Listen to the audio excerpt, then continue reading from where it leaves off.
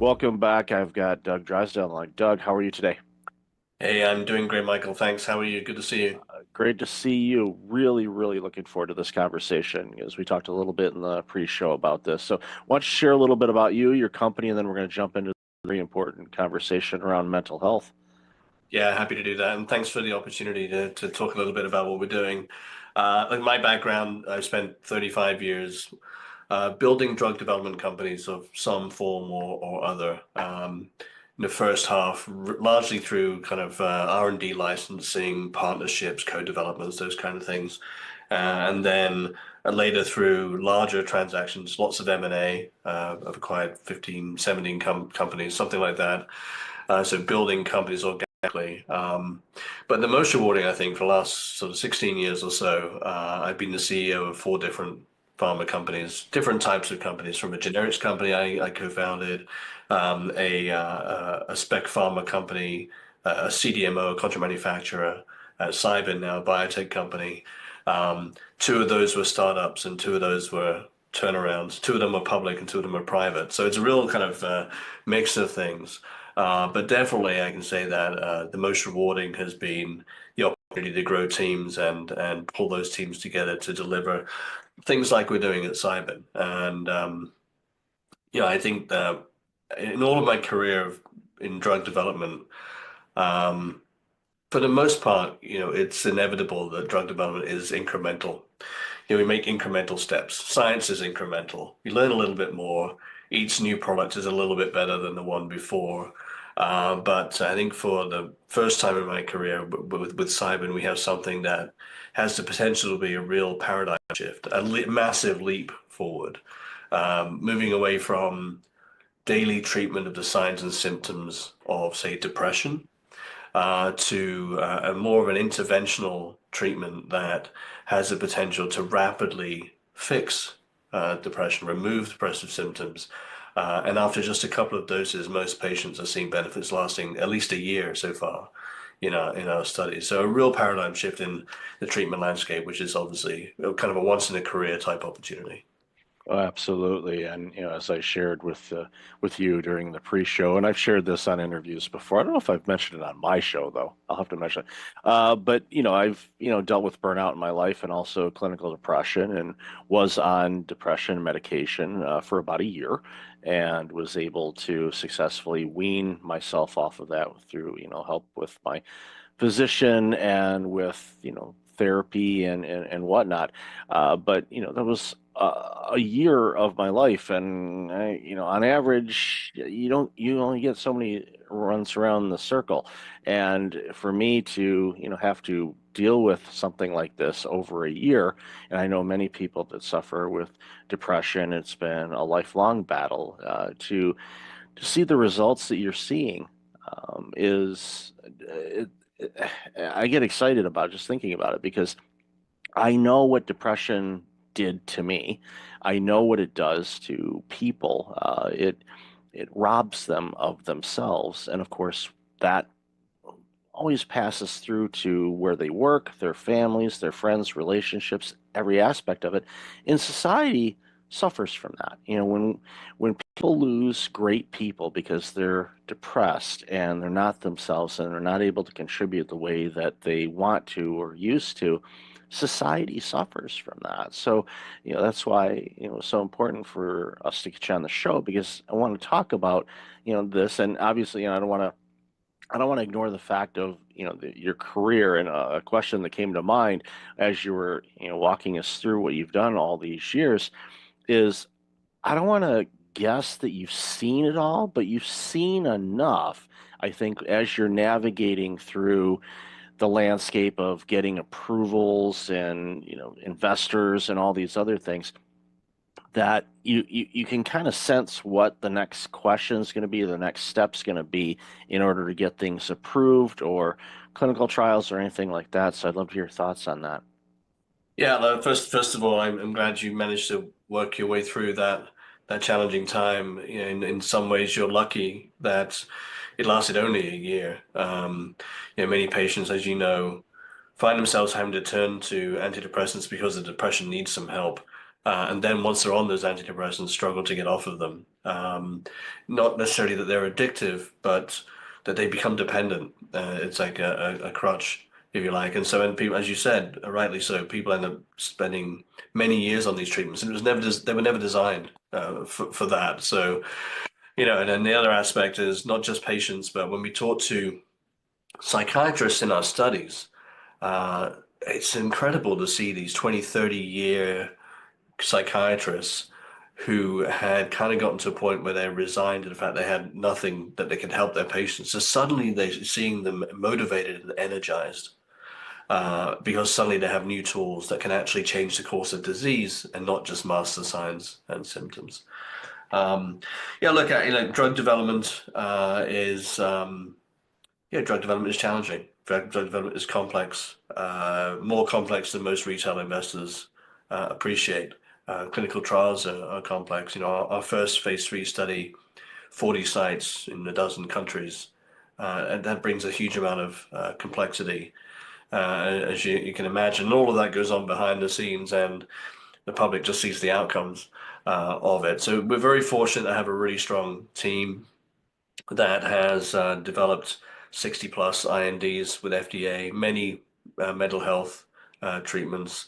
The team's had something like 37 exits between them. So that means, I think that's a good sign. It shows that they're able to create value for themselves and for investors. But more than anything, this is a cause that really motivates people. So I think pretty much everyone on the team is here because of a personal motivation, a friend, a family, a loved one that has dealt with one of these challenges. So there's that personal motivation, but we're also quite competitive people.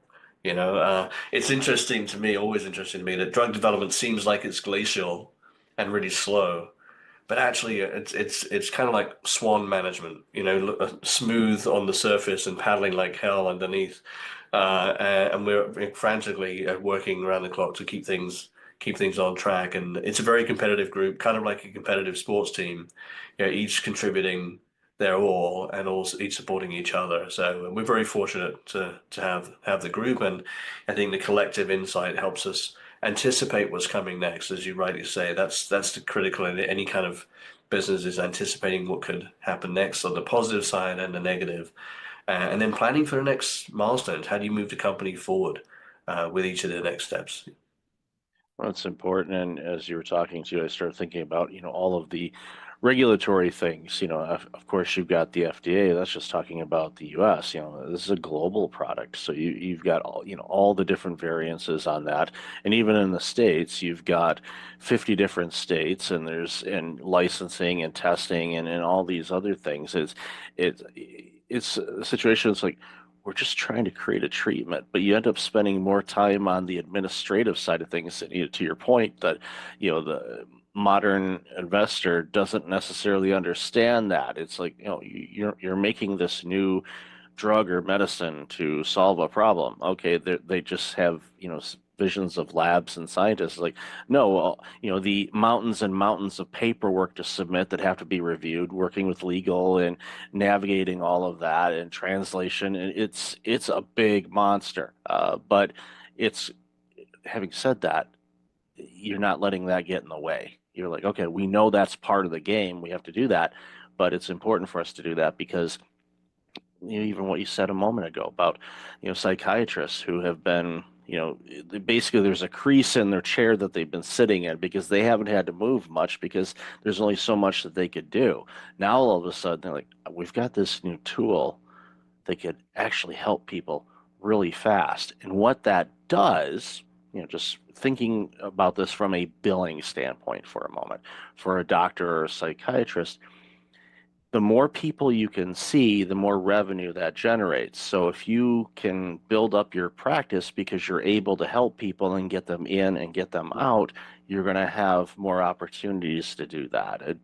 That's just one little side effect of it. I mean, that's not your primary goal for your organization, but that is one of those positive side effects is Oh we're yeah. helping people. This treatment has the potential not just to help patients, but to help the entire mental health care system.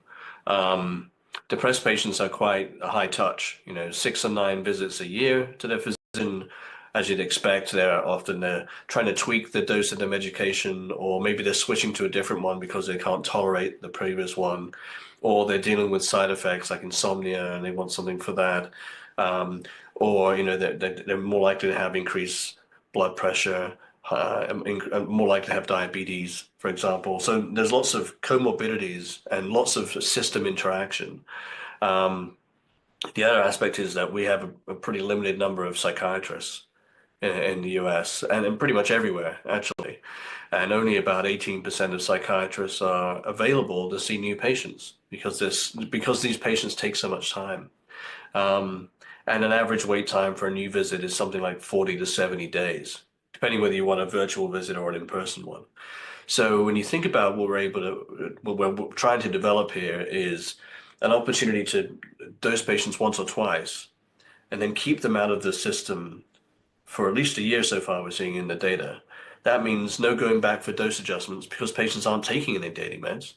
No going back for side effect tolerance because they're not taking daily meds. No going back for comorbidities because they're not taking daily meds.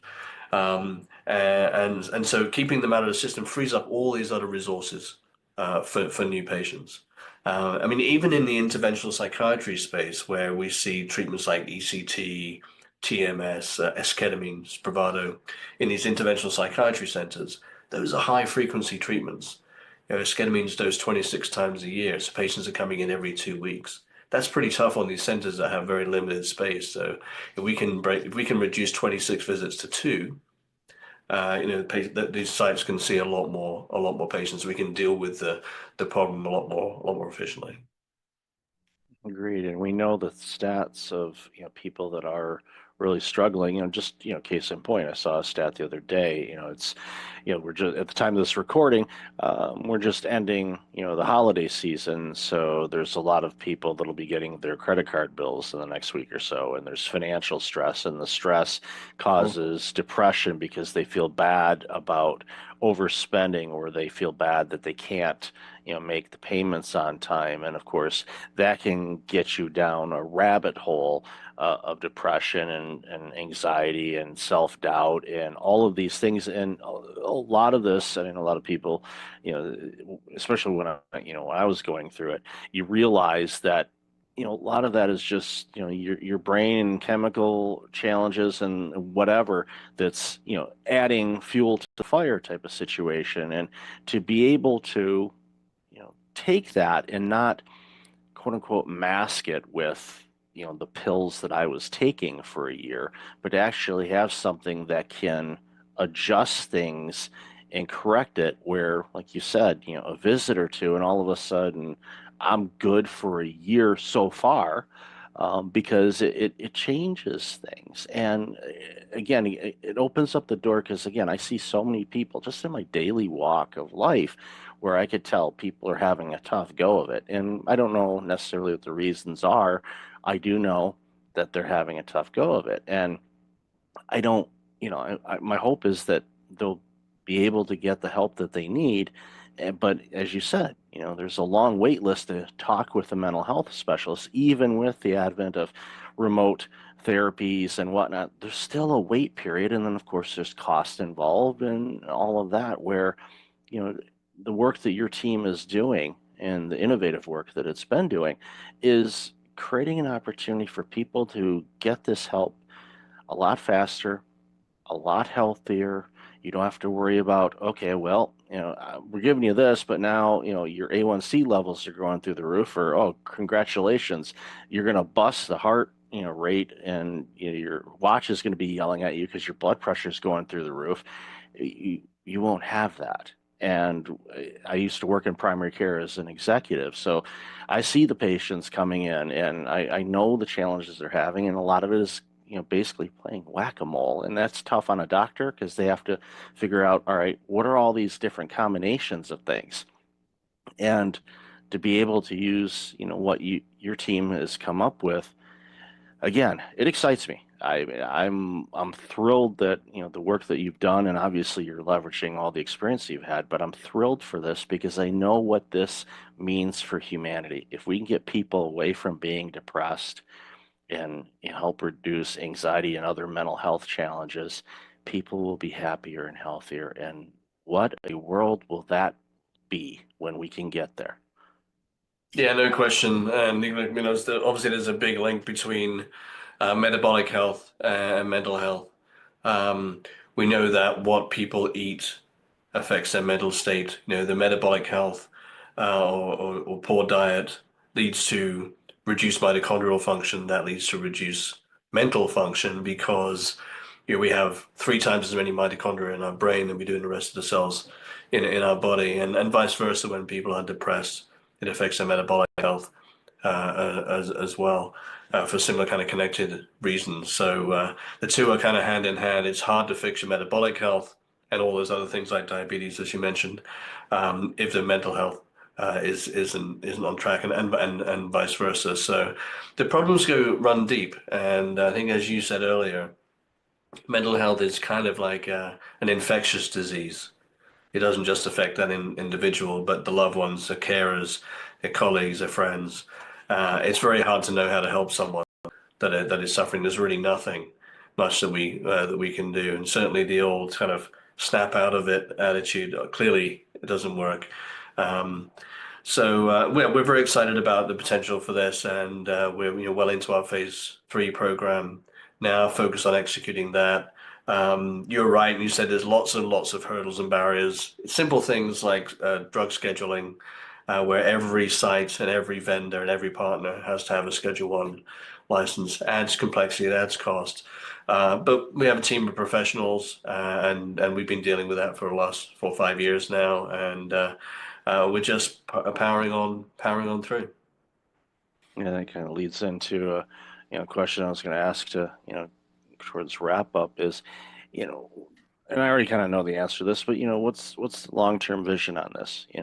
From your standpoint, obviously I think this will spawn additional research in other areas as well. But what's the long-term strategy for the organization to navigate? And again, it helps when you have an all-star team that's done it before. It, Yeah. it, it, it it's not a case where nothing surprises you. It's like, okay, we know how to deal with this, and they do it. And I love seeing organizations that are made up that way because it strengthens the opportunity to quote unquote get things right. So, love to hear your long-term strategy. Look, I mean, we're fortunate in that depression studies can be quite challenging, typically, in that when you're dosing patients every day with a psychiatric condition, and then you're comparing that to a dose of placebo, those placebo patients are getting some kind of positive input, if you like, or, so they're taking this placebo, some reinforcement, if you like, and so the placebo effect can be quite large in these studies, and then you get a failure to separate the active treatment from placebo, typically normally because these treatments have fairly small effects historically. We've got two things working in our favor here. One is we're seeing much, much larger effects, 8 to 10 times larger than with traditional standard of care, and we're not dosing every day in studies, nor with placebo. So the separation risk is gone. We've seen just tremendous results in phase 2, 70+% remission rate, sorry, at 12 months, 100% response rate at 12 months after 2 doses. So going into phase 3, we've removed a lot of the risk. So now it's all about execution. When we think about the long term, this is just the beginning of a platform. So we know that these treatments very likely will be successful in depression, anxiety disorders. There's plenty of anecdotal and academic evidence to show that there are many other conditions that these could be helpful for as well. Bipolar disorder, OCD, postpartum depression, cluster headache, migraine, neuropathic pain, substance use, opioid use, alcohol use. I mean, these are conditions that collectively affect in the US alone maybe a couple of 100 million people. So we're not talking about niche applications here. We're talking about mainstream applications on the scale of, the GLP-1s, Wegovy, etc. Ultimately, once we look a few years down the road. So our hope is to focus on this phase 3 approval in depression, and then leverage off of that experience and the impact we can have on the depressed patient community, and leverage that to help many more people with a lot of other conditions. and really try to change the mindset to move away from daily chronic dosing of pills every day to something that's more interventional. You mentioned whack-a-mole. I think it's exactly right. It doesn't matter what condition you're treating, if it's depression or a cardiovascular disease or whatever. As soon as patients start getting polypharmacy, multiple pills, then it's about, okay, well, this one's causing this side effect, this one's interacting with this one's causing another side effect, and you're adding in more treatments to deal with the treatments that are trying to attack the underlying condition. So, one major benefit of all this is maybe let's break the cycle of relying on a pill every day. Patients have to come in and do a bit of work and have a couple of visits and take these treatments, but 2 visits could perhaps last patients for an entire year, free from all those medications. So I mean that's the vision to create a platform, and we're very very excited about the opportunity to help not just depressed patients but all those other groups I mentioned as well. Yeah, I look forward to people throwing away their pill dispensers because they don't Mhm. need them anymore. So I applaud your work and celebrate it, and I'm looking forward to, seeing all the great things that comes from all of this. So, Doug, love this conversation. Where can people find out more about you and all this amazing work you're doing? Yeah, look, thanks for having me on, Michael. Enjoyed the conversation. You can always find us at cybin.com. That's cybin.com. And if you happen to be an investor, we're also traded on the New York Stock Exchange at CYBN as the ticker symbol. And I'll definitely have all that information in the show notes. So, Doug, thank you and your entire team for your part in helping people get better. I applaud you and I really appreciate your time today. Great. Thanks, Michael.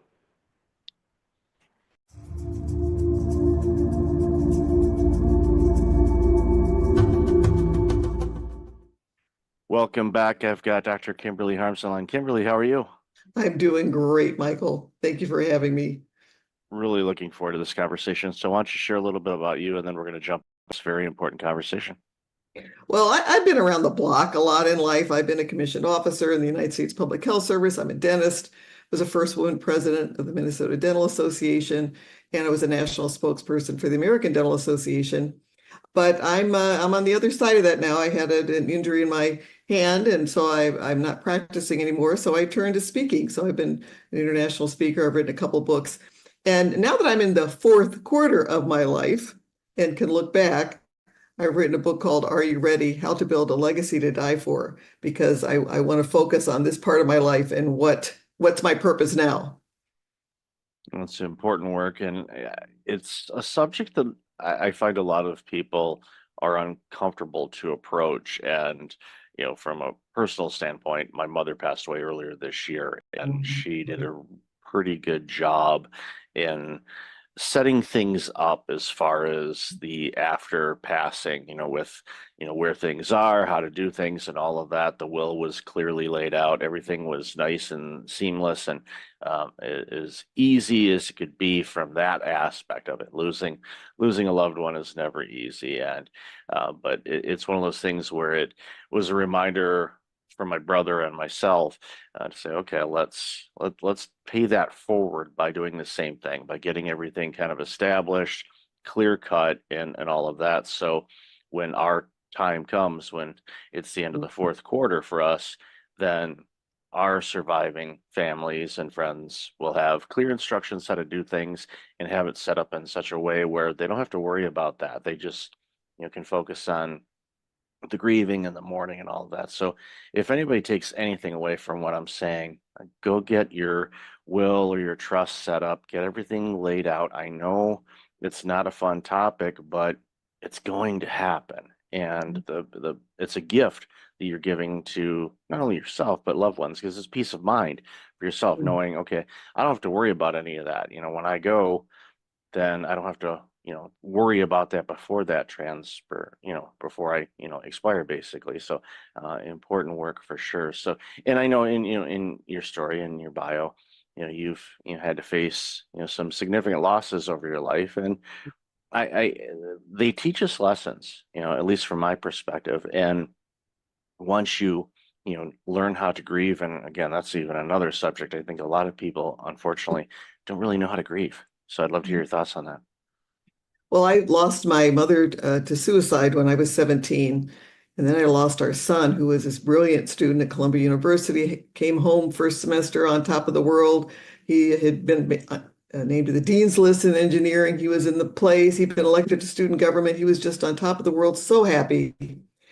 And 2 weeks after his second semester started, he took his own life 45 minutes after a breakup with a girlfriend. So a failure. He wasn't used to failure, I think, and he had a young brain. He was also a jazz pianist, which is why he loved Columbia, because he could study engineering and play jazz piano. And our world was just torn apart. It just exploded. And I learned a very important lesson then. And that was a couple of weeks after coming out of my dental office. My husband was out there at practice with my husband, and he was talking to the cousin and very seriously. And then the cousin came over to me, and he was angry. I'm a grieving mother. I wasn't used to angry people coming at me. He was angry, and he was shaking his finger in my face. And I was taken aback, and he said, "Don't you ever let your remaining children feel that they are not enough. Don't you do that to them." And it caught me by surprise, because I realized that he had lost his brother at the same age that we had lost our son. And he felt that he lost his parents at the same time. He felt that the parents could no longer pay attention to their living children because they were so consumed with grief over the dead one. And I was headed in the same direction. It was such a, I didn't think I'd ever get out of that pit, and so it forced me with that confrontation to realize that my grief affects everyone around me, and especially my family. And it was at that moment that I just decided to fight and kick and scream and crawl my way out of that pit to find happiness in life again. And I could breathe the fresh air now. I live my life full of joy at this point. Took time. It was not easy. It took years to get out. Never is easy, but it's certainly worth it. And that's what I'd like to send to your leaders and your listeners, that your grief as a leader even affects everybody around you. And it's so much better for you and for everybody else to fight tooth and nail to get out of that grief pit, because it takes a fight. If you don't fight, you're just going to stay down there. So don't give up. Keep fighting. Yeah, it's an important lesson too, because leaders lead, and those that are being led by the leader, we're looking to you as the leader. We're looking to you for guidance and to tell us everything's going to be okay and protect us. There's, so many different things that are on the plate of a leader, and some are better than others in certain aspects of it. No one is by far perfect, but there are some that, even when they're going through a personal challenge, such as the loss of a loved one, or end of a marriage, or you name it, it's one of those things where it's like, okay, I'm not ignoring that, but my people need me to be the best version of me. And how I do that, and again, it's not easy. This isn't for the weak, but the listeners of this show, you're not weak. You know that you're strong, you're resilient, you're able to accomplish a lot, and you're going to accomplish even more. But there's going to be days that are going to be tough, and sometimes weeks, sometimes months, depending on what's going on in your world. But know that there is another side of this. But yeah, you're going to have to fight through it and get through it. And that confrontation was a blessing to you, quite frankly, from my observation, because I've seen people that have lost loved ones, and they never recovered. I think about my grandmother, when her youngest son died in an auto accident, and he was well into his 40s when this happened, and it spiraled grandma to the point where she didn't recover from that. And then she developed Lewy body dementia, and that was a 7-year fight, and very tragic to view and experience all that gave us. But I often wonder if the situation with my uncle passing away, if that did not happen, what would have transpired? Would she have had that? Because our bodies and grief and our thoughts impact how our body reacts. Our body is like, okay, you're dealing with stress, so I have to do all these other things. And having worked in healthcare before, and you know this obviously in your practice as well, that our brains and our thoughts can manifest diseases, illnesses, gum disease, you name it. I mean, yeah, there's all kinds of other factors, but it's our brains are very powerful and they can be very helpful to us. But if we don't feed it the right things, they can be also very detrimental to us as well. Well, that was a perfect example in my case because I got treated for depression after my son died. It was part of my fighting out of the pit. And, of course, I have a mother and a son who took their own lives. I better get treated. Depression's in my family. But my husband, and I used to call him my stubborn Norwegian, he was a Norwegian farmer, and we were married for 44 years. But he did not get help because, he's a tough guy. He's not going to get help. And he had just had a liver transplant 6 months before my son died. And his heart checked out great before the transplant because they don't give you a liver if your heart's bad, right? And about a year or so after Eric died, he ended up having quadruple bypass surgery and a valve replaced. And then basically after a long struggle with this broken heart, passed away 4 years ago. And I really believe that the grief, the untreated grief, the unrecognized grief, this idea that you can just be tough and get through it without help because you need help to fight your way out of that pit. I really believe that hastened his death. I believe that we might have had him, we're all going to die at some point in time, but I believe I might have had him a couple more years because he was only 70 when he passed, and we miss him. Yeah, that's early. Based on longevity of people, it's 70 is still very young. And as discoveries and science and things like that, we're all living much longer, which, is great to, contribute to society and things about that. Because, both my parents are gone and they were in their mid 70s when they left. And it's like, it just seems like it was too short. But I think, to tie this into a leadership a little bit more, grief is one of those things that impact leaders as well. Where let's say they have a bad work experience, maybe they had a difficult departure from an organization, and they go on to another organization, start working. But if they haven't worked through and processed what transpired, then I find that it diminishes their leadership, it diminishes their clarity, it diminishes their ability to be the best version of themselves as a leader. And it's one of those things, talking, about your late husband as well. And I was, also diagnosed with clinical depression.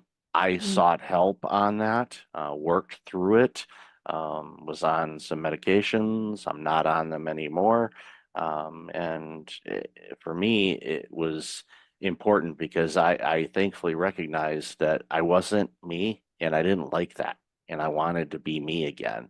And so I needed to do the work, not just, taking medication and thinking, okay, magic pill, make the pain go away. No, it's like that's not how it works, people. I mean, short term, okay, but you have to work on some things. And again, it's not easy, but is it worth it? Oh my goodness, yes, it definitely is. So, your thoughts on leadership and dealing with unaddressed grief and the impact that has on themselves and organizations. Love to hear your thoughts on that. Well, I really think we need to lead through grief. And I think one of the best things you can do to develop a team that's tight and together. Today, everybody's struggling getting employees in, just because of the market. And one of the things that keeps a work team together is that common bond of respect. And when you're grieving, I would speak all over to dental organizations about this, but when you're grieving in the dental office, I recommended that we have a little huddle in the morning, usually where everyone just looks forward to the day and just admit, okay, Mary just lost her mother.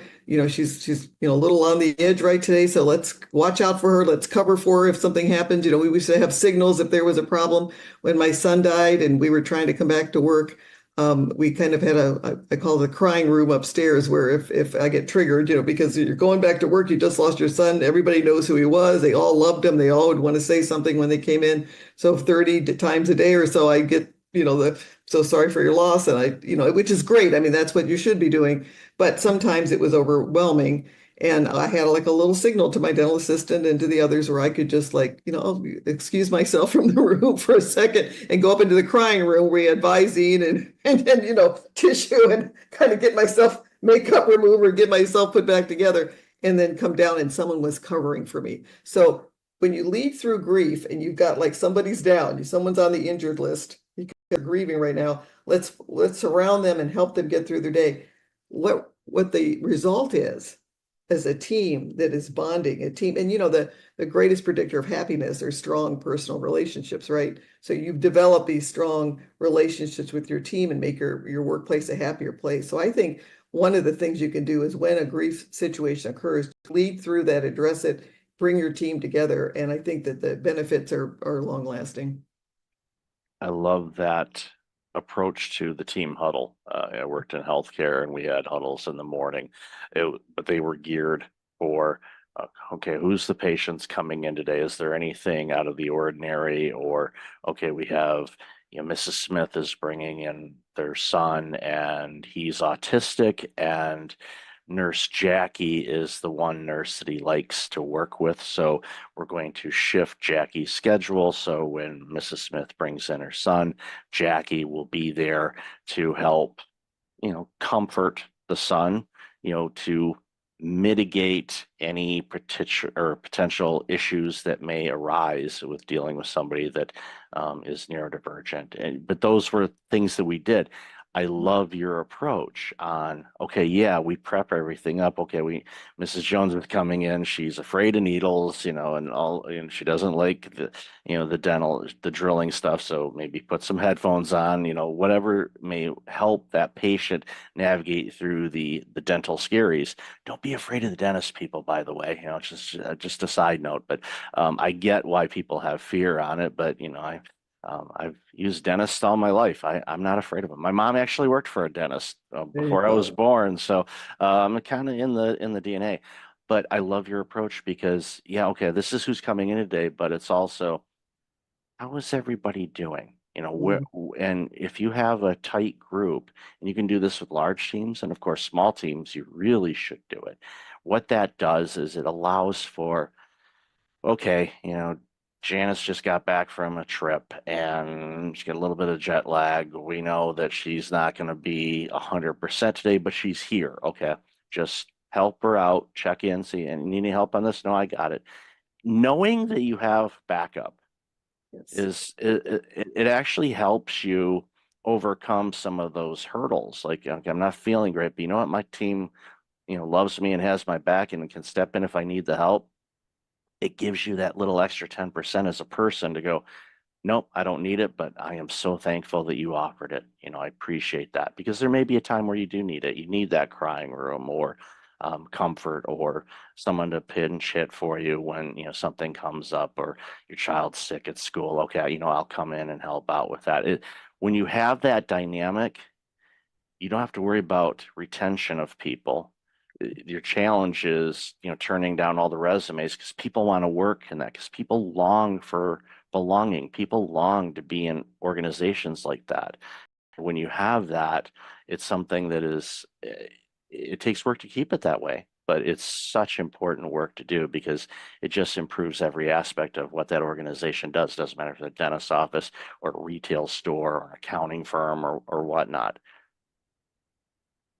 Right. And again, it's those relationships, building relationships, and you need to lead that. I mean, you give permission as a leader to develop that type of a system where everyone has their backs, and then just acknowledging that, there's an issue that's going to affect the team, because they do.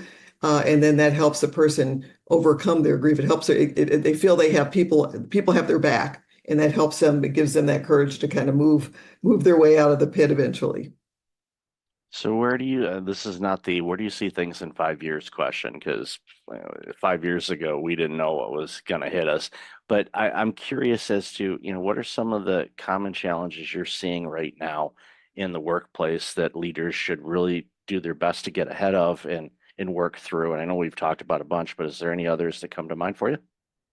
Well, I think the most important one is to make your team feel valued to give them opportunities to work through grief, and building trust. Absolutely, you have to build trust. If you lose trust with your employees, you're going to lose your employees.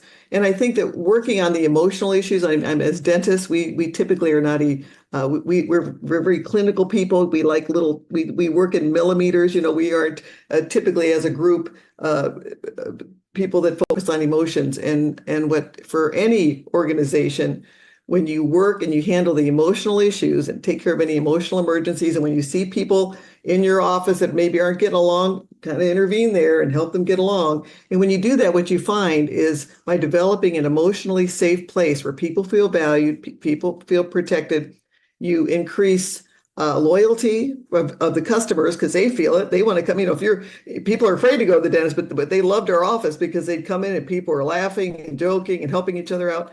You build loyalty of your customers. You build retention for your team members. And ultimately, you build production, because if everyone's working together for the same goal and you're all on the same page and you care about each other and you're working together, you increase production. So it's a win-win-win-win-win situation to manage those emotional emergencies well, to take care of conflict, and to build trust. Yeah, trust is one of those things that can take years to build and seconds to lose. And and again, everyone, leaders to the front lines, everyone's a leader wherever they happen to be. But it's one of those things where when you present yourself at work, and I see this a lot, I think a lot of people struggle with, their own internal battles, their mindset, their egos, you name it. There's so many different things that get in the way of us living our best lives. But we have to remember that we are a collective. When we go into work, we're part of an organization that's doing great things, whatever you happen to be doing. And if you present it doesn't mean you have to show up 100% every day. It reminds me of an old joke that I saw a long time ago. It's like, I give 100% at work, 12% on Mondays, 10% on Tuesdays, and it's like, that's not what I mean, but I still, I should have I'm sure I could find that. I could print that out or create one myself, but that's not what it means. There's going to be days you're not going to be 100%. We know that we're just, that's how it's going to be, but give your best that you can at that moment and be there for people. And again, in the environment you mentioned, and with the huddles and all of that, when you're not feeling it, let your people know. And I think that, quite frankly, it shows a little bit of courage and bravery on the individual, but it also shows that the organization is providing a psychologically safe environment for people to say, you know what, I'm just out of it today, and I apologize in advance. And then you just say, okay, what can I do to help? And then those people know, okay, I'm having a bad day, but tomorrow's going to be better. And knowing that you don't have the Sunday scaries, as people call it, or you don't have the, oh, I don't want to go to work kind of thing. Okay, yeah, none of us do. Okay, and some days we just don't want to work. Other days we're like, I cannot wait for tomorrow, because I love working where I work. I love these people. Can't wait to see them. I'm excited to share what I experienced when I went to whatever event on the weekend. It's like, there's going to be so many people that are going to love to do this. Everyone's going to do it. You're chomping at the bit to share it, because that's going to bring them joy and happiness. And when we get to do that in an environment, then it doesn't become work anymore. It becomes playtime for all of us. And those environments are around, they exist. And it's important for all of us to do whatever we can to contribute to those. Absolutely. And again, the most important thing you can do to make that workplace a happy one is to give everyone that feeling that you are a team, you have their back, you're working together, you care about them. Yeah, if you do that, the magic really happens. So, Kimberly, I've loved this conversation. Where can people find out more about you and all this amazing work you're doing? Well, my book is called Are You Ready? How to Build a Legacy to Die For. And you can find more information on my website, drkimberlyharms.com. And I'll definitely have that in the show notes. So thank you, Doctor, for your time today. Really appreciate you, and I love the work you're doing, and I've loved our conversation today. Well, thank you very much. This has been a pleasure.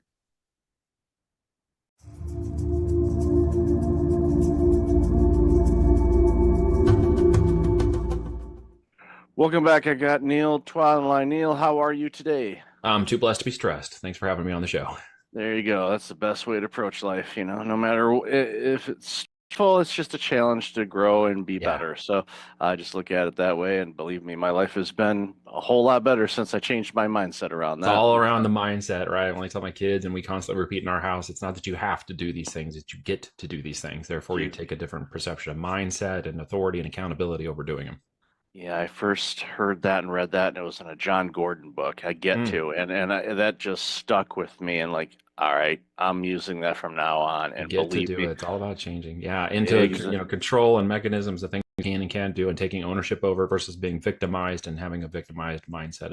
Misery loves company, as they say, and it's really easy to fall into the negatives. We just have to remain into the positive as well. absolutely. So, why don't you share a little bit about you and the work Yeah. that you do? Yeah, just in simple terms, 30 seconds here. I've been in business, building offline and online companies for the last 17 years. I left a corporate gig at IBM, kind of reached the pinnacle of that in 2007 and said, I'm out. Burned the boats, not the bridges. So I had relationships and things that led to business later on, which is great. Built a management consulting company that led into a lead generation and online marketing company that led into the physical product world of building private label brands. That led me into Amazon, where we launched and made our first 7 figures in 2014 and one of our first brands.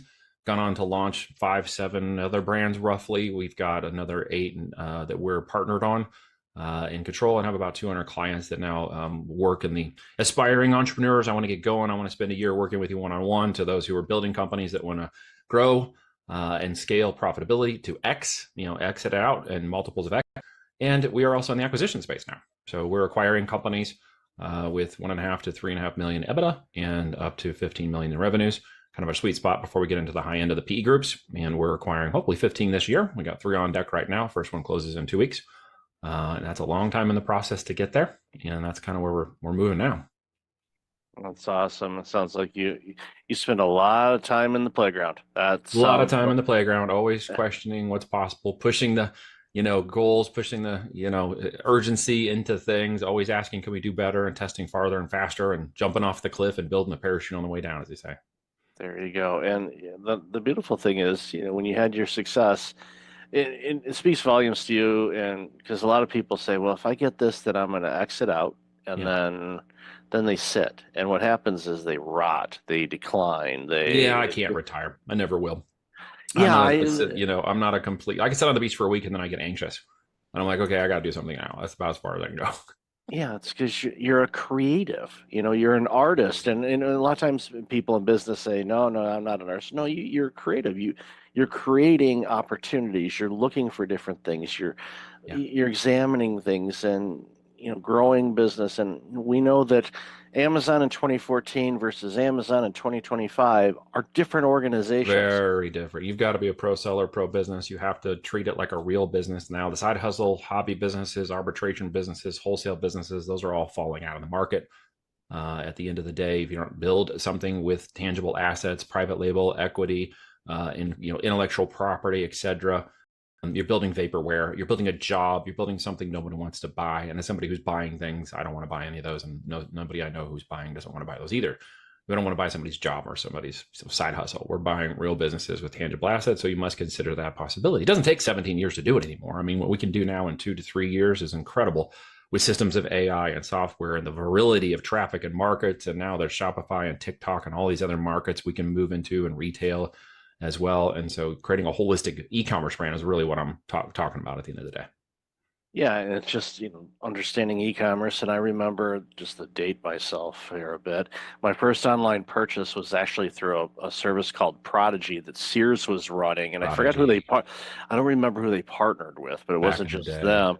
Yeah, AOL, I think, if I'm not mistaken. Yeah, Sears, the original Amazon. And we did mail order catalog, and then I literally bought something online, and it was delivered to my house. I'm like, well, this is pretty cool. And now it's just it's not. It's still cool, but we don't even think about it anymore. Now it's to the point where it's like we're looking at the app. It's like, okay, it's one stop away. Okay, I'm gonna go outside and grab it. Just that has changed in the last 16 months extremely fast, because most people aren't aware that mobile purchases succeeded desktop purchases for the first time in history last year, December 2024. So it's only been just recently that mobile is a component now of our everyday life, and it opened up the ability for people to spend anywhere they are. They don't have to slow down, go find a laptop, find a thing. They don't have to order a catalog and wait. They literally literally just click, click, click on their mobile phone. So the speed at which this business is moving, its growth, its double-digit trajectory every year of growth has made it one of the largest industries in the world, and Amazon one of the largest marketplaces in America. Yeah, it's they have pretty much well the logo A to Z. That's pretty much it. I joke. I live in a condo building, and we have a concierge slash security, and our packages go there. Right. And I order quite a bit from that company, and Many people do. yeah, and the head of security says, "Are you trying to order A through Z?" And I see that. I see those packages are stacked up and the memes going around. It's like, all those Amazon boxes. We get, I don't know, 2 to 3 deliveries a week at our house from Amazon. Most people do to some degree. They just don't stop and think, hey, could I sell those products? Could that be me? Could I be delivering those products? They just think more consumer. And if you're here today, hopefully you're thinking more business than consumer. Yeah, even the White House orders it, because I saw a video this morning that Speaker Johnson videoed of Vice President Vance going into the Oval Office for the first time. I don't know if you saw that or not, but as they were walking down a hallway, there was this table on the side, and there was a tool bag and an Amazon box sitting on the table. And it's like, it's like somebody ordered some LED lights for the house and something. I was gonna say, it's like, yeah, exactly. So the White House orders from there too. So but again, we both remember a time where that didn't exist. Oh no, absolutely. I remember when they ordered the first pizza online and all this stuff. And I've gone back to the internet when we were doing green screen inbox terminals once upon a time and building the first boxes in the computer lab at the school. And something you said earlier really struck me because I went to college on a full ride music scholarship. So business to me is like music and creativity. It's like Chopin or listening to Miles Davis and jazz. It has creativity and fluctuations. There's not really hard and fast rules. There's guidelines. There's if you've got creativity in your nature and you enjoy technology to some degree and you don't mind working on computers, then e-commerce for you could be an amazing opportunity. It took me out of that whole world and refocused and changed the way I thought about business and business online. And as I watched it grow, I just kept thinking, I got to get a piece of this somehow, somewhere, someday. But it was so soon in my walk that nobody was teaching it. No academia, no credits, no nothing. You had to literally do it yourself or go to the corporations that were spending money. And so I ended up in the corporate world, into Sprint and doing programming first, teaching myself how to program. And then when I got good enough at it, we jumped into a full-time corporate gig when they launched the PCS division and was on some of the first mobile phone launches when the mobile phones came out. And that was a fascinating time. I got badged as a 5,000th badge in the new division, and there was 80,000 employees when I left 5 years later, which sent me to IBM. That was the next pinnacle, and I got in there and was working in IBM for almost 5 years on technology, AI, systems, knowledge management, mobile, and all kinds of other stuff. And, I kind of reached that pinnacle in 2007. I was like, now what? Like, this is evolving. I want to keep going, and I don't want to keep going in the corporate world. And that's when I decided to pivot out and fire the man and keep going. And I'm really glad I did. Oh, yeah. Yeah, because even in corporate, even if you have a forward-thinking organization, there are still these plateaus or ceilings or whatever you want to call them that are like, we're not quite ready for that. And they're not going to let the entrepreneurial creativity spirit that you might have in you, or that desire, is not going to be nurtured. It's going to be squashed. It was for me. It is for most people. Yeah. It is meant to create that, it's a business. I get it. They got metrics, they got profit and revenue. They've got to keep the operations going. And not everybody's cut out to be an entrepreneur at the end of the day. There are high risk, high reward opportunities for that. And a lot of people are concerned about that. Maybe we can unpack that for a minute here, but there's always high risk, high reward in the business. You could be fired. You could go, you could have a great career and never be fired. You could, run a really great W-2 career for 20, 30 years. It's fine. But not everybody feels like that's their path. And that's where entrepreneurialism comes in. You just have to remember it's a high risk, high reward opportunity. Sometimes you fail. I could fill this office with the amount of failures I have. Big ones, I've been bankrupt before. So you don't know what your boundaries are and how you pushed yourself in this life until you give it a shot. And I think the biggest regret I'll never have was never saying I never gave it a shot. Right. Yeah, it's so important. And what you said about, people, kind of go, oh, I don't want to run my own business. Like, that's scary. There's a lot of risk involved. But a stat that I share all the time is like from the year 2000, 52% of the Fortune 500 companies are either gone or were acquired. So over half of the Fortune 500, people kind of know who those guys are, gone. And so you're telling me that your job working for this smaller mid-sized company that you've put in all this time, that they're safe, quote unquote? No, they're not. No, none It's of like it's safe. one pandemic, you could be wiped out, or one algorithm change on a social media platform Yep. or Your social media badge gets platform. called below a certain point, and the CFO is like, great, all of these people across this organization have to go, and your badge number got called. It's like, well, Yep. that's not fair. You get victimized by the system. And I was a part of that. And so when I got out, I was like, I'm never going back. I burned the boats. That was it. You never go back. I'm Right. going forward no matter what. And Yeah. by the grace of God, I have a life partner, my wife, who's now 17 years of marriage, who we got married that year I left in March, and I left in June. And so we were, newlywed couple. And I'm like, hey, we're going to do this venture. You want to go on a, business adventure with me? And she's like, absolutely, I'm in for this, because we're young. And she was working as an RN. We, had a little income, and I had the severance from IBM, so we weren't hurting. And then we got pregnant in that first year, which we wanted to do, but didn't expect it to happen that fast. And then by December of that same year, she had to go on full bed rest. So she had to stop working. So we went from high income, two people getting married, all life goals and everything. We're going to start this business. We're going to have this time. And all of a sudden it was like, whoa, everything changed. We got to pivot. We got to pivot. That house we built, the thing we moved into, that's, the one we customized and thought we were going to spend the next 10, 20 years in, we got to sell that. Like everything became about pushing the dream out, is giving us as much time as we could, and compromising the things that we needed to compromise. People are like, well, I wouldn't want to sell my house to do that. Well, maybe you don't feel the opportunity is great enough for you. Well, I don't want to stop driving my car. Well, then maybe you don't want to risk that. Well, what if I have to put my payroll on a credit card? Well, I've been there and done that.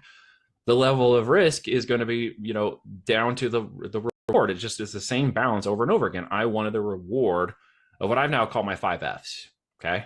That is faith, family, friends, finances, and freedom. If I can't have those things in the life, I don't want it.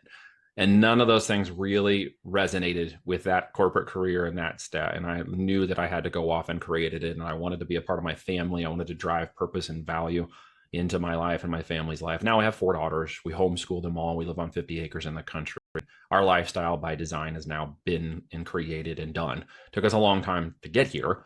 And it could be done a little faster, with experience and the help of experience from other people. But I had to do a lot of it on my own, and I had to figure out a lot of it on my own, and had to, circumvent those sharks in the water from going from my hell island to heaven island.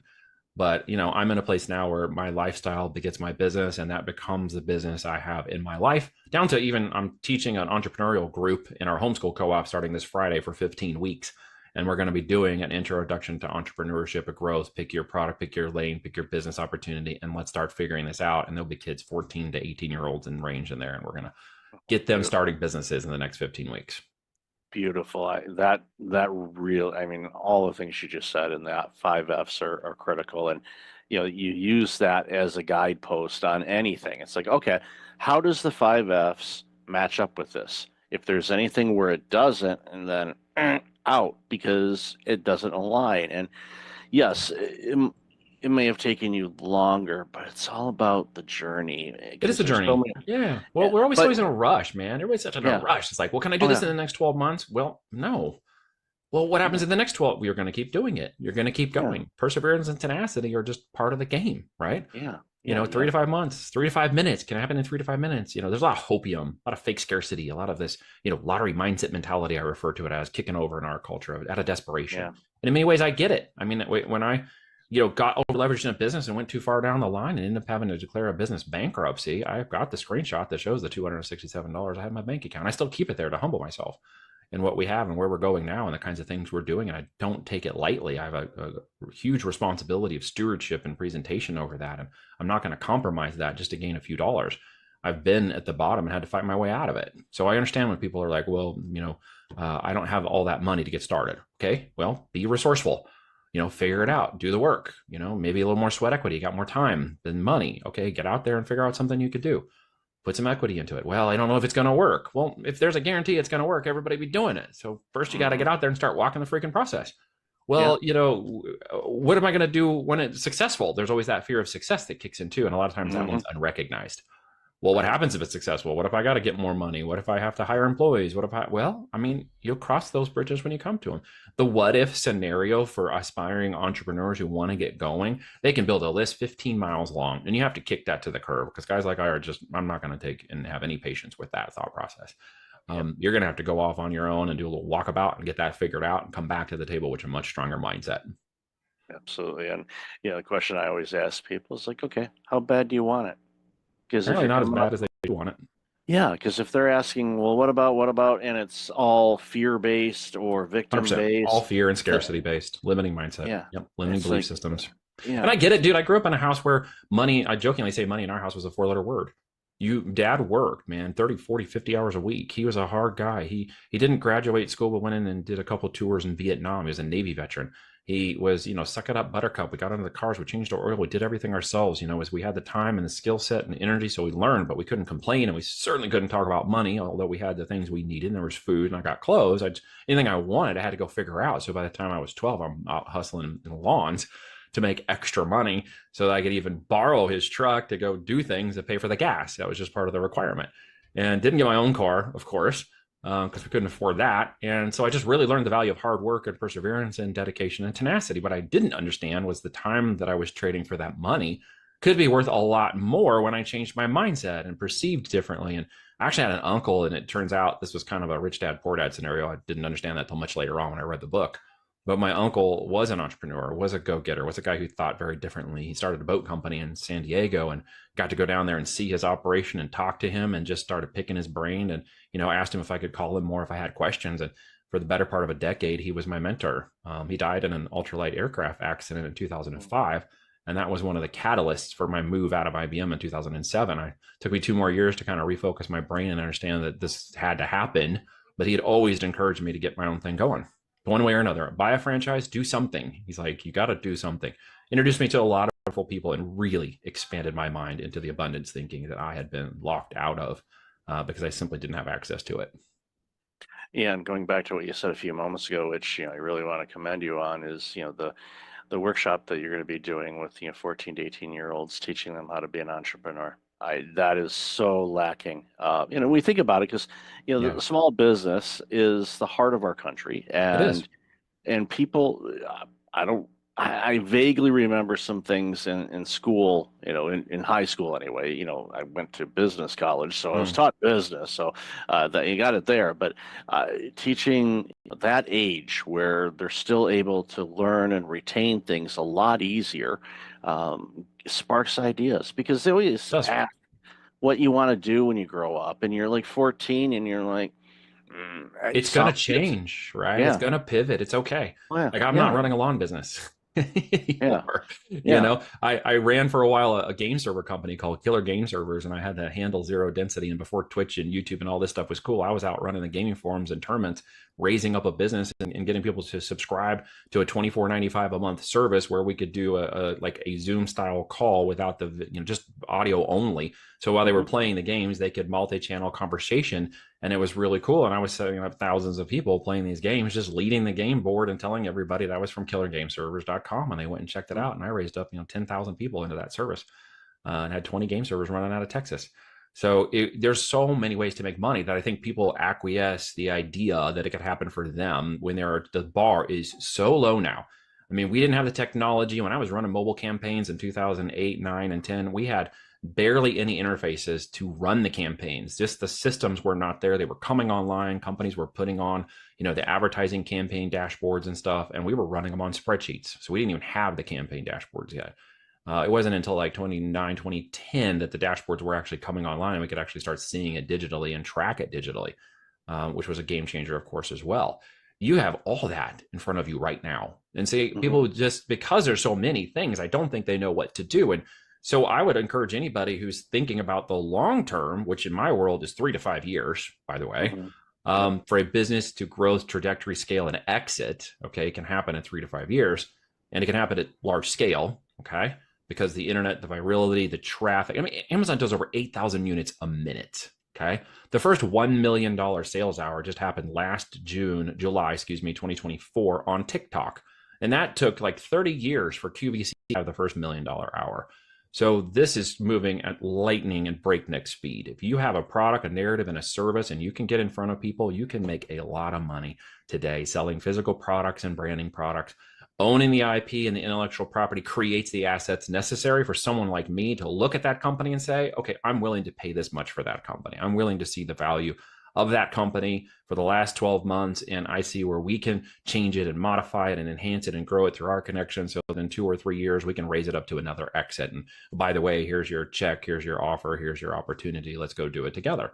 But you've got to build that asset or no one wants to buy it. And that's where physical products are great, because you've got both the digital aspect of the digital real estate of Amazon and you have YouTube and Shopify and TikTok shops and all these other places. And it's a physical product. So I'm taking inventory that is put, capital into fiat capital into a physical inventory that's worth 10 times what we paid for it. And so I like that model because I'm a little old school in that way. And I don't have a purely digital model, because I can appreciate the idea of physical, inventory. And I really appreciate when people get it in their hands and they love it and they want to tell us how much they love that, because that kind of completes the whole circle, if you know what I mean. Really feels like a really great value, a physical value that they love and talk about and tell other people about those products, right? And we sell everything you can imagine, dude. All kinds of different products. Well, that's the thing. It's like, there's that, tangible thing, and you get the feedback from it, and you go, even the other day, I bought a sleep mask, Yeah. Okay. and, it was, from, I think, a very small business, and, they sent out a direct message, and I responded back. I took the time and I said, this mask is amazing. I'm buying another one. There you go. I have one in my travel bag and one at home, and it's like, it's great. I love this thing, and they're just ecstatic by it. It's like, so, but again, there's a physical product, and I tell people, it's like, if you're looking for a sleep mask, here's the one. I need to put that out, put an affiliate link or something on my site. It's like, go get this sleep mask. It's good. But recommendations and referrals are always great when it comes to that product base. People will trust that. That's why the affiliate side of marketing has grown so fast, so big lately, especially with places like TikTok and stuff, is because people are, reviewing these products and giving you lots of insight into how they work and what they do. And I met a lady just yesterday whose son is making great money at 13 affiliating products on TikTok Shop. Now he's too young to do it personally, and they don't want his face on there. So he actually makes videos where he doesn't even show his face. He just talks about the product and reviews the product, and he's making great money. She made like over 600,000 last year doing exactly the same thing, just recommending products, even though it's faceless, so they can be on there. And I'm like, dude, there's just so many ways to make money now. I personally like the physical product space. So if somebody's interested in that, that's, what the heck do I actually sell is their first question most people have. And I will tell you that there are millions of product opportunities to innovate and create and develop them. It's actually a little easier to do that, create and develop a product. We have it manufactured for us. It's created and manufactured for us. And then we sell the product. It's the three major components of a physical product business. Of course, there's more to that. And I don't mean to oversimplify it during the time we have here, but it is really building something of intrinsic value at the end of the day, not just vaporware. Building something, and they would say, well, it's already built. It's like, well, if that was the case, we'd still be driving around in Model Ts, and we're not. We might be, driving around in a Tesla, or a Model S, or we might be maybe a spaceship to Mars. I don't know. Everything's happening now, right? Yeah, I mean, it's the things that we've seen in our lifetime. When anybody says this is possible, I look at it. It's like, you know what? I remember having to get up to change the channel because my dad said put on channel 7. I was the remote in my house too. Exactly. Hey, can you change that table? Can you change that? We only had 5 channels anyway, so it didn't happen very often. It wasn't a case where it's like I would hate life now if it's like, okay, change it to channel 265. Yeah. No way, dude. It was like we didn't have cable, so it's like you get your 5 channels, and when the president came on, you're like, oh my gosh, the president's on every channel. We can't watch anything else. That's exactly. So I love this conversation. Where can people find out more about you and all this amazing work you're doing? Well, Voltage, you could just search for me anywhere, or you can look at my name, Neil Twa. Yes, it is TWA, and as you can see, I'm not a small Asian guy. The voltagedm.com domain, voltagedm, that's digitalmarketing.com. You can check out a 45-minute presentation where I go with my partner, Kevin Harrington, over the As Seen on TV strategy. We've got our book there called Almost Automated Income with FBA, Creating a Lifestyle-Driven Business Model through the physical product world. And you can check that out. It's, I think it's only like $5 on my website, or you can get it on Amazon too, of course. And that talks about the different strategies of the 4 pillars of success within building an e-commerce company. Plenty of free information, virtual summits, the books, and other resources for anybody who's, aspiring entrepreneur with the idea of building an e-commerce company, or somebody who's building an e-commerce company and might want to grow it to an exit and maybe have us take a look at it.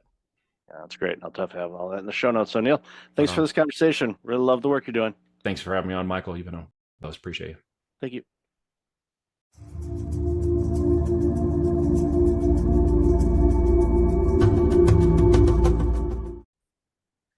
Welcome back. I've got Clifford Stephan online. Clifford, how are you? Great. How about yourself? Thanks so much I'm for having doing, me. oh, my pleasure. Really good topic that we're going to talk about today. Important one too. So why don't you share a little bit about you and then we'll jump into the conversation. Sure. Yeah. So I am 51-year-old male, grew up in the Bay Area, and I've had a human resources compensation consulting firm designing employee and executive pay plans for pre-IPO tech and private companies in the Bay Area for the last 20 years. And got a degree in nutritional science, pretty active in sports, kind of a health nut. And yeah, kind of by my late 30s, early 40s, kind of starting to look and feel my age, and was pretty heavy social drinker, and it was in corporate America, and so I kind of wound up taking a break from alcohol and just kind of got a lot of epiphanies and a lot of just benefits. I think you hit on a lot of these things around stress management and, kind of just looking and feeling and trying to perform at your best and be grateful and all those things. And so I that was kind of my epiphany. And so, yeah, I'm super excited. So I started this men's health and wellness movement called Booze Vacation to kind of encourage my peers to consider taking an extended break from alcohol to as kind of a reset and kind of a opportunity to, kind of tap the brakes with our health and wellness, and because it is one of those kind of predictive models that can cause a lot of issues and a lot of ongoing stress. And so, yeah, I'm doing that officially full time starting in June. So I'm super pumped, kind of my life's passion, and it's been a lot of fun. And yeah, so that's what I'm kind of up to. That's very important work. And yeah, I've shared a little bit on my show. I think I know I've had it in conversations, maybe not so much on my show, but as far as my family is concerned, there's alcoholism in every branch of my family. Mom's side, dad's side, mom's side, mom's dad's side. You just name it. You literally branch the thing out, and you can pinpoint where alcohol was a huge issue for people. Now, for some, it isn't per se, um, but it does impact, as your research and the work that you do does impact a lot of things. Obviously, our physical health, but also our mental health as well, because I know a lot of people, especially those, I have, family members that deal with it, or have dealt with it, when they were alive. It was, it's a coping mechanism, to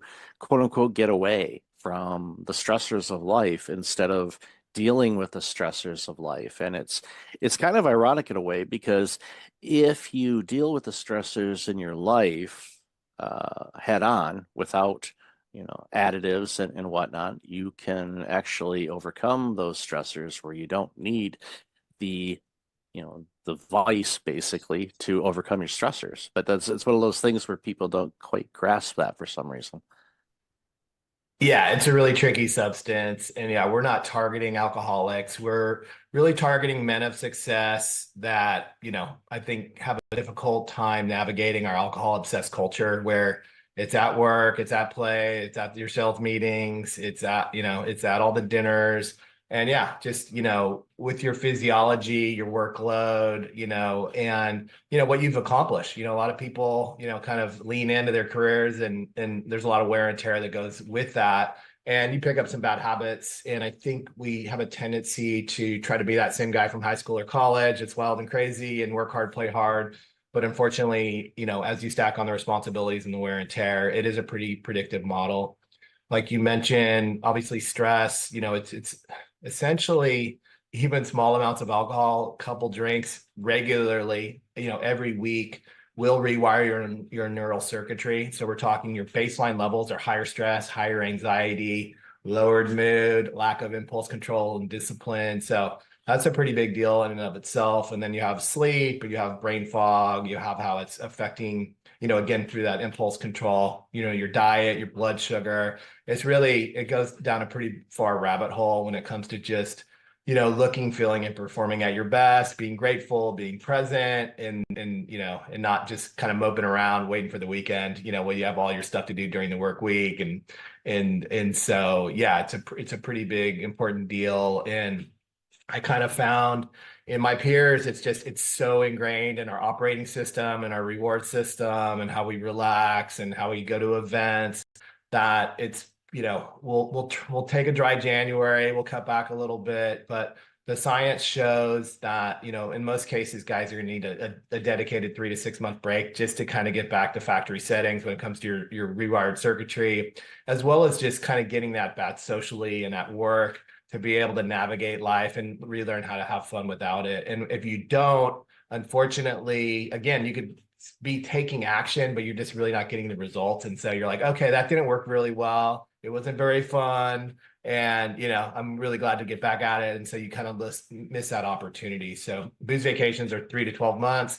We're kind of more offense than defense. We're not making up with lame excuses. We have, a game plan. We know what to say. We have, good non-alcoholic drinks at the ready. And it's really a land grab around all the things that alcohol is diminishing, as well as the wear and tear that comes with success. So really just fixing the core principles around your health and wellness when it comes to your sleep and your diet and your fitness and your operating system, really. And so it's really important. And if you don't, life happens, you get kind of spun up, you have less time and space and, more frazzled brain, and it's not great outcomes. It's not a lot of fun when chronic disease starts showing up, unfortunately, in your 40s and 50s in a lot of cases, depending upon, lifestyle factors. So that's kind of the reality. So we're not cool with that. So we're kind of talking some trash on our favorite social pleasantry and having some fun with it.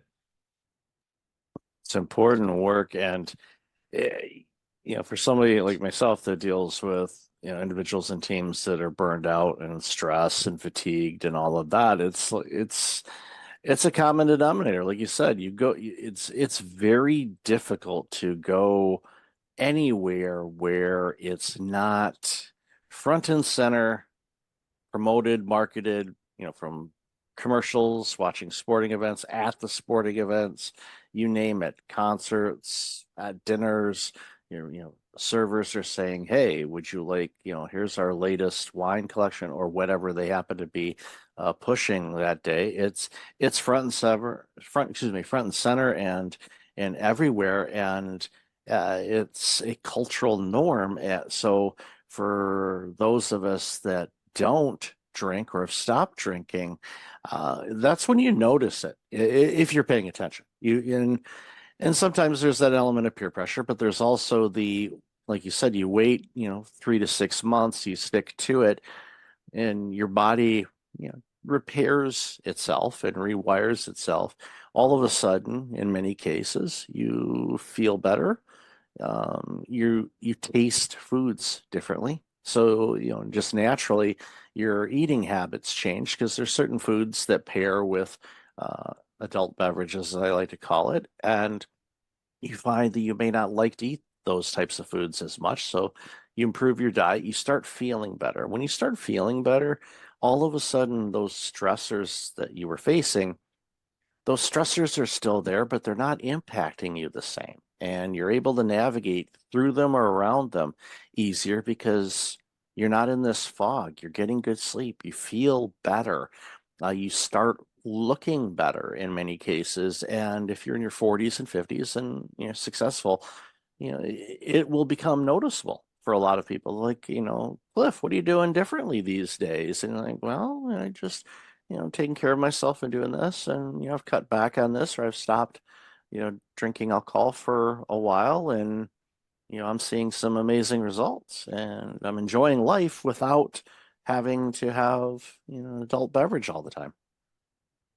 Yeah, and that's exactly it. And again, we're not targeting alcoholics. It's a purposeful break to essentially get you up to 100%. A lot of these guys are dragging ass. They're at 50, 60%. They take a month off, they get to 70%. Oh, I feel great. I'm ready to have another drink. And so they don't really ever get that momentum. They don't they're not able to address all these issues that honestly are overwhelming, because again, you could work out, you could eat a kale salad, but with regular alcohol use, you're just down regulating so many different systems that you're pissing up wind with your physiology. And so we want to ultimately, it's not about pointing fingers or pushing sobriety, but it's really about getting guys to 100%, seeing what it's like, and really giving them a choice, because it seems like the current system is like, what's your favorite brand? You want beer or wine? But it's not like you don't get that choice to really get out of that, social construct. Because again, I'm not drinking tonight. That's kind of an awkward conversation. When you're doing these short breaks, they're defensive, you're on your heels, and they're not very effective, and you're not getting back to 100%. And so there's really no way out. And it sounds kind of dire, but again, just the typical male, like, I don't know about your peer groups, but I mean, go to a football game, go to a corporate event, go to a cookout. It's not like, we're having a couple drinks every hour. Some of those drinks have multiple servings of alcohol in them, and it's 6, 8 drinks, and like that's gonna really do a number on your work week. You're gonna be less productive. You're gonna be sleeping. You're gonna miss workouts. You're gonna have more aches and pains and strains and stomach issues. And after that crappy week, you're gonna be looking for another drink, And so it's kind of, you just get stuck in a lot of these negative feedback loops that I don't think people are aware of. Again, how deep that rabbit hole goes when you're just messing up so many different systems. It's super common to see, a lot of CPAP machines and snoring appliances.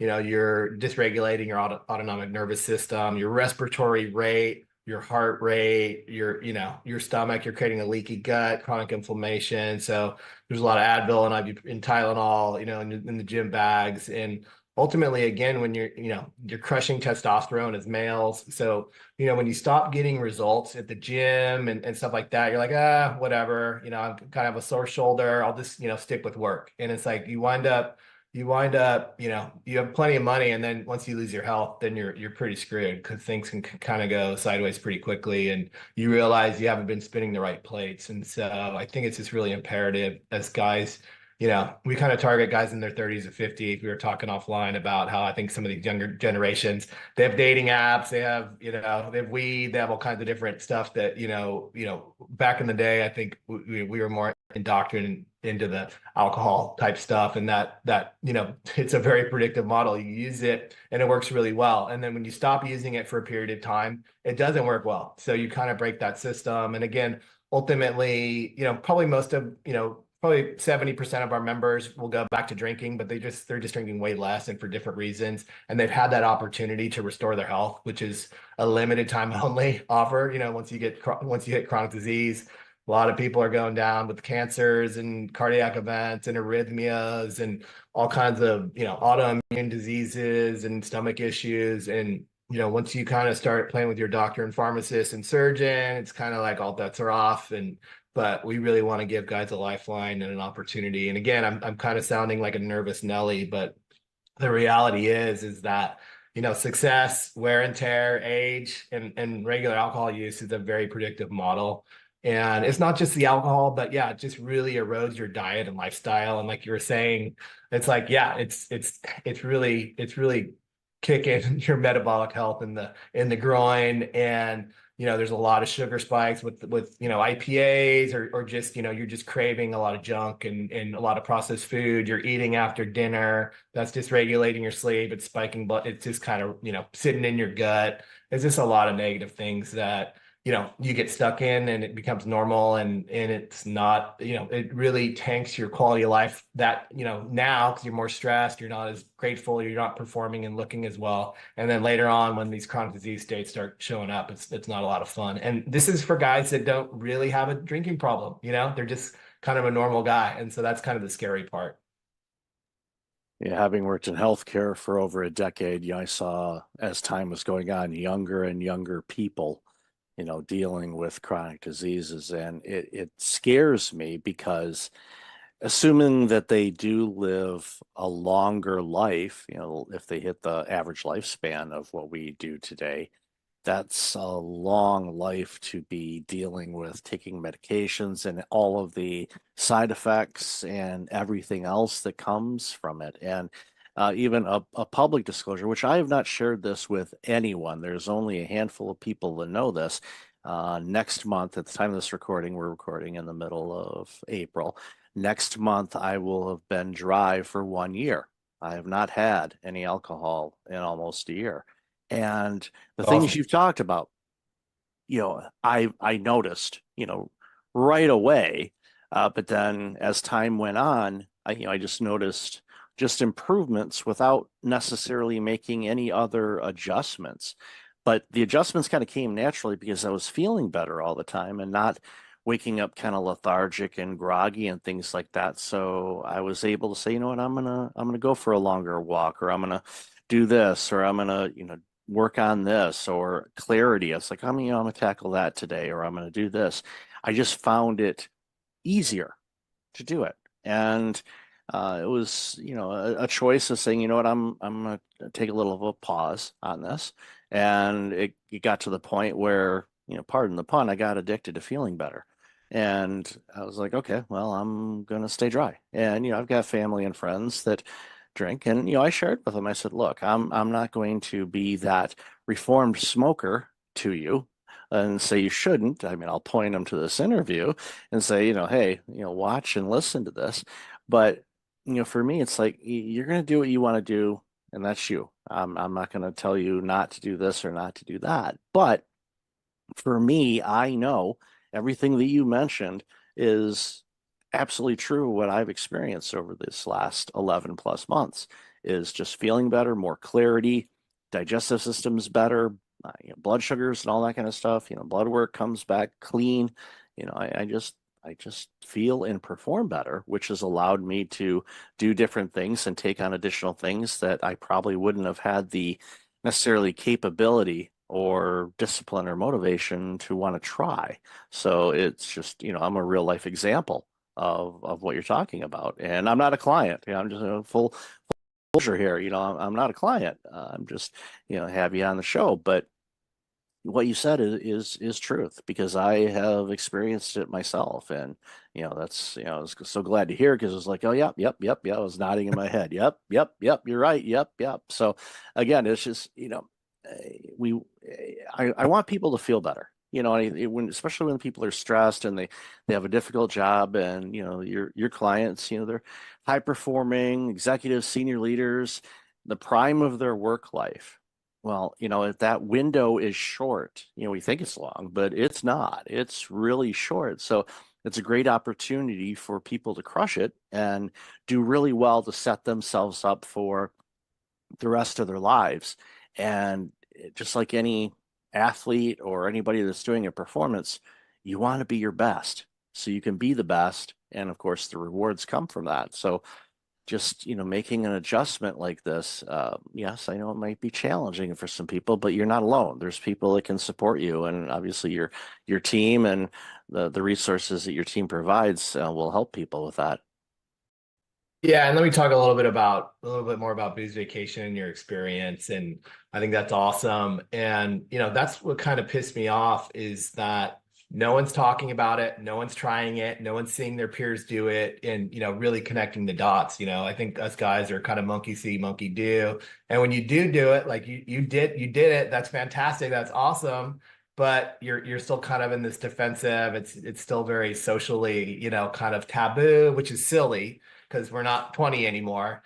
And so that's really why I created Booze Vacation. And a guy doesn't have to sign up for our program to, take a break from alcohol. But, we do have a lot of, cool free tools and resources just to kind of help guys, kind of navigate that. And that's why I created Booze Vacation. I want to make it kind of fun and aspirational. And, you kind of say Booze Vacation and they'll be like, oh, that sounds like fun. And then you're like, oh, it's this. They'll be like, oh, I don't like that. And then you're like, well, why don't you like that? Oh, so it's just kind of a way to kind of, kind of trigger the conversation. But for me, it made my buddies laugh, and it kind of got me off their back. And so, but I think it's just really important that guys share that experience, because the reality is there's a million guys that could use it. And there's a lot of pent up demand for this type of need, not for alcoholics that don't want to go to AA, but like, what the hell, is everyone else supposed to do? And every guy is trying to have more testosterone, try to build muscle, trying to sleep better, trying to have better relationships, have better sex, better performance,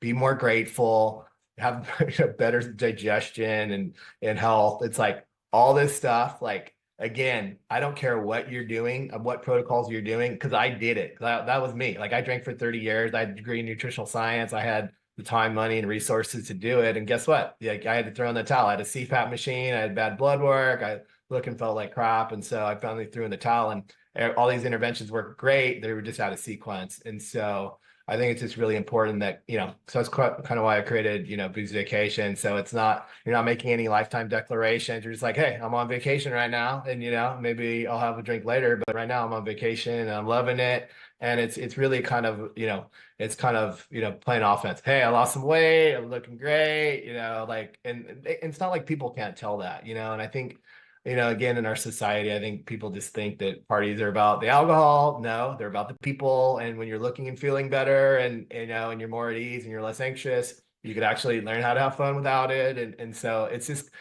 kind of a foreign concept. And I think a lot of my peers just are, kind of shut down on it. But the reality is it's not a dumb idea. Everybody's trying, everybody should do it. It's a limited time offer only. And like you mentioned, it's more tools in your tool belt. You know how to do it. You have a longer shelf life, a longer runway.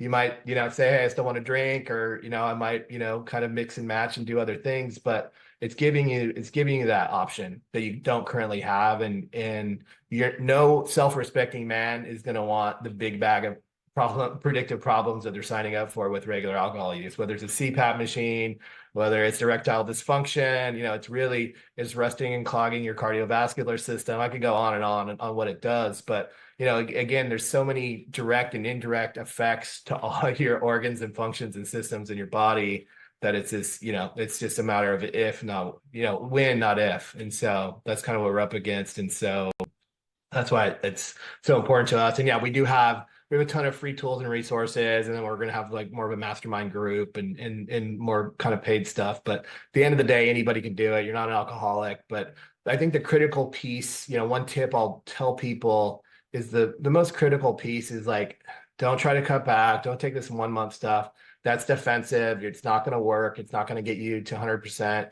You really need to, the hardest part about taking a break is not the taking a break. It's the deciding to take a break, and then just make sure you take it, get 3-6 months, and ideally even longer. And it is kind of dose dependent. If you've been drinking for, 20 plus years, 3 months probably isn't long enough, but just start with more of a dedicated break to give yourself that runway and that opportunity to really heal, and then take that extra time, money, and energy like you did to work on all these other things. And so that's where it's at. So it's not about sitting around, moping around, waiting for the clock, but it's really about getting after it and using all that extra time, money, and energy to really, stack as many wins as possible. So you're going to want to keep them, and that's going to change how you drink long term, no matter how you choose. Yeah, it's amazing advice, and I'm really thrilled to have had you on the show and talk about this, because I know what it's like to feel better, and I want people to feel better and perform better, because when leaders perform better, guess what? Those companies perform better, which means their employees perform better, which means society gets better products and services.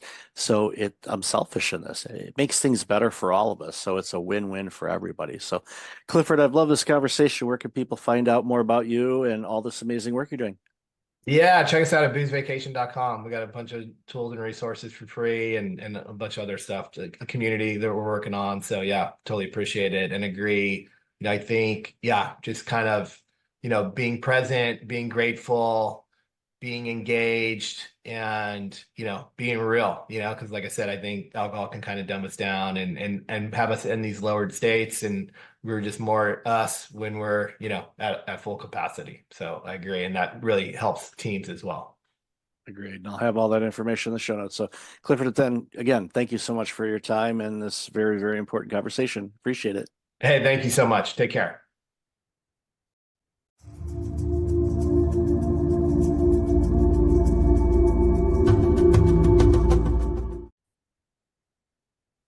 Welcome back. I've got Erica Ziegelman on the line. Erica, how have you been? Hi, I've been all right. I'm so glad to be here. Thanks for having me, Mike. Been looking forward to this conversation for quite a bit. So, we interacted on I forget what platform it was, but Club. Oh, that's right, Lunch Club. That's right, and realized, both have San Diego ties and all of that, but we're not originally from that area. So, why don't you share a little bit about you, and then we'll dive into the conversation. Yeah. So my name is Erica Ziegelman. I'm an integrative leadership coach and a former media executive, worked in advertising for agencies, startups, tech companies for about 15 years before having my own journey with burnout there and back a couple of times, and then decided to educate myself and acquired a new toolkit of skills. And now I support leaders who are in corporate so that they can tend to themselves and be more conscious leaders and avoid burnout. So we clearly had a lot to geek out on together.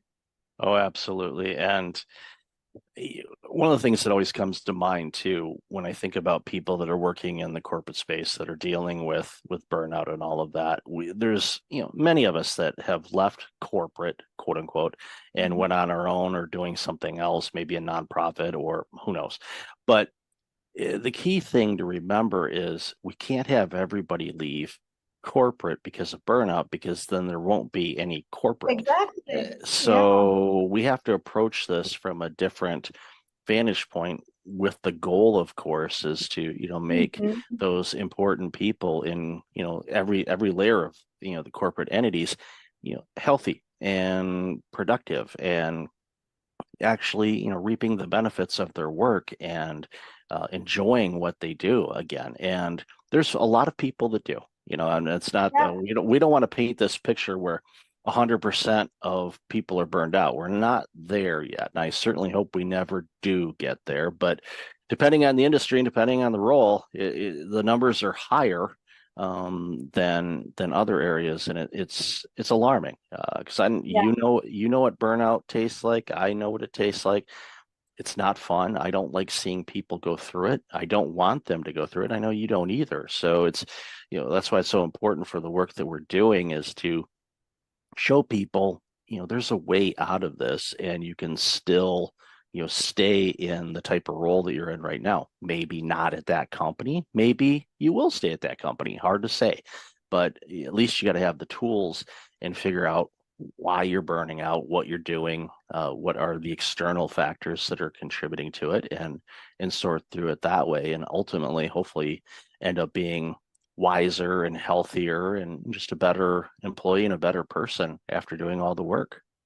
Yeah, couldn't agree more. And I think with my personal experience and my journey, I had to go through my own personal healing and like really acknowledging what was happening. It took someone else to tell me like these feelings that you're having and this pure fatigue and exhaustion, all these things are symptoms of burnout. And I didn't even realize. So it was like my own aha moment and then my own journey. And then at this time, I was still in corporate, managing client services function at a very large tech company. And I realized I had an opportunity from within to shift how I was showing up and to give permission and model for my team, how to work and take care of myself in a different way that was more sustainable. And I started to notice the ripple effect of that. And ultimately, I decided to remove myself from the corporate environment, but I reach back in now from, with an outside perspective to help educate and uplift and transform those leaders so that they can have a ripple effect. And that's really where I see the impact. When we start with the leaders, they are modeling it for the generations, the rising leaders that will follow them. And we can have that be a toxic model, or we can have it be a healthy, sustainable model. We just need to teach them and guide them how. And that's the key thing, is just teaching them, because the way that they learned was probably a combination of the leaders or executives that they've worked with in the past, and they kind of borrowed some habits, some good, some maybe not so good, and that's just how they do it, and they can't approach things in a different way. And having somebody like yourself that has obviously the corporate background, they'll listen to you because you've been in the trenches. You know what it's like, and you can say, yeah, there's this and this, and here's a different way to approach it. And if you do this, then you will get better performance out of yourself, and you'll get better performance out of your team because they're mimicking you. And that's the thing that a lot of executives don't really notice, is that their team is behaving the way that their executive is. So if they're working 18-hour days, sending emails, 11 p.m. on a Saturday night and doing all this work, your employees are thinking, well, that's what's expected of me. And many executives would say, if you ask them, do you expect your employees to work at Saturday night at 11 o'clock on a non-urgent matter? And they'd say no. So, well, you're sending them emails, and Right. they think that you need to respond that. Now, they're out, they might be at the club or out to dinner or a concert or something like that. And all of a sudden they get this Slack message of need to update this presentation. And all of a sudden that's the only thing that's on that employee's mind right now. To be completely removed from wherever they're at. And it's like, I always tell people, it's as hard as it is, like, just put your phone on do not disturb. I know it does have an off button. I found that on my iBinky not too long ago. I'm like, this thing turns off? Wow, I didn't know that. I knew it'd die if it ran out of battery, but you could actually choose to shut this thing off. Wow. That must have been a new feature. I don't remember that before, but I'm kidding. But most people won't. Exactly. And the percentage of time, depends on the industry and the field that you're in. If you're in healthcare, this might be very different than you work in media, but it's very rarely a true emergency, right? A true business emergency that needs to be attended to in that minute. But like you said, it hijacks your attention. So even if there's nothing you can do about it, or it's not necessary for you to take an action, you're now taken out of the present moment and having a parallel experience to what you're actually doing, and which also means that we don't have that time to recover. So I think staying in that constant state of vigilance and like always waiting for that next Slack to come in or email to come in, or urgent request from your boss or your client, like keeps us in this elevated, activated state with adrenaline and cortisol constantly running. And then when you have time off, you can't really unplug. We're like addicted to that. So I know I'm preaching to the choir, but that's what happens. And if leaders aren't aware that they're contributing to that, that's a huge opportunity to inform them and to shift these behaviors from the top down. Yeah, I'll give you an example of that. I called it, I actually published an article not too long ago on my blog about addiction to email, basically. And what I purposely did, not with your email, but with most of the emails that I get, I set up a separate email account if it's a newsletter or it's a lead magnet or something like that. So I have everything driven to that email address. That way it kind of keeps my business email account relatively clean, other than just business inquiries and client work and things like that. So the other day I went to log in at the other email, and there were 60 new emails that came in that morning. And I thought, okay, this is way too much.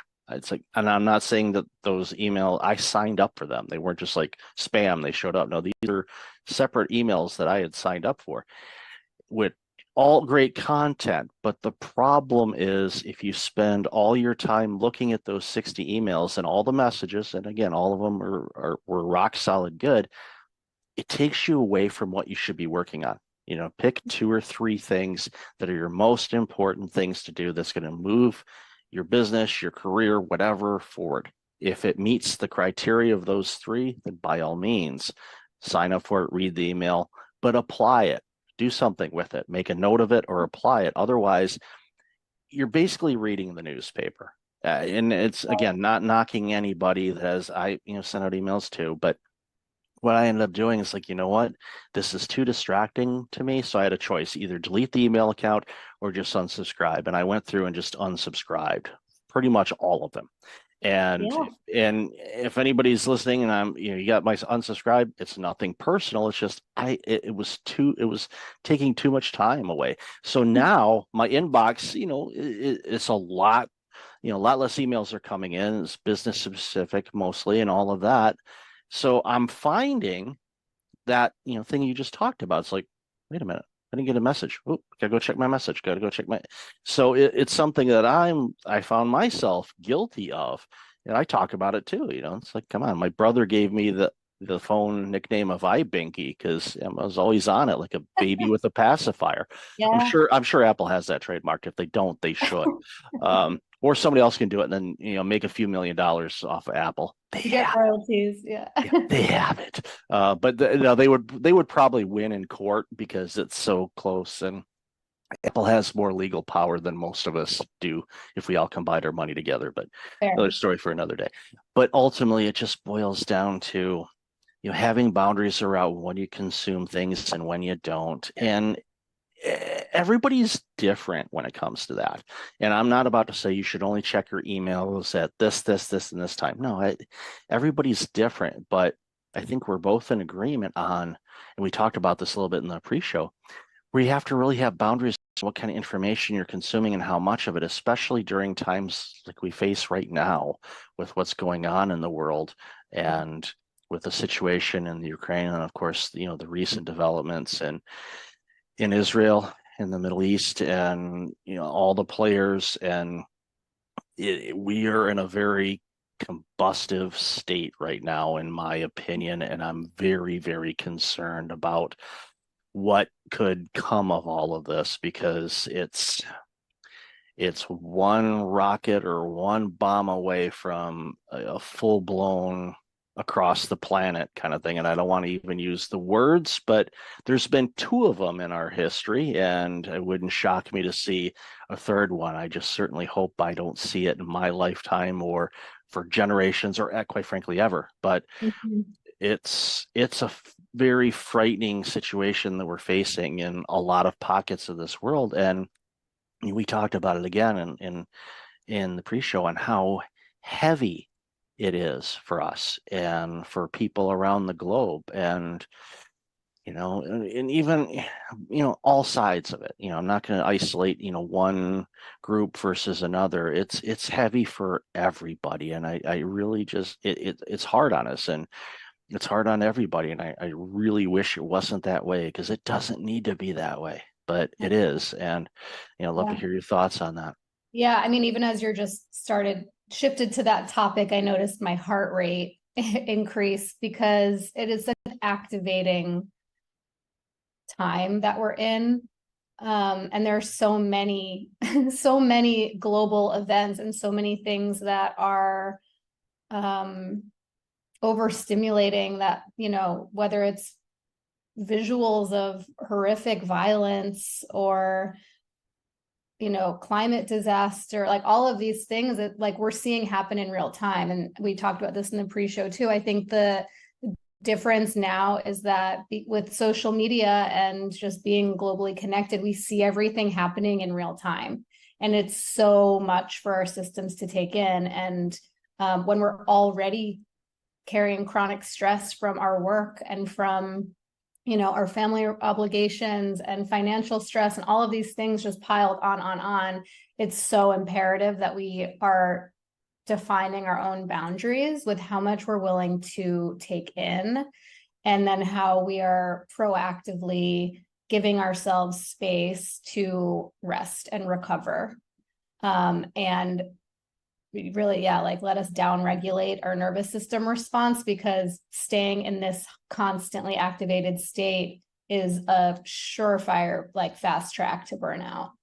And so I'm, noticing for myself what those boundaries need to be. And I was talking about just taking social media off my phone, because the thing with social media is I might go because I want to like soothe myself with like a kitten video, but you don't get to choose what you're served. So you might see something that you do not want to see, and you're kind of bombarded by that image. And before you even have a chance to scroll past it, like it's too late. You've already seen it and you can't unsee it. So yeah, I think this is a really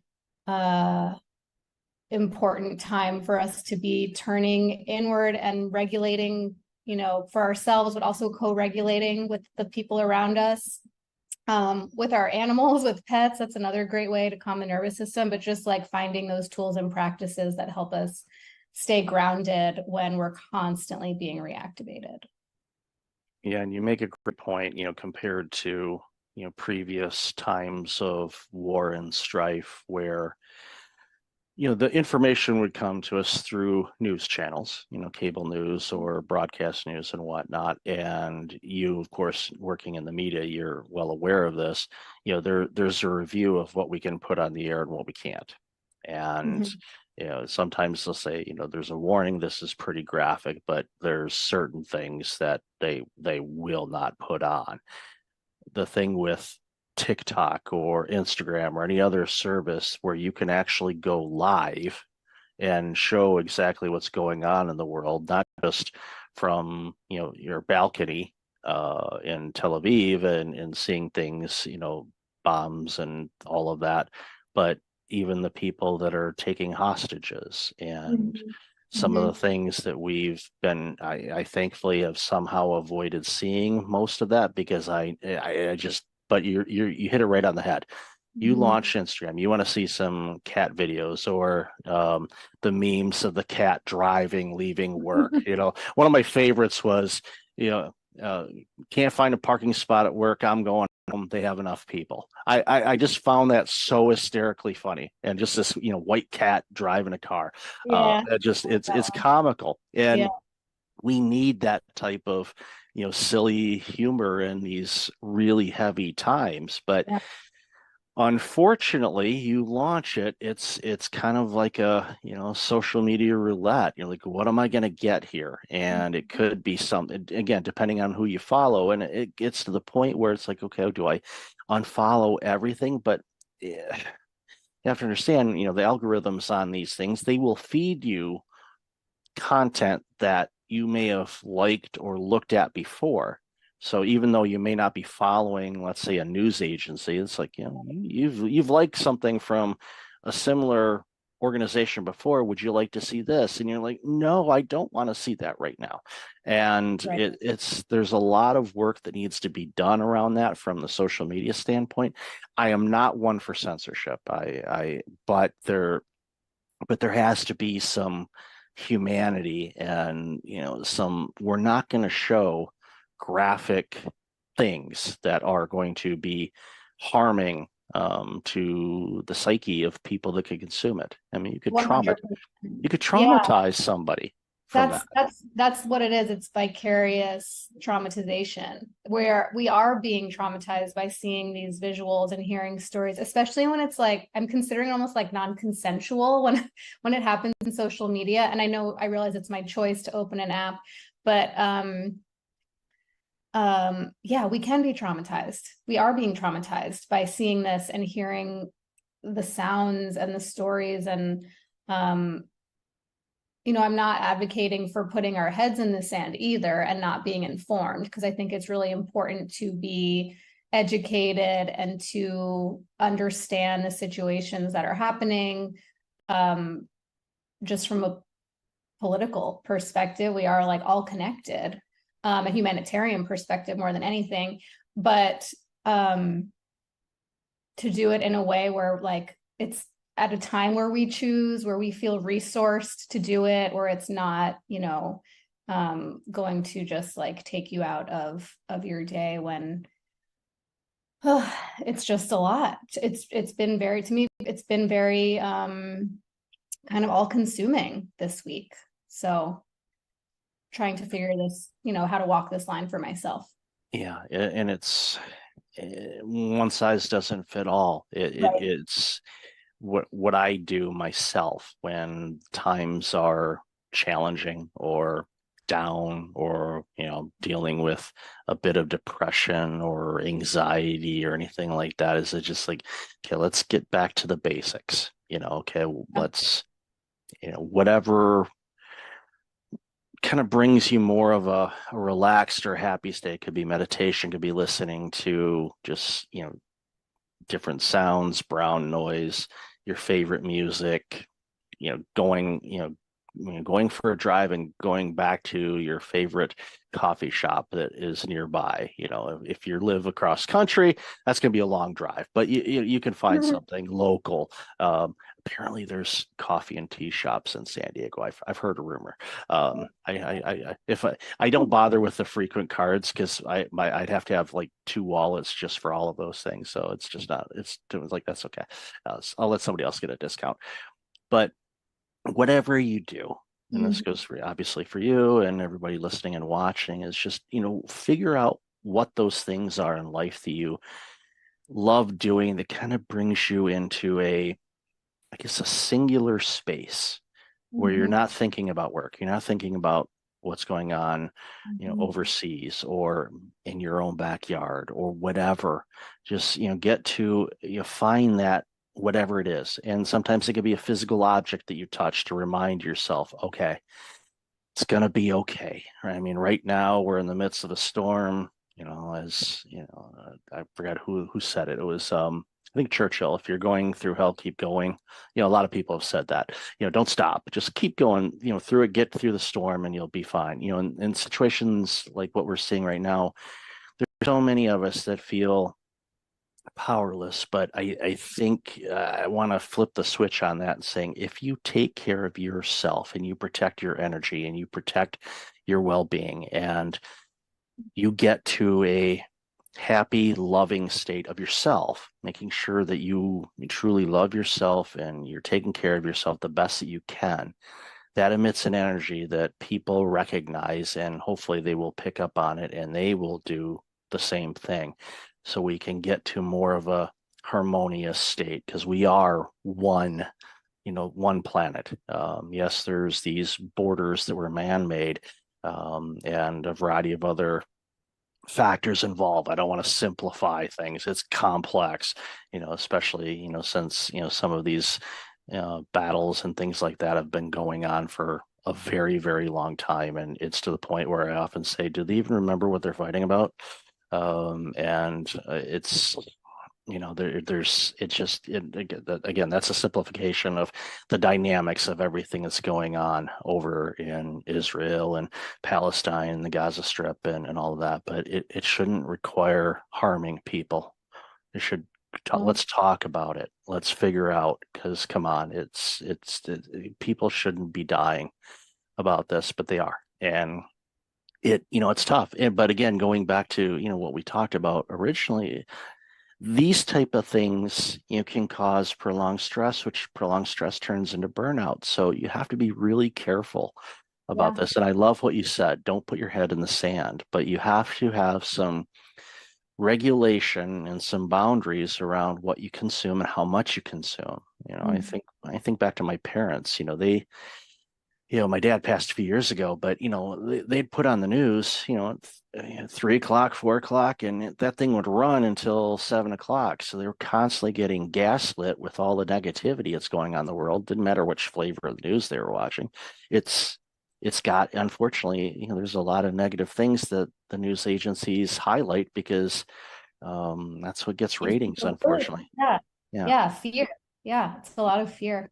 And I mean, rightly justified right now, but I wanted to just go back to something that you said about like finding those resourcing activities, meditation or being out in nature or taking a walk or talking to a friend. I think it's really important that we identify where these sources of safety are that really calm our systems, that help us come back to a sense of connection to ourselves, but also, I think most importantly, to other people.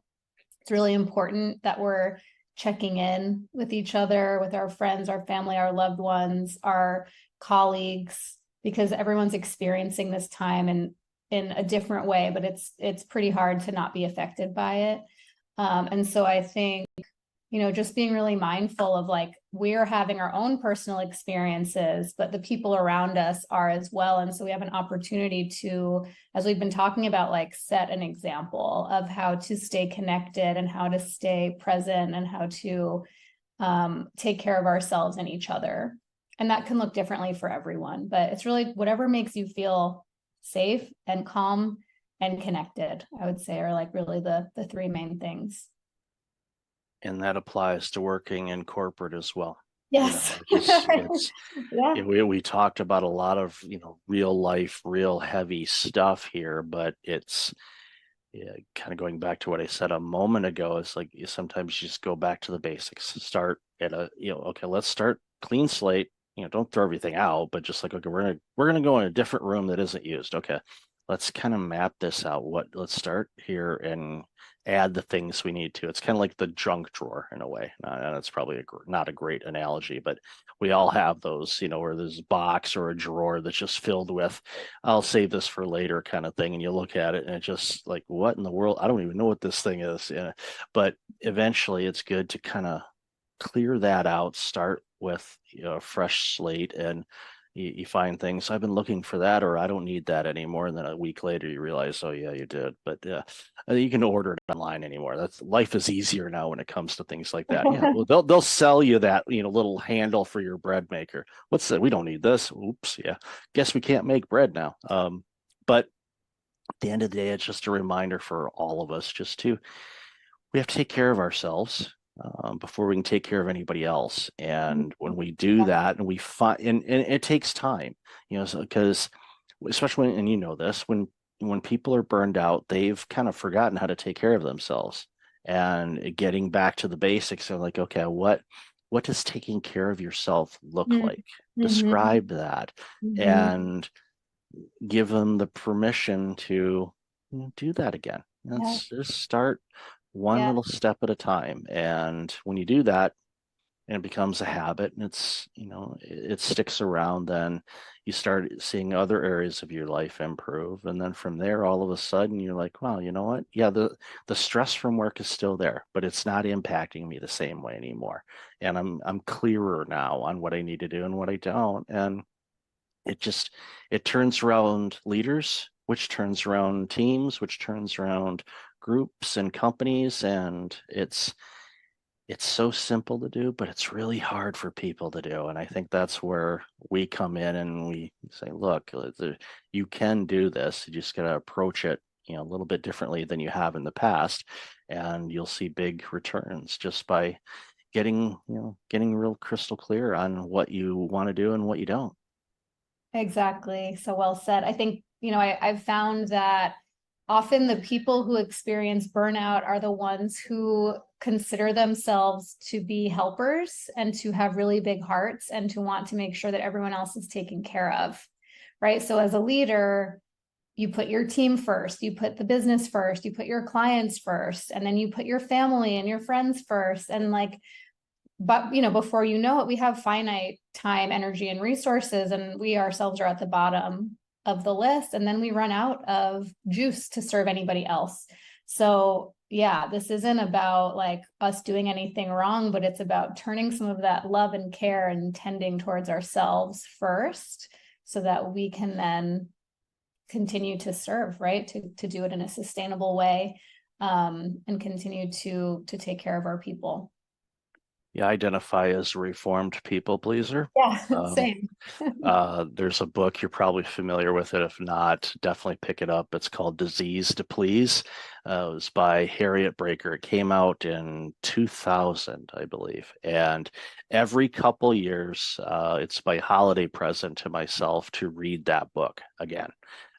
It's got 21 days of exercises in it. It identifies all types of people pleasing. I thought I was a certain type of people pleaser, but after reading the book, I realized I was something else. And it was an aha moment for me when I finished that book, and it alarmed me and it also gave me insights as to why, one of the components why I burned out, because I was putting everybody else before me. I was like, I wouldn't delegate because they got too much work to do. I'll just go ahead and do it. And yeah. So if you don't take care of yourself first, you're not going to take care of anybody. So, and when you do take care of people, they're getting a much better version of you. And that's one of those hurdles that a lot of people have to get over. Once they figure that out, they go, wow, I'm actually the best I can be. So I can be the best when I do give. So it's I think it's also modeling how to take care of ourselves. Like when we sometimes we think, oh, I need to I need to demonstrate to my team how to work hard and how to deliver results. And of course, that's important, but there's one of the most impactful things that I saw an old manager of mine do, and this was probably 12 years into my career and was the first time I saw a manager take all of her paid time off during the year. Didn't roll over days. She used all of her time. She went to every one of her kids' recitals and school conferences, and she showed up for her personal life in a way I had never seen modeled before. And then it gave me permission to use my paid time off, and to recharge. That's why we have it. But I hadn't seen it before because I had only had the example of managers who are like, oh, I work through my vacations and I only take 2 weekends off a year. And like, there was some badge of honor in that. And I had to see it modeled in my own leader to realize like, oh, wow, that empowers me to do the same. And when I do it, it empowers my team to do the same. And this is how we prevent burnout. So, yeah. Yeah, I had that badge of honor. Then it was turned into a badge of stents in my left anterior descending artery. So I don't want to do that again. Oh. That was not fun. Oh. But at the end of the day, it's important for us to take care of ourselves, because when we do that, we're actually taking care of others as well. So, Erica, I've loved this conversation. We could talk for hours, you know that. But where can people find out more about you and all this amazing work you're doing? Yeah. Well, you can follow me on LinkedIn or Instagram once I go back on there. I am on LinkedIn regularly at Erica Ziegelman, or my website, ericaziegelman.com. I would love to connect with any listeners or viewers of the show. I offer one-on-one coaching and group coaching and work with corporate teams on conscious leadership, burnout prevention, all the topics we talked about. And yeah, it's been such a pleasure, and love, being able to share our experience and empower others with this knowledge. No, thank you. And I'll definitely have all that information in the show notes. So, Erica, always good to talk with you. Thank you so much for your time today. Really appreciate it. Likewise. Thank you so much.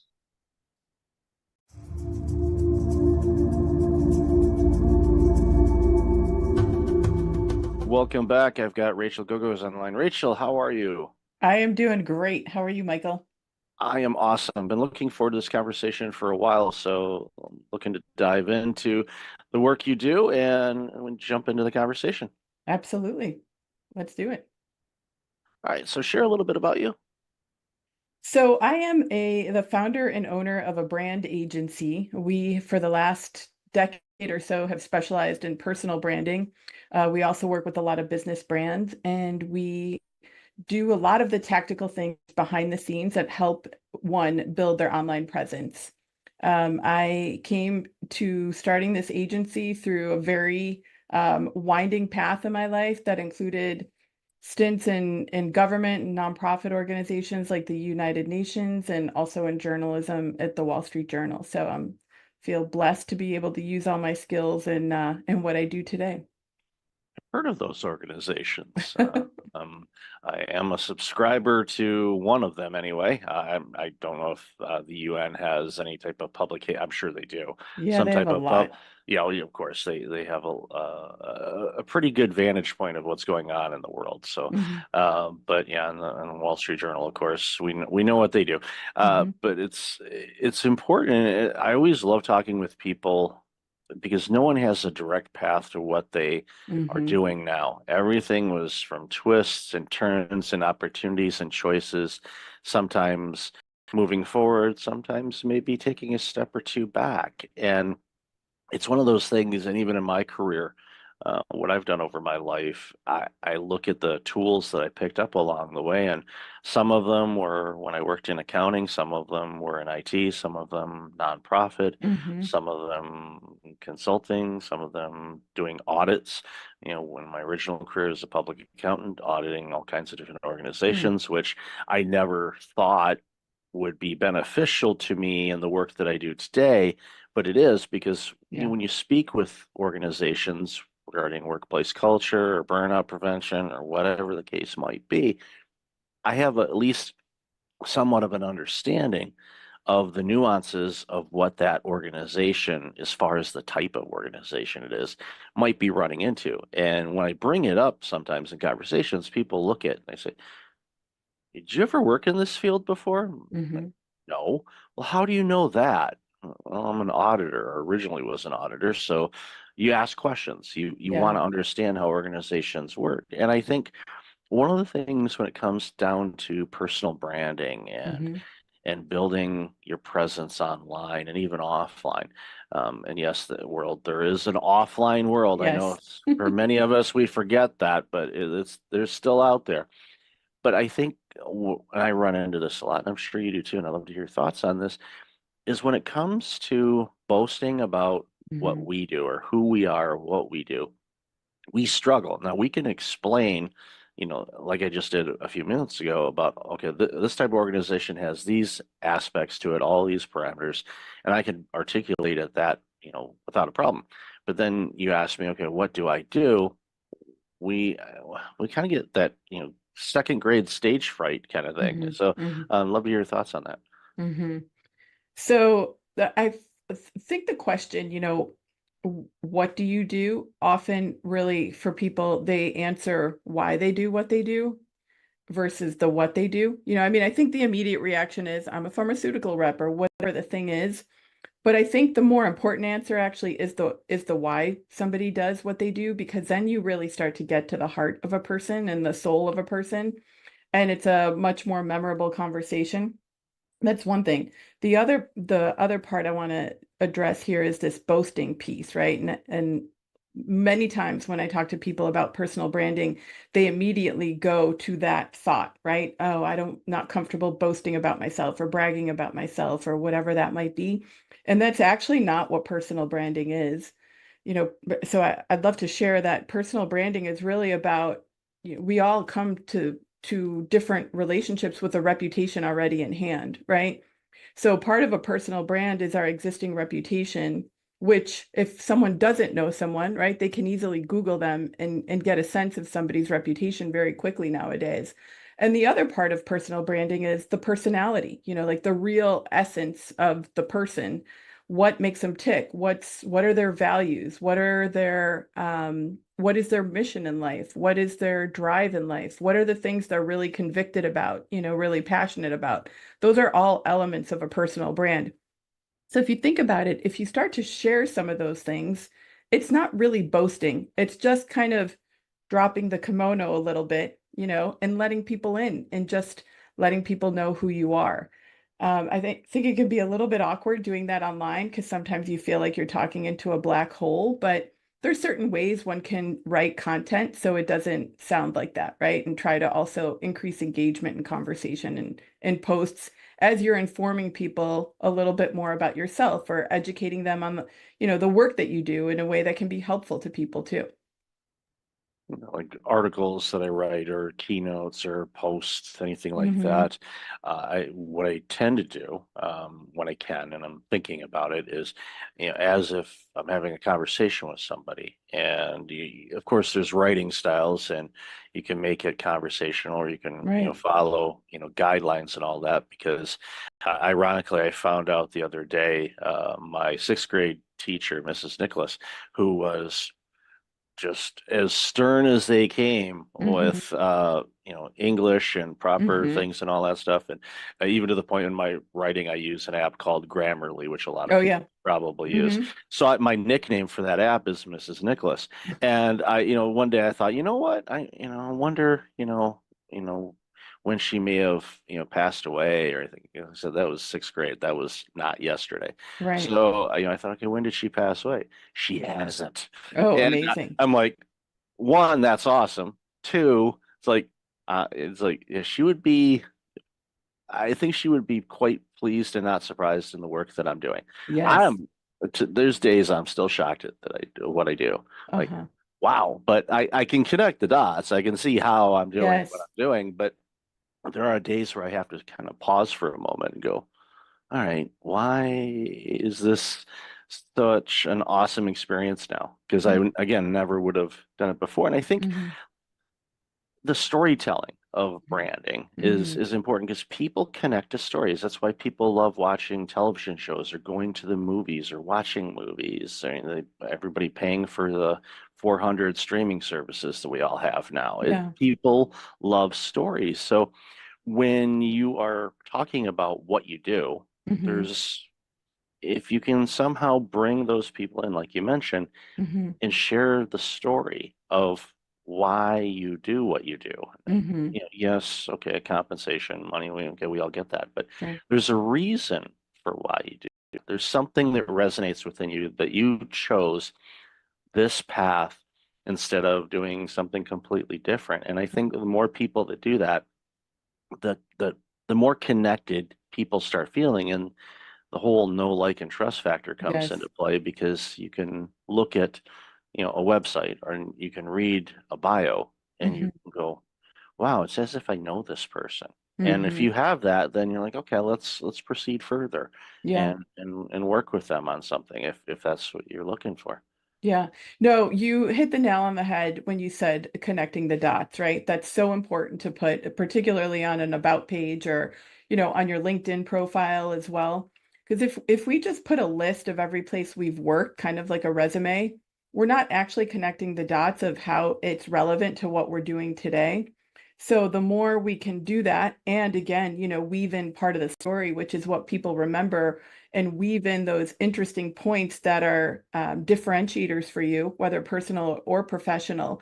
Again, like those little things are memorable, but there also could be great connection points to someone who is looking for an accountant, let's say. But you also mentioned that you love to bake bread, right? Someone else might have that passion. It's certainly going to stand out because you don't really think about that when you're looking for a numbers guy, right, to help you with your business. So it's as you unravel the story, unveil the story, and connect the dots, just make sure, that you're also keeping a little bit of those personal elements in that also communicate your reputation and communicate your passions, right? In a way that make people say, I want to know a little bit more about this person. They sound intriguing to me, and clearly there's more to them. So, the more you can convey that online, I think the better. And I think video too, just to kind of take a little tangent into that, besides podcasting and putting audio content out there, even short video snippets, again, because it's like a fully dimensional connection, right? Versus somebody just reading static words. And it's always amazing to me what people resonate with and something that they read about another person online or see about another, right, within a video or something to that. So the more you can just, show up naturally and who you are, and the more you can, again, like help people connect the dots, because you also have about 3 seconds online to grab somebody's attention. The more you can do that right off the bat and make it easy for them to consume your content, the much more likely I think they are to, to reach out to further the connection. Yeah, they get to know you as, like you said, a person, Yes. and it's one of those things that the organization that published a few of my books, one of the things that they were hammering home was, confusion repels and clarity attracts. So Mhm. and their theme was basically on, okay, when you're posting things online, if you're Mhm. a business and you're promoting your business, you want it to be, business. So you're not confusing people. But I have to challenge that now because I think people feel more connected. That's why you see, the famous people, quote unquote famous Mhm. people, musicians and athletes and actors and, dignitaries and all of that. When they're on social media and they have such a huge following, is because there's a desire for Mhm. people that want to know more. Like, we can pick on Taylor Swift for a minute. Mhm. Yes, video snippets of her performing or things like that, but it could be something where she's, at a football game or she's doing something in the community or anything like Mhm. that. It gives a bigger insight because people want to connect with people. That's our natural instinct, is Yes. to Mhm. connect. And, during the pandemic, that, really hit a lot of people because Mhm. we were forced not to necessarily physically or get close to people. And it was, I know a lot of people are still dealing with that and the Mhm. aftermath of that. And it's going to be an interesting dynamic to watch over the next few decades to see what comes of that. Of Yeah. course, thankfully, with therapies and a variety of other things, there are ways to navigate around or through things. And my hope Mhm. is if people are still struggling with those types of things, that they seek some guidance and help on it because it's available, Yeah. thankfully.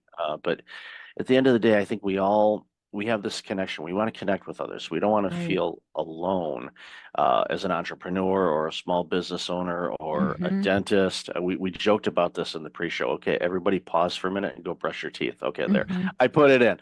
Um, uh, Shout out to my dentist family here.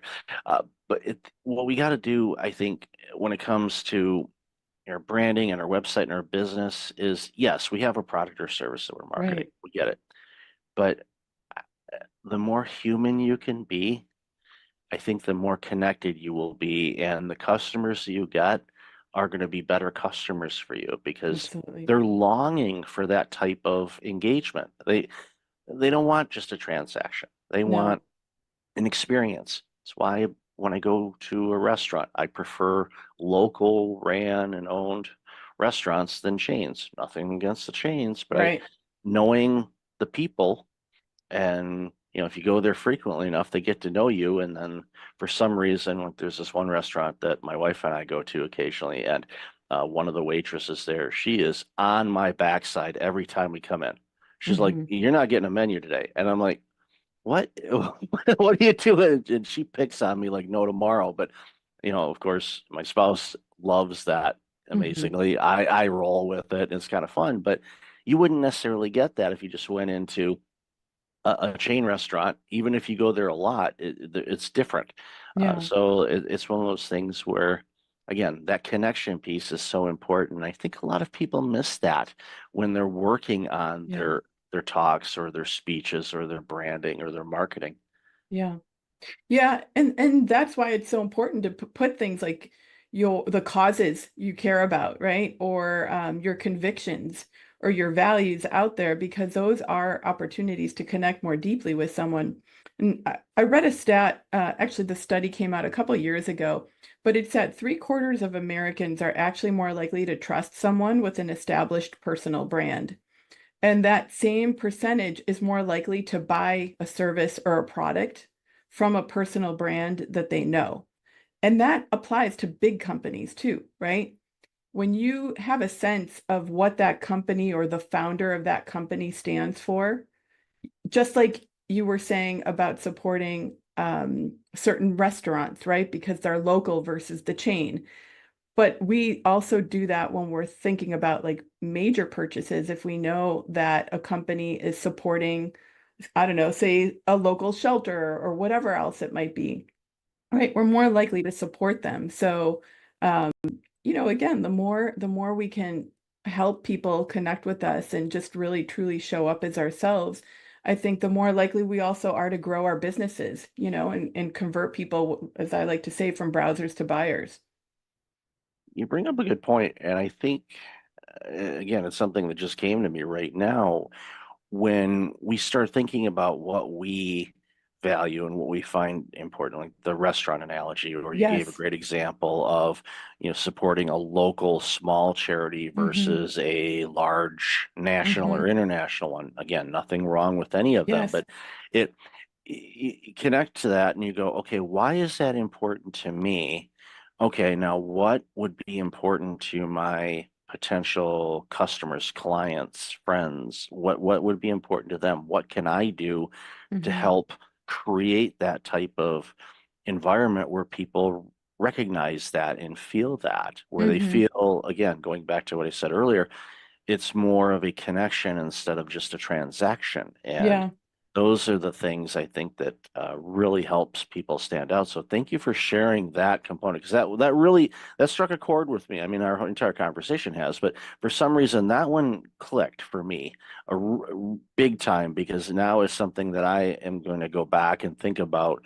Again, the work that I'm doing. It's like, how is this benefiting people? You know, Right. it's Yeah. what is there something here?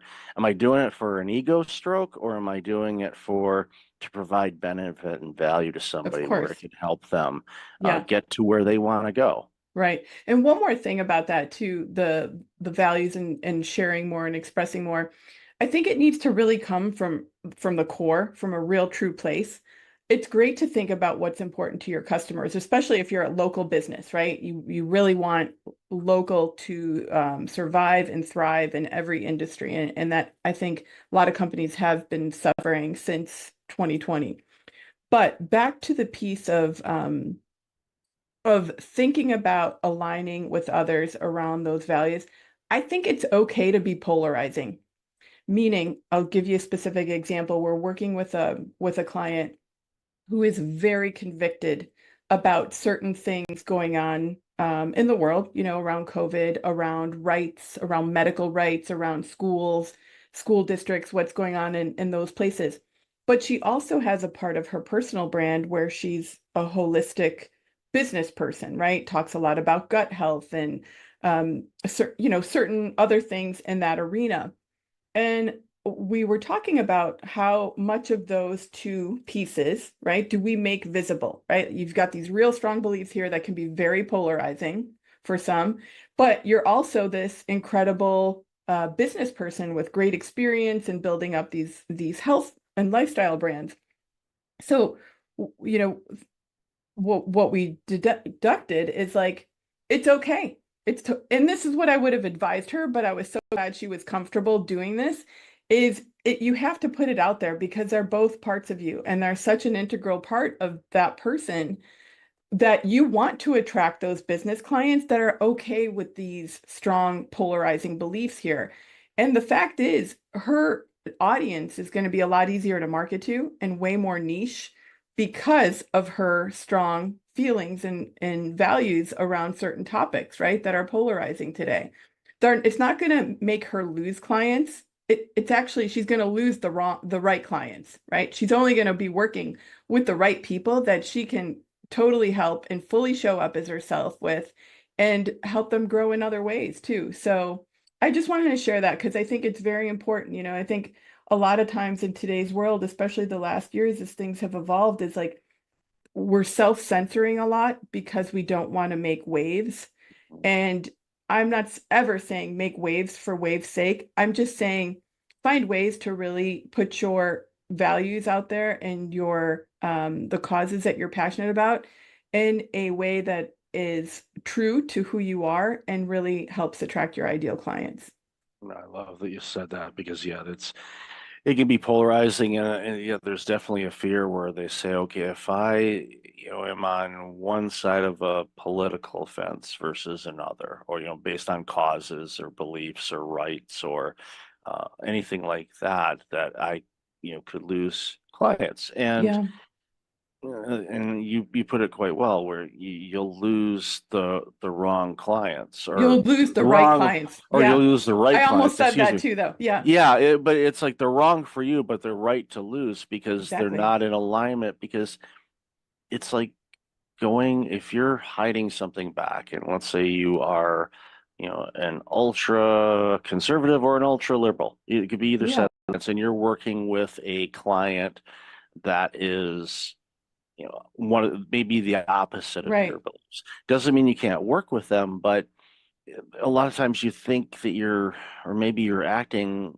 on eggshells and you're afraid to say something or mention something because it can easily come up in conversations, even if you try to say, we keep this, politics Hmm. free. We don't, come on. It's like, it's real. There's real, differing opinions on a lot of things, but I like to tell people there's a lot more in common than there are differences between all of us. So focus on the Agree. commonalities, Agree. and we're good at. And then yes, we have different opinions on things, and some of them we're really passionate about. Your client, I'm sure, is quite passionate about Yeah. a lot of things, where there's some other things where you think, well, they would be really passionate, and they're like, Hmm. meh, I'm Right. good. I'm good with either. And it, but again, that goes back to what we've talked about is Hmm. it's, pardon the pun here, but it's wearing a mask. You want to Hmm. be you. people can read if you're being genuine, or they can read if you were putting on a facade or a So true. mask Yeah. on something. And you don't want to do that, because if you're putting that on and they read that, they're like, oh, they're hiding something. All of a sudden, that element of doubt comes in, like, okay, they're hiding this. What else would they be hiding? Now, Mhm. that could go for relationships, or that could be going through, work Right. type of relationships, customer client type situation. So be yourself. But and I love the way that you put it too, is if you have a belief on whatever Mhm. issue it happens to be, and that is in the wheelhouse of the work that you do, like gut health or Yes. anti-vax versus vaccines or anti-medication versus holistic care, Mhm. share that, but share it in a way with compassion and love and Exactly. understanding, instead of saying, I'm right, you're wrong. Well, who's right and who's wrong, and who determines who's right or who's wrong? Exactly. It could vary. There used to be ads of physicians that were promoting the benefits of smoking. Mm. Yeah, good luck getting that ad out now. It's not going to happen. Right. The things change, information changes. We revolve, or some people say we Mhm. regress too. It's like, Mhm. well, it's this human thing is not easy. We're Yeah. still trying to figure it out. I don't think we ever will, but that's part of the challenge of life. It Exactly. gives us some creativity and opportunity to be fun. But I think it boils down to, and what we've talked about a lot this morning, is just, I think the more you can be you, I think the Mhm. better you're gonna be, because then you don't have to pretend. You Yeah. just you show up every day being you. Yeah. And that goes a long way, and it comes through in your messaging, your branding, everything that you do. Yeah. Yeah. And I think what happens, Michael, to people over time is they kind of lose who they really are, right? It's like we're in different work environments or different relationships. And bef after many years or months, you're kind of going along with whatever the thing is. And you kind of lose track of what really makes you tick and what is really driving you. And I love to just share with people, take some time every now and then, like have a coffee date with yourself and really just kind of set your own GPS and figure out, where do you want to be in 5 years and how are you going to get there? And that's not just like numbers driven goals, but it's really like take a look at the people you're surrounding yourself with, take a look at the environments that you're in. Where do you want to make changes? And I think the more proactive and thoughtful and intentional we could be about the life that we're living, the easier it is for us to build our personal brand, because we're just taking a little time every now and again, reconnect with who we truly are. It's an exercise that I do at least a couple of times a year. Oh, that's great. And it's That's rare, by the way.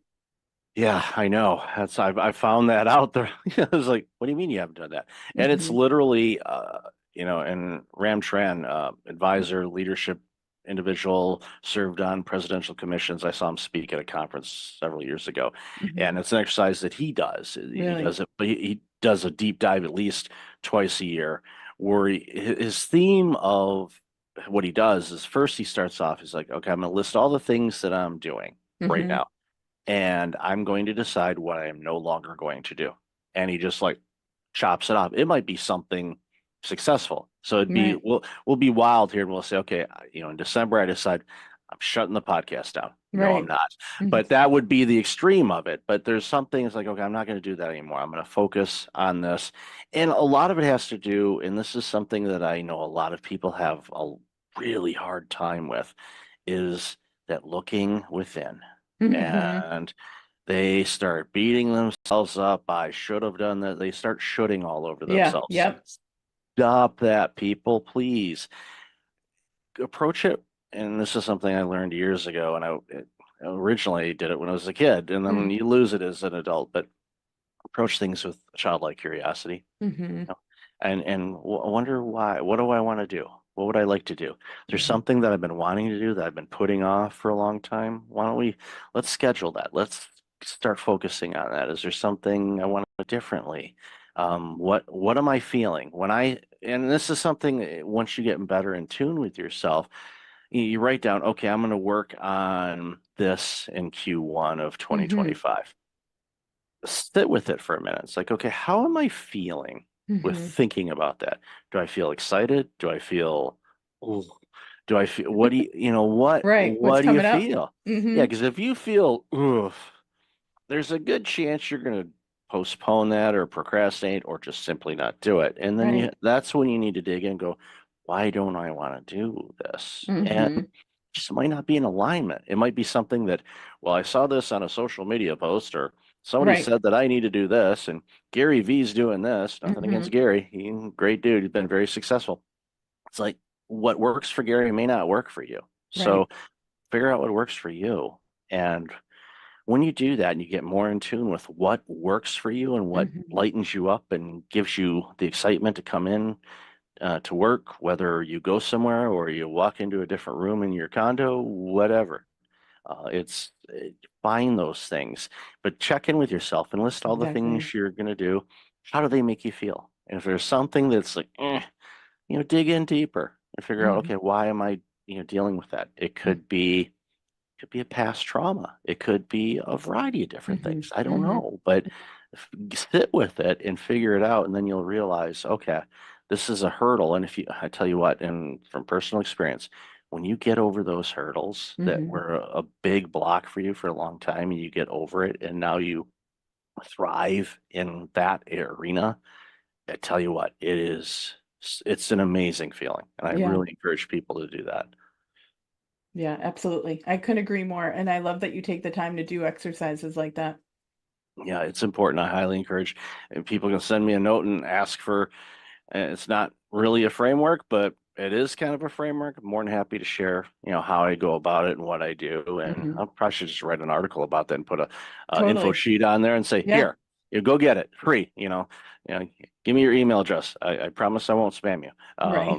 It's like, and there's a link there. It says unsubscribe. If you don't like it, just click that. I do it. I do it all the time. Don't tell people.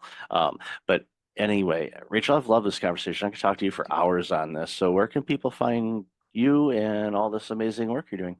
Well, the best place is either on our website, which is thebrandid.com. We've got a form on there on the contact page that comes right to me and a couple of my teammates. And I'm also pretty active on Facebook and LinkedIn, just under my first and last name, Rachel Gogos. And we also, back to the soul searching piece, actually, we've got a personal brand guide that outlines our framework for your audience if they want to take a little time with themselves, have a coffee besides your amazing methodology, which I'm sure will be great when you share it. They're welcome to also use this tool. It can also help them professionally in how to position themselves too. Definitely. I'll have a link to that in the show notes. So, Rachel, Perfect. thank you for being you. Thank you for your Thank time you. today. Really appreciate all the stuff you're doing and enjoy the rest of your day. Thank you so much.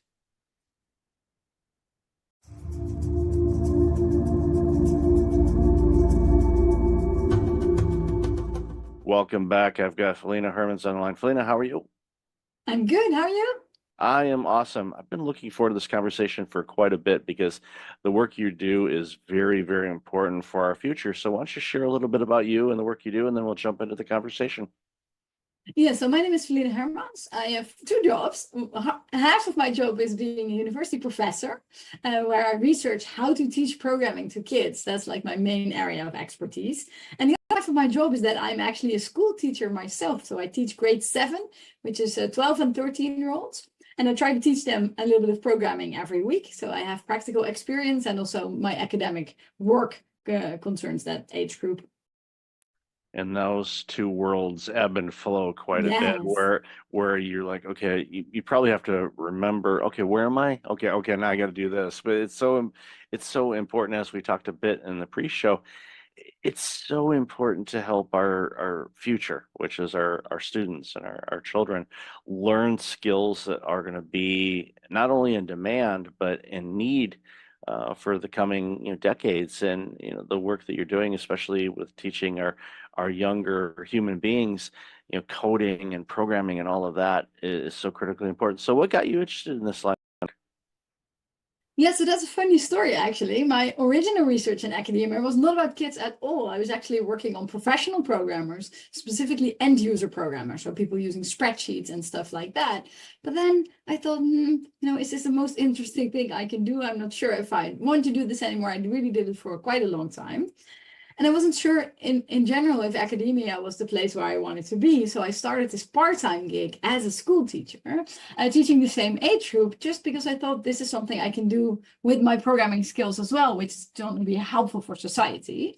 And then I figured out there were so many interesting questions. I thought, well, but how do we teach 12-year-olds, right? Because they're a bit too old for the really kid stuff. Like there's this really, really wonderful programming language, Scratch, that people might have heard of, that comes out of MIT. And that's really cool. You have this like Lego blocks that you can use to program. But then 12-year-olds, 13-year-olds is like, well, that looks like a toy. That's for kids. We don't want that, teachers. We want to have a real programming language that I can make some money out of, because money making is very much also a driver for some kids. Like, well, Scratch doesn't look like this is going to get me a job, right? I want to do Python or JavaScript, what all the professionals are doing. So then we switched from doing Scratch to doing Python. And then the kids were excited about that, but then they were also struggling because there's so much syntax and everything is in English. And you probably hear that English is not my first language. So the kids I'm teaching, I don't teach them in English, I teach them in Dutch, but error messages in Python are in English and the code is in English. So I thought, okay, there's a lot of motivation for them to do the grown-up stuff, but it's just a little bit too hard. And then one Christmas break about 5 years ago, I thought, okay, what if I make a very tiny, simple Python in Dutch, and I can use that in my teaching? And that tiny project that I just really envisioned as a prototype turned into a really big open source project that is now used worldwide. We support 56 different languages. And it also turned into a very interesting research area, because designing a programming language that works in a lot of different languages and designing a programming language that's just easier and gradually grows with kids, technically, no one has ever built that type of thing for this age group before. So there were technical challenges, academic challenges, and it also just got a massive user base that I wasn't anticipating. I'm so glad you had that thought during the holidays to create something, because as somebody that's a native born English speaking individual, we take it for granted. And Python and the other programming languages, whether it's Unity for games or JavaScript or things like that, it's okay, great, it's in English, but it's limiting the creativity from the world. And that's one of the things that I've celebrated throughout my life, is when you hear about innovation and things that are coming from different parts of the globe that historically haven't been able to participate in creating things for the masses. I celebrate that because it gives us so much more robust products, services, skills, programs, you name it. And the fact that you took this idea and it's hitting so many languages, that just opens up the world for so many people that it creates, again, I'm thrilled by this. And part-time I help out an organization that does Python coding, and they have kids from age 5 to 17 that do coding and programming. Awesome. So familiar with Scratch, familiar with the Lego robotics, the Spike builds and We Do and all of those things. And it's great to see. But when we have the 12, 13, 14-year-olds, they're looking at Scratch and going, no, I'm not doing that. I want something else. And they get into it and then they realize, okay, wow, this is a bigger thing to chew off than I thought. But as with everything and the way that the courses are designed, and I know it's the same thing that you do with Eddie, is you build it in such a way where they're learning the skills that build onto the skills. So as they're getting deeper into learning the languages, the coding and programming languages, those skills that they picked up, maybe a couple months ago carry forward. They know how to do it now. And it's just a natural progression for them to get better and better. And even to the point when they're problem solving. And in case of point, I'll give a real life example. There's a college aged individual that is actually doing, one of the coaches that helps out, but he's also in college to learn programming and things like that. And he brought in some programming. His code was broken, and for the life of him, he could not find it. So I can't find this. And I asked him, and this goes back to my spreadsheet days when I was originally an accountant. It's like sometimes you just got to step away from it and look at different things. Read a book or go outside and stare at the clouds. Don't stare at the sun, kids. Just a reminder. Even if you have the solar glasses, don't stare at the sun. But you get step away from it and you get back to it. And usually, more times than not, it's as if someone took a yellow highlighter and highlighted the broken code. Oh, there it is.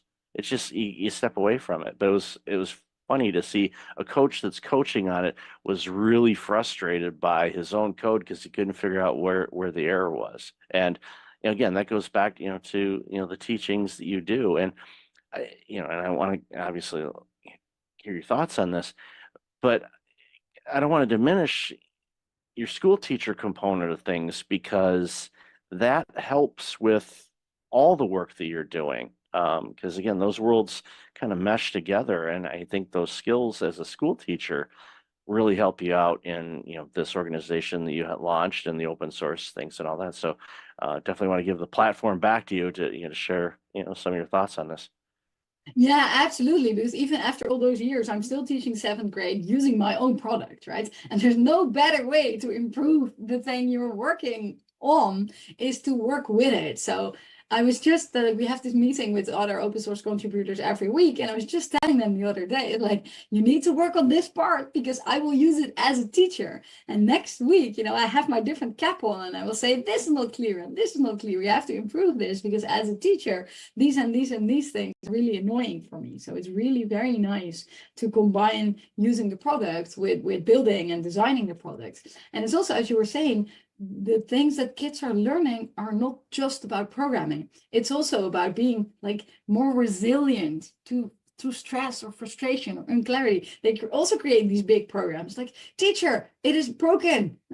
How? Why? It's like, I don't know, right? And sometimes I'm lying, sometimes I see it straight away, but sometimes I also don't see it. I'm like, I don't know this 100-line program that you created last week, what it's supposed to do.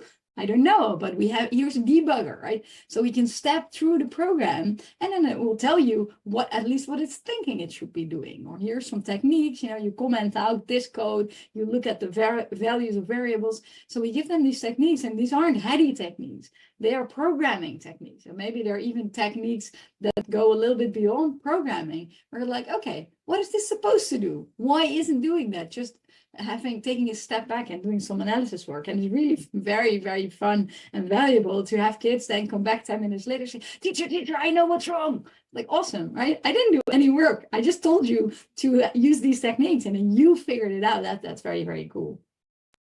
It's giving them life skills. And I love that you mentioned that. It's giving them some resilience, some perseverance, the problem solving. It's not, here it is handed to you on an iPad, all works, everything's functioning properly. No, and as in life, there's challenges that we face, there's problems we encounter and difficult situations, and figuring it out and using the skills and the knowledge and the tools that are available, using a debug tool. It's one of those things where, and I don't know if you do this or not, but I'm guessing you probably do. It's like, okay, before you run the debug tool, just take a glance and see. But using the tool there is definitely helpful. And my hope, and I'm guessing most of the students do this, is once they discover the error in the code that they made, then it's a learning opportunity to go, okay, now I know not to do that for that. And usually they don't repeat that error. I mean, there's always the one, and we always run into this. I remember working in a software company years and years ago, and there was a software developer, and no matter what, every time they had a code that they used that broke something, and they continued to do it. It was you could set your clock to it because it was always going to happen, and they knew it was wrong, but just out of habit they just continue to do it, and we laugh at it and we know it's going to be there, and they fix it and all of that. And but ultimately, it's, again, coding is a life skill, and not just okay, on how to make money, which is obviously kind of how the system works, but it also helps you navigate through other non-coding situations in your life, problem solving, communication, analyzing things, taking a step back and reflecting on it. And when you do that, it's so foundational. And I think it's for students that are interested in doing this, I highly encourage them to do it. Years ago, it's okay, go into finance, go into this, go into legal if you want. But now it's like, no, I'm telling people, it's like, no, go, learn code, learn how to code, learn how to program. You're going to be needed for a long time. Even if we have AI do everything, you still have to have somebody look at the AI or code the AI to be able to do the things. So it's not something that's going away anytime soon. No, and it's also an awareness about what technology is, right? What I'm seeing with young people, but actually also with adults that don't know any programming, is that they think that technology, software, the internet is just something that exists like oxygen in the air, right? But once you've done a little bit of programming yourself, you're like, hey, wait a minute, someone created this website with a goal, right? Get a scrolling Instagram, and they're like, wait a minute, someone created Instagram, and then they created it in such a way to keep me addicted. Like, this is the goal. It's not an accident that I want to keep scrolling. It's actually something that someone programmed in. So that awareness that all technology is human made and that decisions went into the internet and Instagram and Facebook and WhatsApp and whatever, that too is something that they're learning from a programming class that isn't necessarily, oh, now I know how to program. It's also, aha, everything on the internet is programmed by someone, which also I think is a very, very valuable lesson in terms of, for example, AI, that they don't buy all the hype that some adults are peddling, like, oh, AI can think, it's going to take over the world. They're like, wait a minute, someone made the AI. It isn't something that just exists out of the air. It's important to remember that. And some people say, are you afraid of AI taking over the world? It's like, well, if it can do my work without me having to do the work and I can relax, I'm okay with that, I guess. But as long as I continue to get to create, that's what's important. But Yeah. it's as with everything. And we remember when the internet first was launched to the public and all that, oh, this is going to take care of this and eliminate these jobs. And no, it ended up creating a lot more jobs, and I think AI is going to do the same thing because it's going to open up some creativity for opportunities to do different things and free up people to create other things that they can't because especially in the administrative side of things, where it's like, okay, research or building up websites or things like that, but again, it boils down to this. It's like, yeah, if you give it a simple instruction, it's going to give you a simple output. If you want it to do additional things, it's just like anything, you have to give it the right amount of instructions to do what you want it to do. And sometimes even that, it doesn't do that. We see it with image generation, for example. It's like, okay, create an image of two people sitting at a cafe. Well, it'll probably get that right, but you never know. It might come up with something like, okay, that doesn't look like a cafe. It's and again, there's coding behind that. It's just not this mystical thing in the sky that goes, okay, we're just going to create an image. There was actually coding behind that. Exactly, yeah. And even if you use an AI for coding, then checking if there's two people in a cafe is relatively easy. But if a lot of code comes out, then you still need some understanding, like what exactly is this doing? Isn't this doing extra things? Sometimes, of course, my students in class think that they can use an AI to generate codes, but then immediately, I catch them because like, why are you defining 3 variables here that you're not even using, right? Oh, well, I didn't notice it was working. It's like, yes, I see it's working somewhat, but you're doing things that don't really make sense if you know enough about coding. So for a very long time going forward, people that are using AI to generate code will still need understanding of code to figure out if it's not making mistakes that are maybe so simple as defining extra variables. But of course, this could also be security vulnerabilities, accidentally leaking information. So you will still need this knowledge, even if you're using an AI for coding, to evaluate the code. I'll use this simple analogy. You have a fancy coffee machine at home where you put in a pod and you push a button and it makes you a cup of coffee. Okay, great. That's easy. But if that machine breaks and you have to make coffee, you're like, okay, how do I make coffee without a machine? Yeah. A lot of people like, I don't know how to do that. And it's like, well, I do because I've done it. And as long as you have coffee grounds and a way to filtrate it and an H2O, you're good. Will it be as fancy as that pod? No, but it's still going to be coffee. And it's a simple analogy, but it's Yeah. important for you to understand if you have AI do something, you should be able to do it without AI. And that's what's really Yeah. important for people. I don't want people to forget how to do things, because if things happen, internet goes down or things like that, it floors people and they're like, what do I do? Well, we're both of the age that we remember a time in life where we didn't have a smartphone to look something up, or Yes. Or the maps, internet in or general.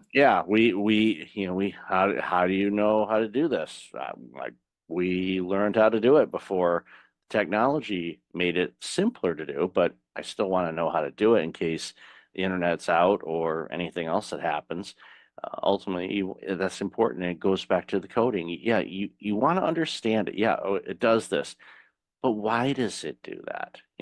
Get to really understand the commands and the instructions you give, because then it's a life lesson as well, because things we say or things we write have an impact. It's going to have an output, and people or a system is going to respond to what you put in, whether it's relationships or code. It's so critically important. So again, yeah, I'm hammering this, and I know I'm preaching to the choir here, but coding is so critically important for people to learn, because it's going to teach you life skills, not just coding skills. It's going to teach you life skills as well. Yeah, it's going to change you from like a passive consumer of technology. That's really making me so sad with the current generation of kids, is that they have this magical machine like a phone or a tablet or a computer. When I was a 12-year-old, I could only dream of such a powerful machine.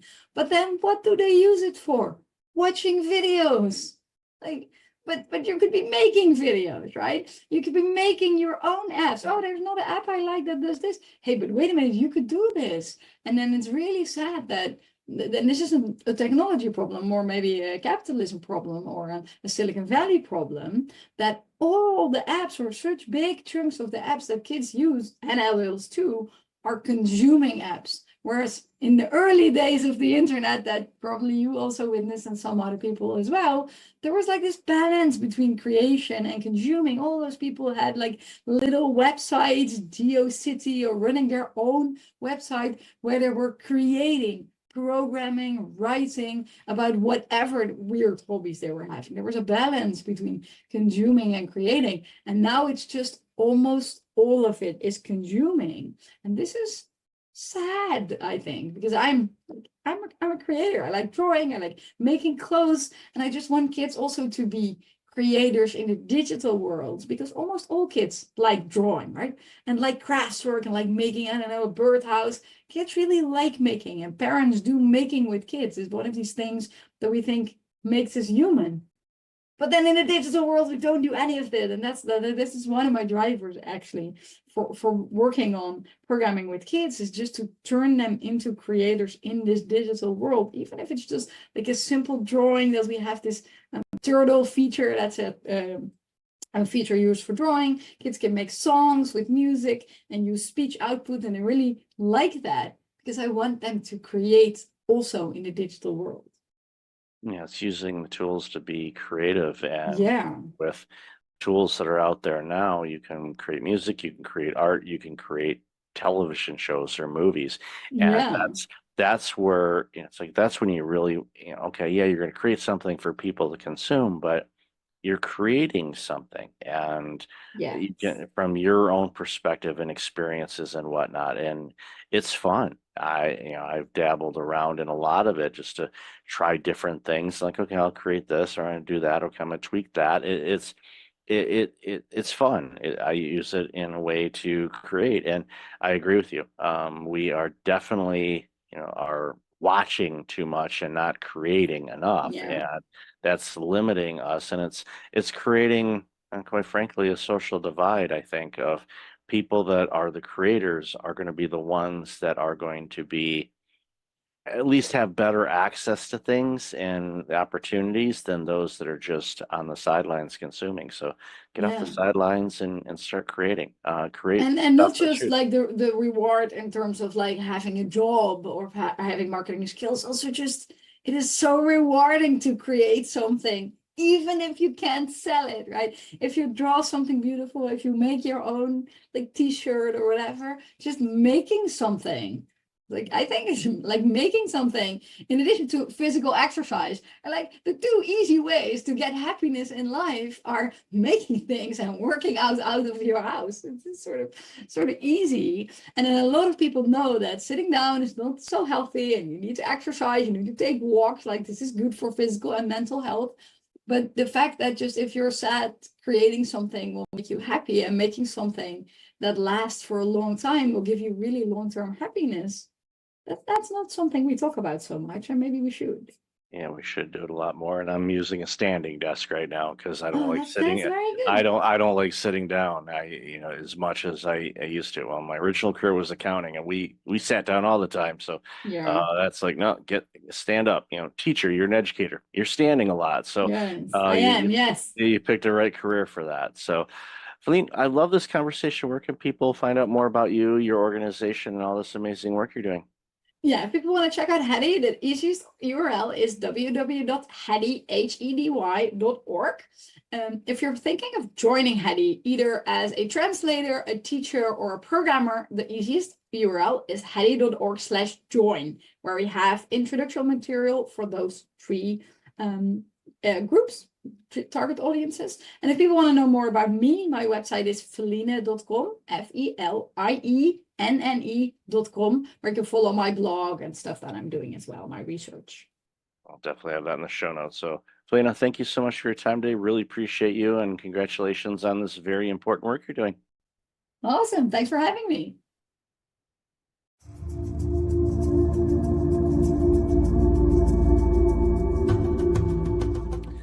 Welcome back. I've got Scott and Tammy on the line. How are you two? Oh, doing great. Nice to be here, Michael. Yeah, pretty fantastic. Thank you.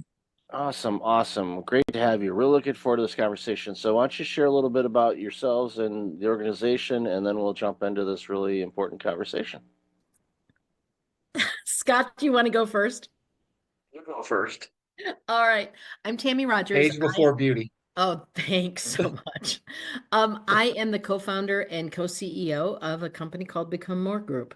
And what we really do is we help individuals, teams, and organizations start here and say, where do you want to go? How do you want to get there? And we work with them to kind of step in, become more in any way that really makes sense to them. It's important.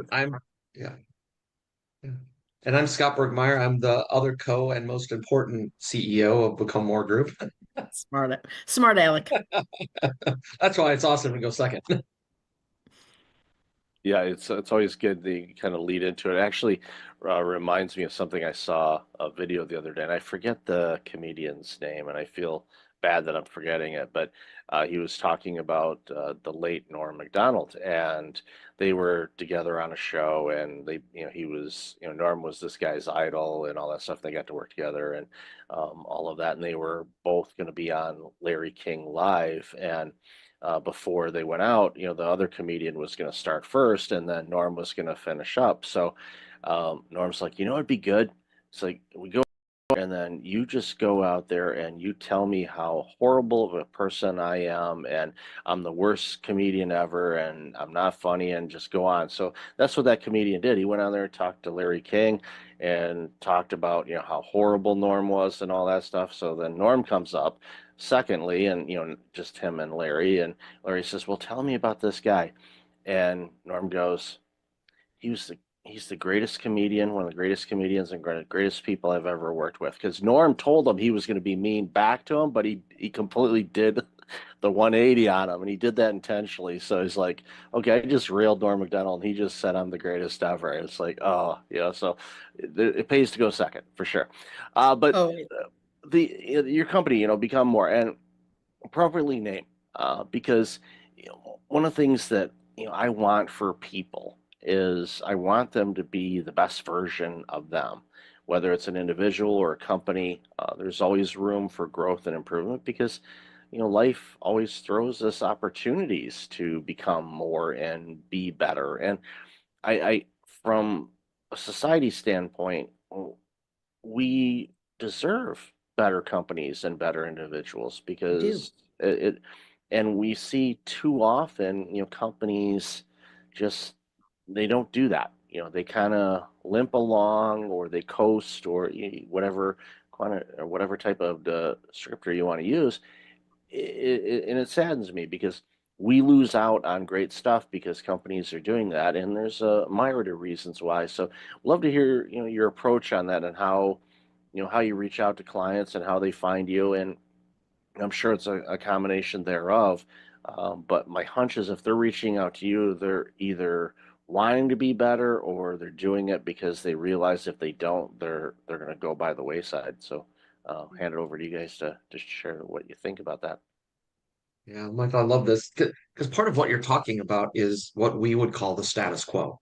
We accept some level, which might be a good level or a mediocre level or a bad level. We accept that and we just kind of ease into it and just allow that to happen.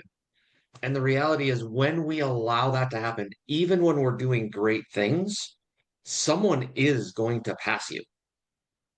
And so if you're not always looking at how can we evolve, mature, move forward, at some point, even if you're currently making dust, you will be eating dust at some point. It's true. And the side of that, if you think about it, is people traditionally shift off of the status quo because they are inspired or because they're in dire trouble, right? Inspiration or desperation. And when you're desperate, there is this piece where it's like you'll do almost anything. And it's hard to work with an organization that is in that spot because time and fear are kind of knocking on the door and it gets louder and louder and louder, and they're freaking out in that spot. Inspiration is a much better place to be. And yet many of us don't make those changes because we're inspired. Many of us make those changes until we can, we wait until we can hear that knock on the door. And that is, that's not, it's unfortunate in that particular space. So one of the things that we actually work with people on is we talk with them and say, all right, we can talk about pain. What's the stuff that's not working for your organization? But let's also talk about gain. What is it that you want to be? What is that? If you could dream for a little bit, what would that look like? And what would be the things that you would like to see and experience, and the way that you would like to interact with customers, and the way that your staff interacts with one another, and the products that you would want to bring out, or the production, and how would that flow? And when we ask them about dreaming, and sometimes I can't use that word, it depends on the CEO and whether that word is comfortable for them or not. But when they can like vision out or dream into that future, that's a way that we get people to be inspired instead of waiting for that time period where something's knocking on the door and they have to do something. When the water's coming in, a lot of times, like, so, what do you think about this? All they're thinking about is that water, and they're not going to have the clarity to be able to dream or imagine a different future because all they see is the water rising, and they're like, okay, this is problematic. It's like, so you end up becoming a disaster recovery type of place, like those companies that come in after floods or fires and do a restoration, get you back to the state, and then it's like, okay, and I see this all the time. They're like, okay, you're recovered, and they're like, okay, we're good. No, you're not. You're back to where you were before that happened.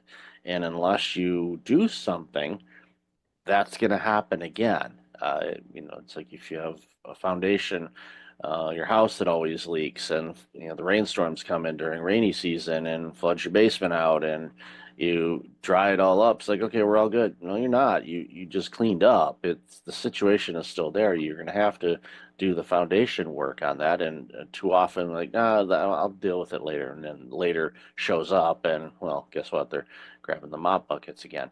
And I see that time and time again because we're creatures of habit, and status quo, or comfort avenue, as I like to call it, is a very, very dangerous place to hang out in. You can visit it, maybe stop by, grab a cup of coffee, but don't camp out there because it'll pass you by. And a stat that I'm sure you've heard of, and I share from time to time too, is from the year 2000, 52% of the Fortune 500 companies in the year 2000 are gone or were Right. acquired. So Yep. 500 of the most biggest companies on the planet, from a public traded standpoint anyway, are gone. So, and what happened to those? You could look at them and you could pretty much say, yep, they went this way because of this or this or this or this. But I would all but guarantee that every one of them was in status quo mode or was not as good as they could have been, and they could have prevented that. And eh, I just think about, the impact of organization of those sizes leaving town or closing up shop or whatnot. But that could be small businesses too. Small business that has 40 employees, they close down in a local community. What does that do to the community? All of a sudden, those are 40 families that aren't going to your restaurants or buying from your local shops or things like that. And it just has a huge ripple effect.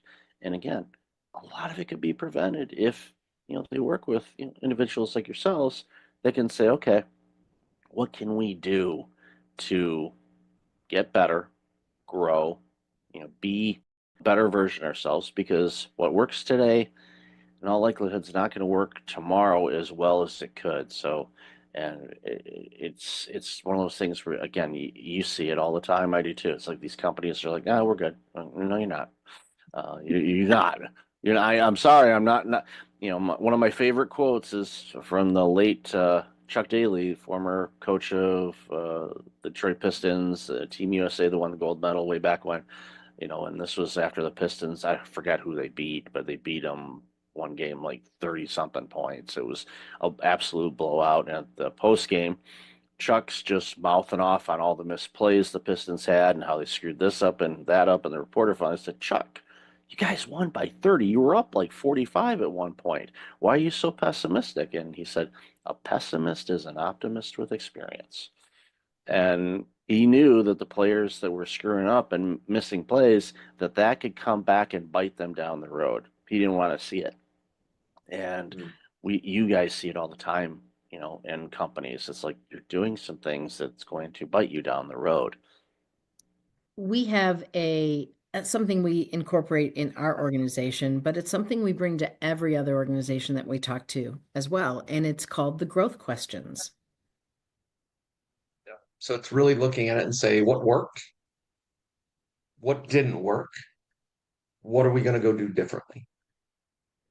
And the more frequent you're asking yourself those questions, the more you will grow. And Michael, as you were sharing, it made me think about, there is this,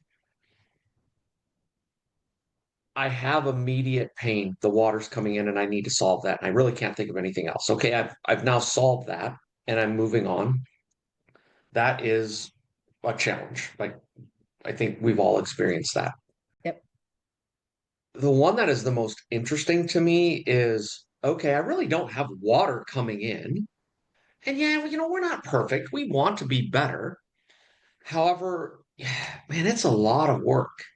And I can't take myself out of the day to day to actually think about what the future is going to hold and like set aside the buzz, the bees and bugs flying around, because it's not like I have dead carcasses. It's just the noise of the day. and watching leaders not take the time to slow down, think, start to look at the future, what could be.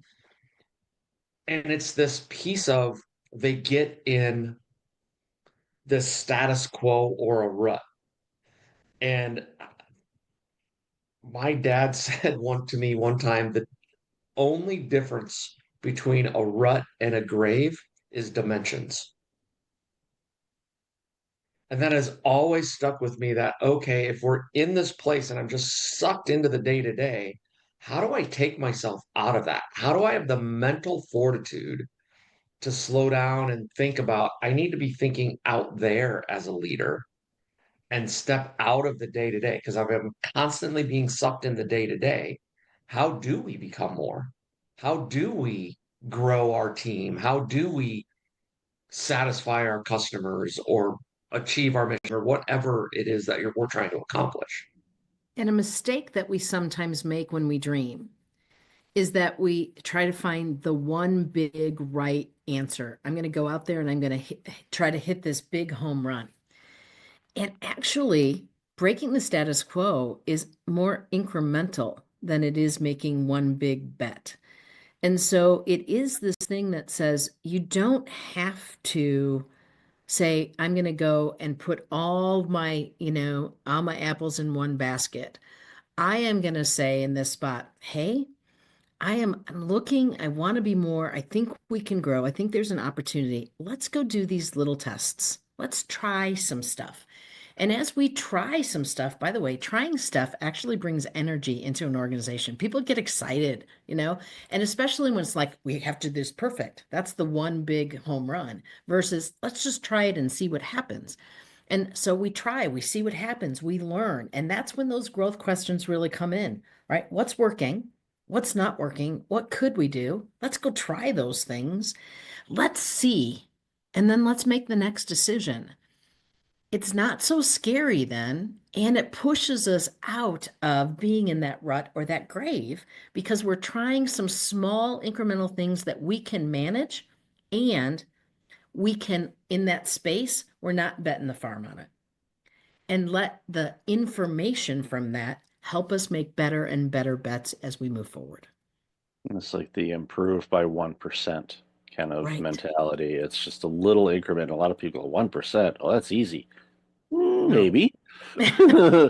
Maybe it's not, but we don't tell them that because we want them at least to try. It's Because true. otherwise, like, oh, 1%, I don't know. But it's the little stuff, and you stop and you pause and reflect, and it's where meditation in a way. The pause and reflect is meditation. A lot of leaders say, "Well, I can't meditate." I said, "Well, do you ever reflect on things and think about how a project went or some ideas of what you want to do in Q3 or Q4?" "Oh yeah, all the time." "I hate to spoil it to you, but you're meditating," and it scares them because they're figuring some yogi is going to come and hit them over the back of the head, But it's like, no, that's not going to happen. Well, I can't promise that. Likelihood is not going to happen, but depending on where you happen to be, anything's possible in this world.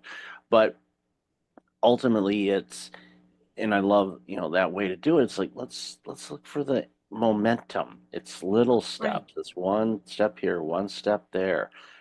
Using the baseball analogy, it's like you have a really successful inning. Yeah, you could be hitting a bunch of home runs. That's fine, but base hit after base hit after base hit, it's like body jabs. It just wears them down, and then the pitcher ends up leaving one right over the middle of the plate, and then it's about 520 feet out in right field, and it's like, oh, okay, now we've had a 7-run inning here, and you're just beating them down. But it's just those little incremental things that add up, and it's pausing and reflecting too. I worked for a company. It's alarming how many years ago it was. But it was one of the first companies ever. Well, it was 20. Oh my gosh. When was that? Yeah, 26 years ago. Yikes. That's yeah. Lifetime. You tell me about it. Yeah, there's like a lifetime, and that lifetime could have started having a family lifetime. That's how long ago it was. But it was, a company, Fortune 500 organization, and it was a division, and we were in asset management, and we went out and did asset management work for other Fortune 500 companies. And at the end of every project, we would have a project debrief meeting, which is not out of the norm, but we always brought in a handful of other project managers and team members from other projects to sit in on the meeting that had nothing to do with the project. They never opened up a single spreadsheet or look at a presentation slide. They had no knowledge about it other than when they walked in the room. And we'd go through and all of that, and those people that were outside would offer some insights and things that they did that helped streamline some things and lessons learned. So basically, it was like a team meeting where everybody kind of contributed. Well, what we ended up doing by doing that is, after implementing that new procedure, within about 6 months, we were able to increase the number of clients that we took on by 20%, and we didn't hire any additional advisors. Needless to say, and I'm not going to mention the company, but headquarters in Germany were really pleased about efficiency. Not that Germans are all about efficiency or anything like that. I know it might be a breaking news alert there. Didn't mean to shock people on that. But they were thrilled, and they're like, "What did you do?" They're trying to figure out, can we mimic this? And again, that was an example. Okay, there's something we learned. Could that be applied in other arenas that we work on to find the ability to do more without overloading people and with the same amount of people? And it was one of those things where I was obviously much younger then, didn't pay much attention to it, but upon reflecting, looking back, thinking about ideas, it's like, that was great. So anywhere that I was a leader, didn't matter what role I was in, I did that. I would bring in some outsiders and say, okay, what's your thoughts on this? What do you see? And it just improved things. And it was a simple thing to implement. A lot of people thought I was crazy at first. Like, well, they weren't on the project. Why are they here? Like, you'll see, just work with me on this. And then they realized, and then all of a sudden they wanted to be part of other meetings, probably because they didn't want to work and they just want to sit in the meeting. But oh yeah, because people love meetings, Michael. Yeah. My brother, and this was years ago too, worked for an auto sector company, and you'll get this, they actually had a meeting to determine why they had so many meetings. And they didn't come up with a solution. So because it was an ineffective meeting. There you go. Yeah. Is there an agenda? Could this be an email? Do I need to be there? Yeah. Yeah. I do like that methodology that you're talking about, outside eyes.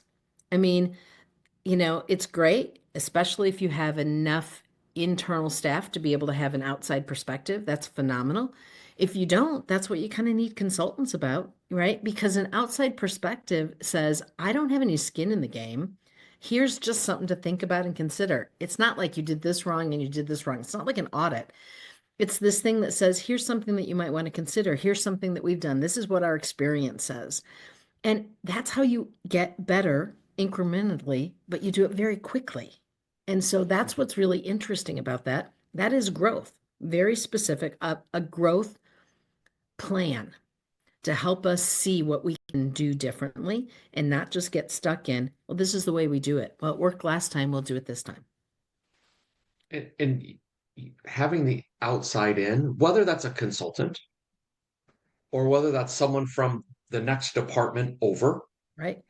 Ideally, like, they have the ability to ask the quote dumb questions that we just make the assumptions on.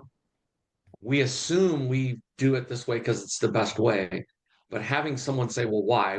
I was with a financial organization and they were talking about, oh yeah, when we do mortgage work, they, like, if you pay, you have the ability, you could pay every 2 weeks, and actually that reduces your overall interest, etc. Well, when someone chooses to do that, they have to take that money and put it in an account and then wait until they have a full payment. And I'm like, so they're like double, triple work that they're having to do. And I'm like, help me understand why. And they all look at me like, what do you mean why? It's what we're supposed to do. I'm like, yeah, I understand that's what you're supposed to do. Help me understand. You have made the decision to do that, or there's a legal regulatory reason to do that. And there is actually a legal regulatory reason to do that, to make it compliant if they want to sell it on the outside market, versus a car, a consumer loan, a car loan or something. You could make $1 payment every day and that will be applied. And it's so interesting, like the process hoops they have to do. However, they have never thought of, like, in their mind, it's just, well, we just do this. And it's just normal. Like, why are you even asking? Well, because number one, I don't know, because it sounds really stupid. And Michael, you don't know about us, but we have an acronym that we use. It's SLL, stay stupid. Sorry, I did that totally wrong. It's SSL, stay stupid longer. And that place where you stay stupid longer and keep asking questions, seeking to understand, helps us to actually innovate. It helps us to make those incremental changes. It helps us be better. And that's one of the great skill sets of being a leader, not just a consultant. When you have staff, right? Don't give them the answer. Stay stupid longer and help them figure it out. It's kind of cool.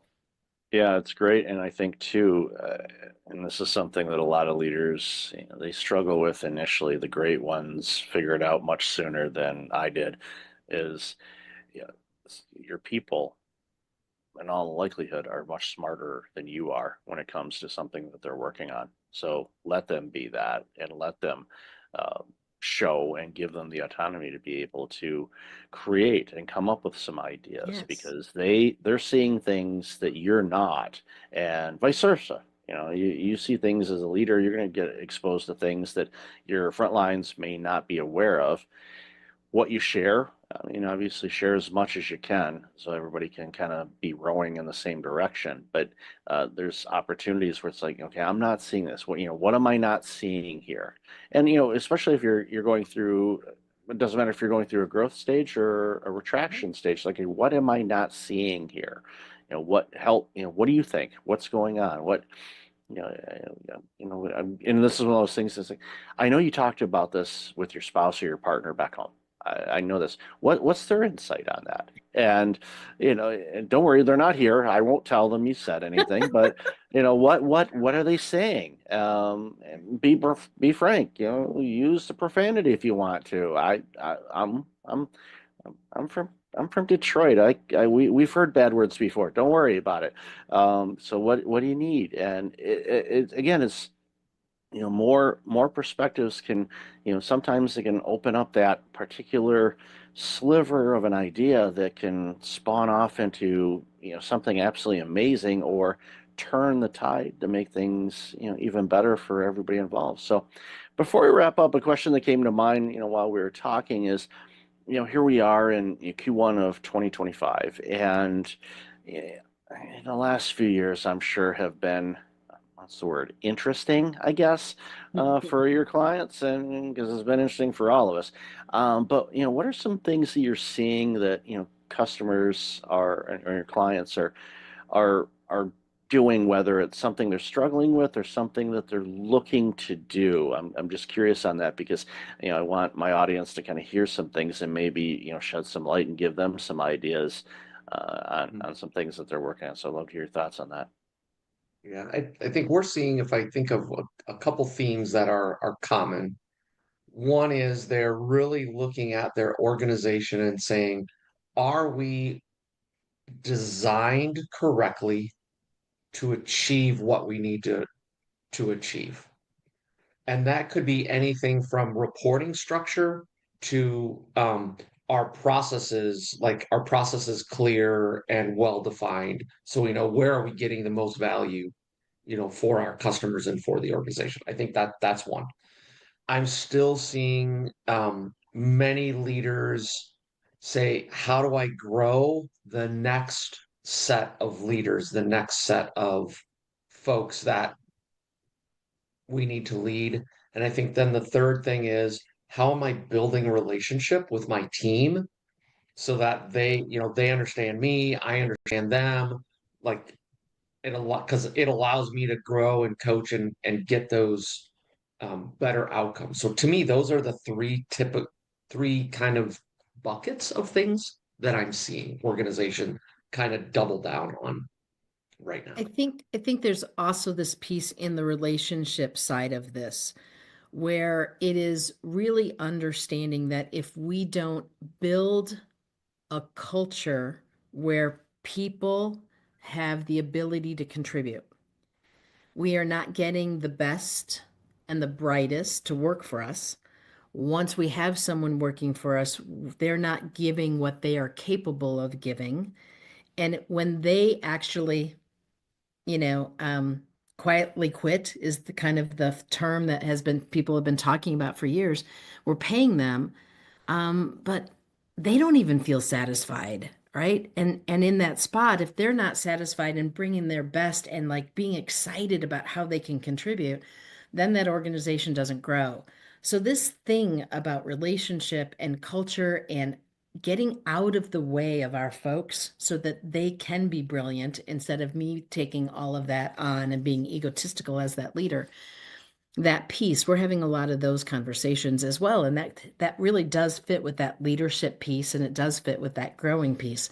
I think we kind of felt like we had to stick with the status quo with the last few years and the things that have happened. And what we're finding is that that's not satisfying and it's not healthy. And so those are the areas that we're seeing people really talk about to get themselves out of it. It gives me a lot of hope that those are the things that people are seeking guidance on, because it shows it at minimum an openness Right. to maybe be a little bit more vulnerable and learn a little bit more about the emotional side of things of work, and creating opportunities for people to be their best and be Right. creative. And we know there's multiple generations that are in the workforce now, and Gen Alpha is well on its way next. So you've got the baby boomers who are going to be here for the next 300 years. That's a joke. I'm Gen X, so that's a joke. I'm a boomer. I'm gonna be here Yeah, forever. you guys will not let go. Let go. No, I'm I'm kidding. sorry. I'm kidding. No, We'll let go when you all figure it out. Oh, in your face, Michael. Well played. Well played. Because we won't. No, I think, and completely different tangent. I think a big, obviously there's, a variety of different reasons why, but I think from I baby boomers actually enjoy work. It's sickening, and it's true. I am a perfect example of that, Michael. They- Sorry. It's in many cases, you're an artist, but your paintbrush is not necessarily a paintbrush. You're an Right. artist, and I see that with every generation.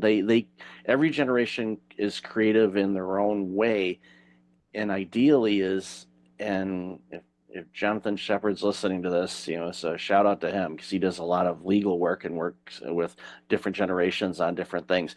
It's when you take all of those skills and you put it together and you let it mesh and form into this ecosystem, that's when you see some absolutely superb organizations. And I know It's a that's beautiful thing. it's literally you take it back and go, you want to, in a way you want to bottle it up, you want to go and say, oh well, how does this work? It's like, because it works. And I know that's a very simplistic answer, but there's a lot of ingredients to it. But it's by design that it does that. So I've loved this conversation. We could talk for hours on this. So where can people find about you guys, and where would you like them to check out? Yeah, easy, three places. Easy. One is our website, becomemoregp.com. Or if you're like, hey, I want something specific, you can email us at becomemoregp.com. Or if you want to hear some more of our rants and raves, you can listen to our podcast, The Leadership Line, on your favorite podcast thingy. There you go. Thingy.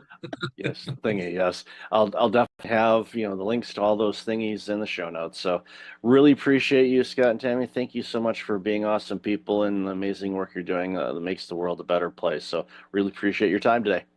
Thank you, All right, thanks, Michael. Michael.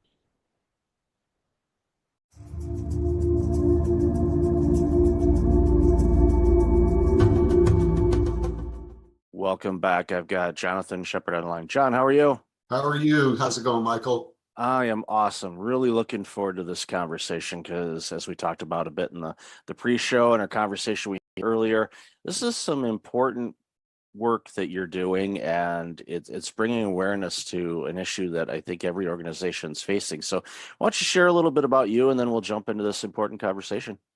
Sure. I live in the recruiting space. I'm the president and CEO of J. Shepard Associates, a full-service attorney search firm in New York City.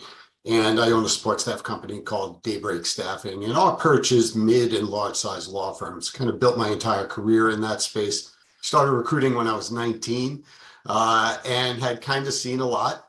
But about 5 years ago, I started to notice that generationally, everybody was kind of pulling apart. And I've always recruited from the space of like, get the biggest, best group of people together. And what I kind of stumbled on was this conversation about the generationality of work. 4 generations working together for the first time in American business. And everybody has a different need set, as I refer to it. And everybody is generationally judgmental. You know, I joke with candidates like this pops up on screen and the cartoon bubble pops up and says old guy.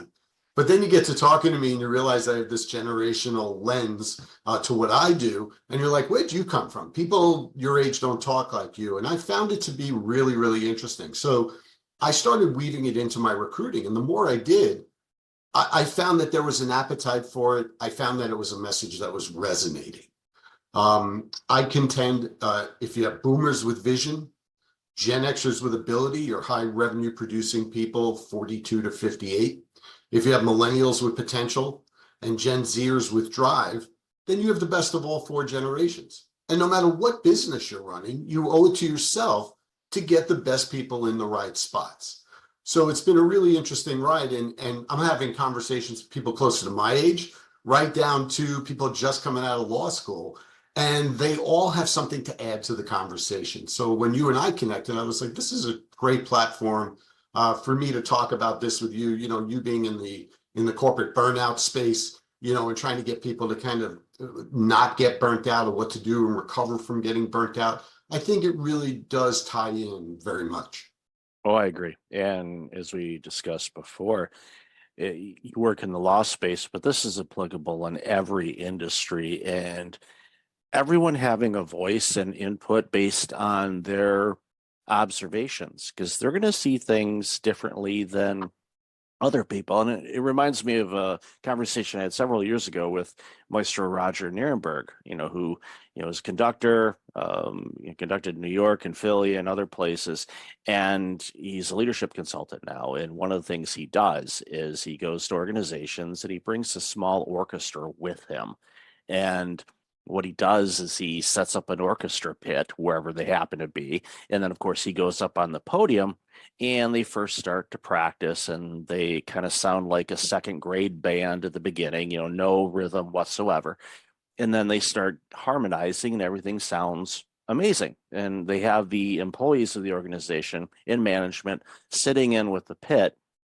So they're hearing that music. And then what he does is he brings up people either one by one or in small groups up to his podium, and he has the musicians play the same notes, the same music again. And everyone is absolutely blown away on how completely different it sounds from that vantage point. And he said, that's the thing. From my vantage point as a leader, or my vantage point as a baby boomer, or I'm a Gen X, or a millennial, or a Gen Z, or Gen Alpha is coming, we all see things differently. And the thing is to focus on that. What are you seeing from your perspective is an opportunity to see things in a different light, or maybe a different way, that could be completely a game changer for your organization as far as teamwork, interaction, your deliverables, you name it. Yeah, 100%. You know, you use the analogy of an orchestra. You know, the piece of music the orchestra is playing is the end game. It's finite. How you get to playing that music is infinite. And that's really the thing now in the work life of America. You know, people are redefining things like shifting expectations in the workplace. What does productivity look like? What does engagement look like? And all of those things, and they're all seen through a different lens. And what I've been trying to tell people is, if you communicate effectively and you respect the opinions of everyone, their view of looking at the musical piece, then you're going to bring things to the table to make your business stronger. Just like the playing of the notes is one thing, but really the fulfillment of the piece of music is really the bigger thing. And that's what I'm finding now in corporate America. And, you know, my perch, again, you know, it's the law firm space. So there is a hierarchy there in law firms between partners and associates. But at the end of the day, you can learn a lot from everyone. And if you're open to that, you're not going to take every policy and everything like that from somebody who's only been in the workplace 2 or 3 years, but you may take a piece of that policy and apply it and win over the entire workforce. And I think that is now post-pandemic where firms find themselves and they don't really know the way forward. Why? Because you have 2.5 generations or 2.25 generations on the younger side who are basically saying, yeah, I know we're a successful firm. I know we've been around a long time. Everybody's made a lot of money, the boomers and the older Gen Xers, but we don't want to do it that way. We want to have a different experience. We want to do interesting work with good people at a fair wage, at a company or a firm that we believe in. And then we want to go home and we want to have a life. And we don't want to be defined by what we did for a living, unlike the baby boomer generation, who was very much defined by their occupation. And now the push-pull of that is that there are other options out there for people in the workplace, because there are progressive companies out there that are embracing everyone and not saying, well, we did it this way. I mean, you and I are old enough to have parents that said, wait till you have kids, right? And, you know, and at the end of the day, it's really now about the kids telling the old uns what to do. So it's a really interesting time in that regard as well, because it's a time of opportunity, like you said. Yeah, great. And you know, it was a post, I don't know if it was a podcast interview I did or an article where, you know, coming from a Gen X standpoint, it was basically an olive branch to millennials and Gen Z and to the baby boomers as well. It's like, look, we all have gifts to bring to the table that's going to make this world better. Let us all figure those things out together, share our experiences, and it makes such a big difference. And, you know, I think back early in my career, I originally was in public accounting, so I worked for a CPA firm, similar kind of hierarchy situation to legal, where you've got your partners and you've got your associates. And, you know, I would learn from everybody, from the senior most partner that had probably 40 years on me to a recent partner who was maybe 10 or 15 years older than me. So that was, you know, and, you know, I'd pick their brains on different things and get their perspectives, learn about their personalities, what made them motivated, you know, why they looked at things a certain way, and just, you know, borrowed some, you know, work styles from everybody and tried it out. And I think the more open-minded all of us can be when it comes to learning how to do things and shifting away from this, I'm going to put in the 80-hour weeks every week, and then, you know, this is who I am. You know, hi, I am Mike Levitt and I am this. Well, you know, I don't identify myself as necessarily a burnout consultant or a coach or a podcaster. And it really depends on my conversation. This is some of the things that I do, but that's not me. Other generations, as you said, they, you know, identified themselves with who they were in a workplace, which I think is, you know, one of the, I don't want to call it sad, but it is kind of sad in a way, is when the baby boomers have started to retire, it's an identity crisis for some. And I've had conversations with them. They're like, I don't know who I am. I'm like, you're Bob. That's who you are. And it's very limiting, right? You know, why would you want to be one-dimensional, right? Why would you, you know, you're a father, you're an uncle, you're a brother, you're a, you know, softball player on the weekends, you're, you know, any of those things. But what I find is that people are so in their comfort zone and so unaware and maybe even a little afraid to just try to come out of that zone a little bit to extend themselves. You know, the firms that I do business with in the mid and large size space, the ones that are trying to find the way forward are the firms that lateral partners and associates want to go to. They may be stumbling with a policy or an initiative, but they're out there trying.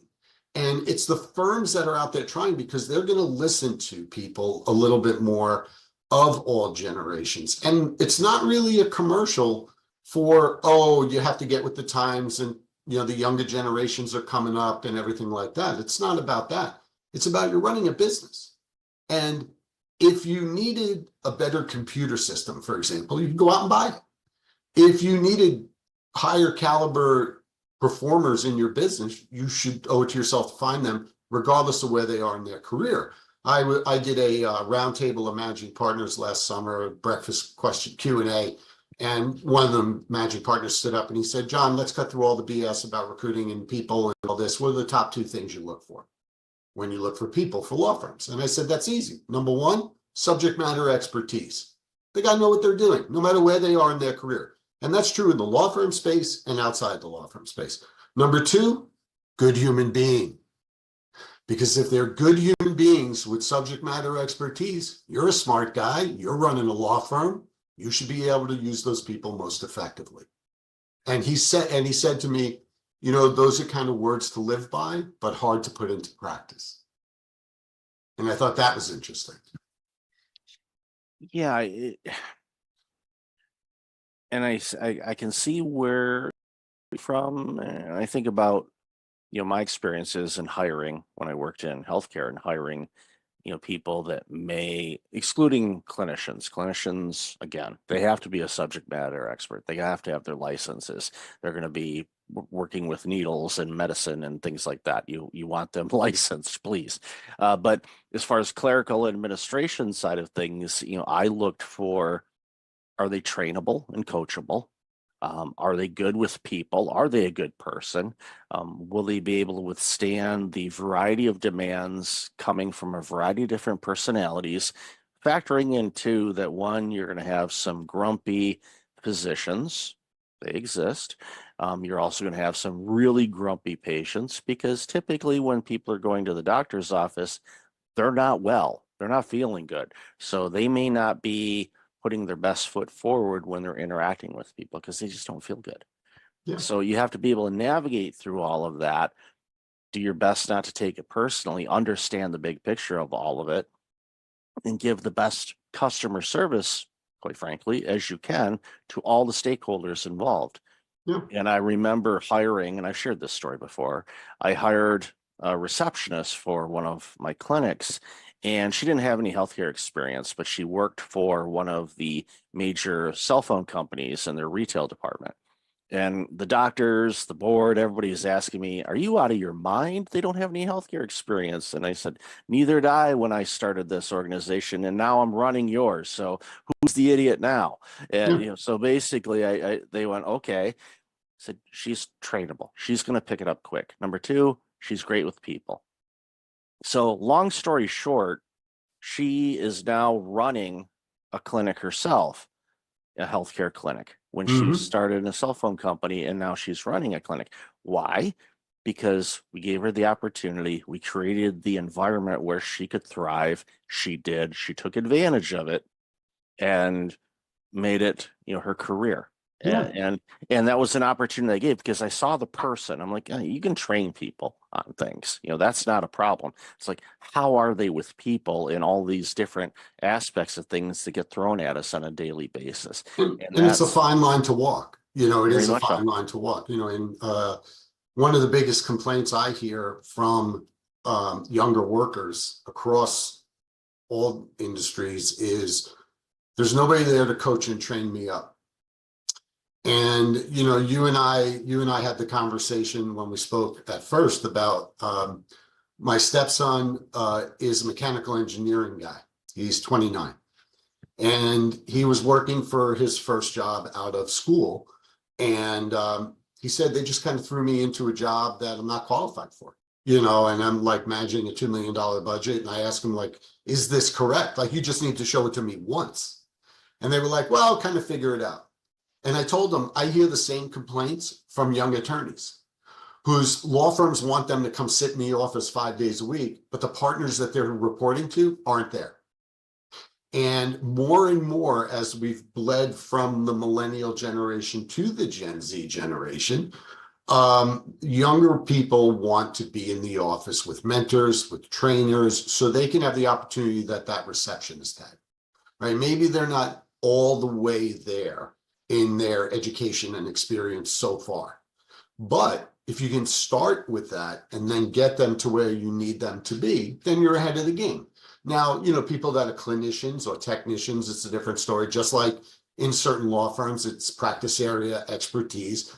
But if some young associate comes along and has that practice area expertise, why wouldn't you want the one that wants to come in and get instruction from you, as opposed to the one that you think is sitting in their living room, in their sweatpants, thumbing their nose at you, and only working when they want, not when you want, if you're a partner in a law firm? The reality is that if you embrace that younger employee that wants to come in and get there yourself, you'll be able to have a better team over time. And that's some of the conversation that I'm having with my law firm clients now. It's like, the problem is not your associates. The problem is the partners, because they want to sit in the Hamptons or Martha's Vineyard or the Jersey Shore 3 days a week, all year long, or mostly in the summer.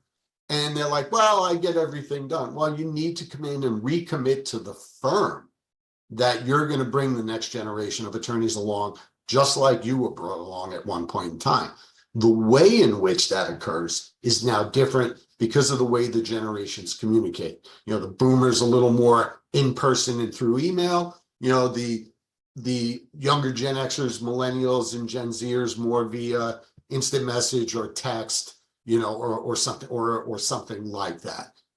If you're a boomer, you just have to make the effort with the Gen Xer or the millennial or the Gen Zer to communicate the way they want, and then they'll eventually come to you too.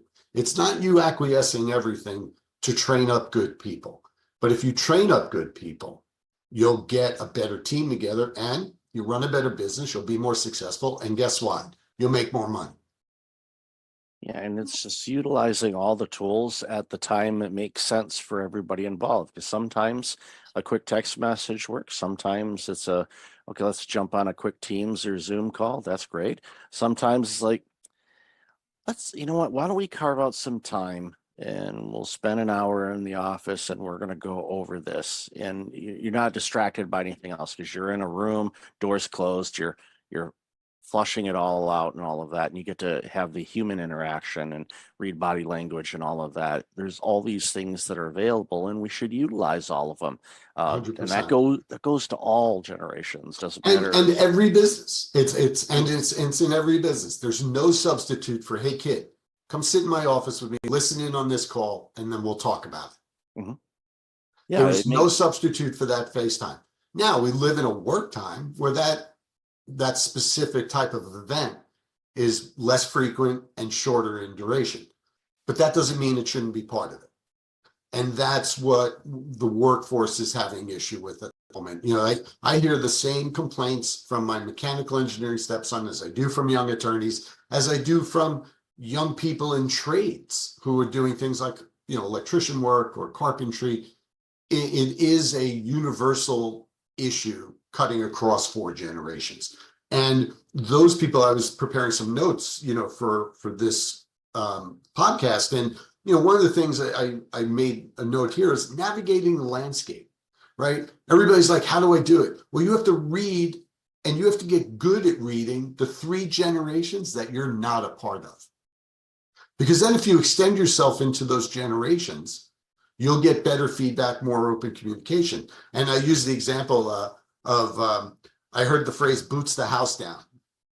And it's very much a phrase that came out of the LGBTQ community and the drag community. And it meant when a drag performer had a great performance that they brought the house down, boots the house down. I threw it at my daughter-in-law, who's 28, very much the Instagram generation. And she looked at me wide-eyed and said, how do you know that phrase? And they said, because I can read. I was online, I was reading an article and stuff like that. And she said to me, slay. So I ended up, and like we all know what that means, right? You killed it. So I ended up doing a video on Instagram and LinkedIn about those two phrases and how the thought hit me of, if you're a lateral partner in a law firm and you're mid-career or beyond, and sometimes you can connect with a younger associate just through the use of a silly phrase or an exchange about current events or something like that to just break down that wall. That's all you're looking to do. And it's amazing to me that more people don't think that way. But I think that those who do are going to be lined up for the biggest success going forward. Yeah, it humanizes people and Right. it breaks down those silos. And for those that are a little reluctant to do it, you kind of have to ask yourself, okay, why is my ego fighting this? What's bringing this about? Because if I want to make a comment about Taylor Swift's new album, okay, you read up a little bit. It's not like the information isn't available, but again, it's in the context of the work you're doing. It adds that human element to it, and they go, oh, wait a minute, old man Bob isn't as non-hip as we thought. He's like, wow, he's slaying it today, and it just on a call or something like that, and you're just like, oh, okay. Yeah, and I think back even in the early days of my career when I talked about earlier about just kind of observing people and the way they approach things, and it made such a huge difference in my life both ways. Because there were people obviously younger than me that were working that I was observing and going, okay, what's motivating you? And especially when I hired people after they'd been there a while, I'll ask them, and sometimes they had to check because I tend to be sarcastic sometimes. I say, why do you work here? And I had to frame it and use a tone that it sounded like I was curious and not Mhm. being sarcastic. And why, you have so many options, why do you choose to work here? What about this place? And often, they would blow sunshine up my backside and tell me it was me and all that, which was nice to hear, but I knew there was other elements too. But for me, it was like, okay, I'm creating an environment where people want to be here and they can thrive and shine and do things and interact with each other and grow. And when you have 100%. that, you navigate through all these stressors, you navigate through all the ups and downs, you navigate through pandemics, you navigate through all the challenges that the world throws at us because you've got each other's backs. Yeah, And and it you're in makes the a big right kind difference. of environment. I started my businesses in 2000. People were like, "Oh, you can do so well," and blah blah blah. And I was like, "I'm not really driven by money." I said, "I'm driven by experience. I'm driven by controlling my own destiny." I created a workplace that I wanted to be in, and then I tried to fill it with people that thought like I did in that regard, where people are treated with courtesy and respect.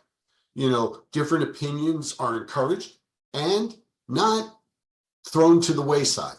They're discussed.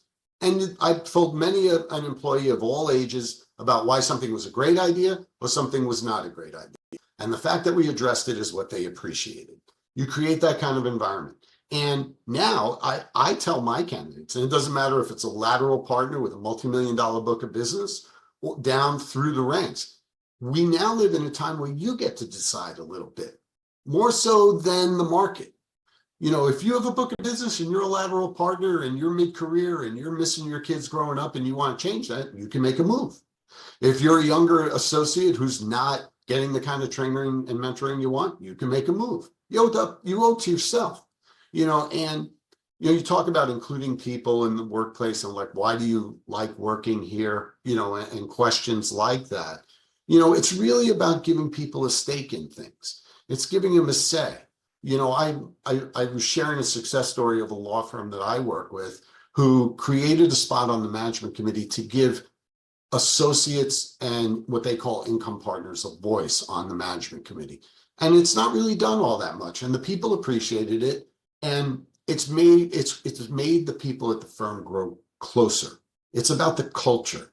I saw an interview with something called the Real Race Project, and part of the exercise was, define yourself in 6 words. You should always be able to define yourself in 6 words instead of 6 degrees of separation. And, mine is interested in people different than me. And you can't be ashamed of admitting who you are, to people whether they're the same as you or different than you. And I'm like, I lived in New York City my entire adult life. And when I would get in the back of a cab, I would ask the cab driver how to pronounce their first name, because it showed that I was interested in them. And they were generally somebody who was a different ethnic group than me. And all of a sudden, the pasty middle-aged white guy that got into the back of their cab made them feel good. And that's the type of stuff that in the workplace doesn't cost you any money if you're running a business. All it requires you to do is change your mind. And if you are bringing in people at all levels, if you're a senior partner that I'm working with and you're only interested in a money jump, it's probably not going to be a successful engagement. If you're a senior partner I'm working with that wants the right firm, doing the right work and making money, then I definitely can help you. And it's really interesting to see how people are now redefining themselves, redefining their lives. And, for my purposes, it's an ongoing conversation. It requires two things, and it's very simple: communication and accountability.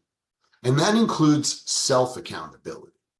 I talk to younger people, I'm like, you spent all this money on law school, and you're sitting in your living room in your sweatpants, and you think you have it great, and you're making X dollars working in big law. But here's what's happening. You're being given the same work over and over. You're getting siloed. You're not really learning a lot. The person that's in the office that is at the elevator that the partner grabs is the person that's now ahead of you to go to clients. When those clients start talking with that individual, you become less and less valuable.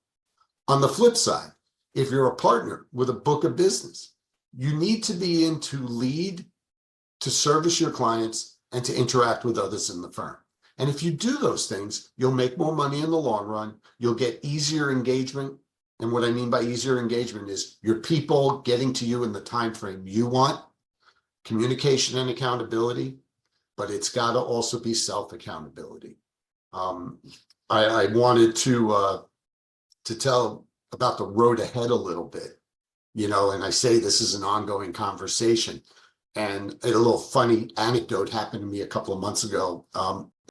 My wife and I had our master bathroom redone, and the contractor had subcontractors, and one of them was the plumber, and the base of the toilet leaked when they finished the bathroom. So the plumber came back, and he's like, I tell these kids, like, don't just put the silicone on the base. You have to take your finger and put it around to create the seal. And they don't listen, they don't listen, they don't listen. I'm like, how old are you? He goes, 28. I'm like, and you're complaining about the 19-year-old? And he goes, you betcha. And that, Michael, made me realize that the generational conversation with Gen Alpha coming, it's not changing. It's not going away. And the people that can navigate the conversation the best to run businesses, because that's what everybody's trying to do, are going to be the most profitable in the long run, are going to feel better in the long run about the businesses they've created, and their people are going to end up staying with them because they feel like they're a part of something. Yeah, the more things change, the more they stay the same. And it reminds me real quick of a story. A colleague of mine does some after school robotics coaching and some coding types of stuff. And some of their students are either from first grade all the way up to 12th grade. And this little first grader, he was working with them on coding and designing a little computerized game kind of thing. And at the end of it, this little kid, was leaving, and the coach was working with another student. So this 5-year-old pats the coach on the back a couple of times, says, "Good job today." And he leaves, and he's laughing about it because here's this little 5-year-old that just gave me this attaboy type of thing. He's like, he's 5, how in the world is he doing that? It's like, yeah, he might be 5, but he's, in his late 50s in real life or something. I'm not sure which. Make that kid the CEO. You got it. I looked, I heard that story. I said, okay. I said, all right, That's great. keep an eye on that one, because they're going to do amazing things in this world. And that's what it's all about, whether it's a law firm, accounting firm, education, whatever. Create that environment where everybody can thrive in the way that they define thriving, to serve your clientele, your customers, whomever. And it's when the magic happens. You light up. You're like, it's Sunday and you're dying to get in the office because you want to see that, partner or that associate that you're mentoring because they crushed it last week, and you want to congratulate them in person for really stepping up, because people want to learn. Most people are coachable, and the self accountability. I'm glad you mentioned that. I think that's something that I see as absent, but there's reasons why it's absent. The more accountable you are to yourself and what's your role in this game, the better you're going to be short term and long term. Yeah, I agree with you 100%. That's a whole nother podcast, that the accountability and self accountability thing. And, we talk about it through the lens, of the generations. We talk about it running better businesses and everything like that. But these are human skills. These are skills that help you in every walk of life, and I think that's the thing that's lost on a lot of people. You say, you crushed it last week, you're fired up to go into the office on Monday, but we also live in the real world that you're not going to feel that way all the time. Right. And a lot of people talk to people like us and they're like, oh, it's easy to be gung ho and rah, rah, and all that. That's not what this is about. What this is about is positioning yourself. And if you're running a business, positioning your business the best way possible, but being realistic about it. And wouldn't you rather go to work fired up more times than not? I mean, I would settle for that if I were in the corporate space. I think I said to you on our initial call. I work for myself. I'm very much, doing my thing and everything. And I always joke with people, my boss sucks.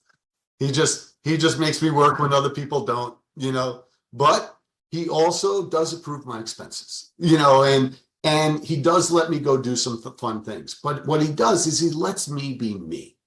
And, I'm fortunate that I work for myself, and not everybody lives in that world, especially if you're in corporate America, whether it's a law firm or another kind of business. We get that. But you could set yourself up to be as close to what you want. And that is occurring for the first time in 2 generations. It really is. People in the 50s really had the kind of opportunity that the generations coming up have now. Everybody from there to now, a lot of the boomer generation, and I hear it all the time, the boomers are hanging on too long. But the boomers who consider themselves, as I consider myself, and I'm sure even though you're a little younger than me, you consider yourself this kind of person, is we're empowerers. We want to tell people, listen, you bring a lot to the table. And I do it with people that are way older than me down to way younger than me. And, I've had more than one candidate at each end of the age range say, boy, you get me. And I said, I'm not trying to be you. Again, it's communication and accountability. If you keep that in mind, and then courtesy and respect yourself, but respect others, be humble, extend yourself a little bit. Be surprised, how people react to you, like the guy driving that cab in New York City. Yeah, it's important. And I tell you, if everybody followed that, boy, the world would look a lot different and workplaces would be a lot better. So, John, I've loved this conversation. I could talk to you for hours on this show already. So where can people find out more about you and all this amazing work? Well, you could certainly reach out to me individually at Jay Shepard, spelled JSHEPPARD at JShepardAssociates.com. You can go to our website. You can find us on Instagram and on LinkedIn at Jay Shepard Associates. And I really want to thank you for the opportunity to talk with you today, Mike. I could talk to you for hours as well, and I'm sure we'll be talking offline again. Of course. And I'll definitely have that information in the show notes. So, John, thank you for being you and making this world a much better place. Really appreciate your time today. Thanks so much, Michael. Have a great day.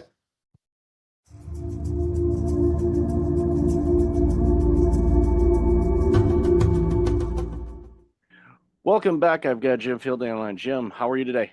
I'm great. Thank you so much for having me. Looking forward to this conversation. You've done some absolutely amazing work so far, and you continue to do so. It's not like, okay, I'm done. Yeah. Why don't you share a little bit about you, and then we'll jump into the conversation.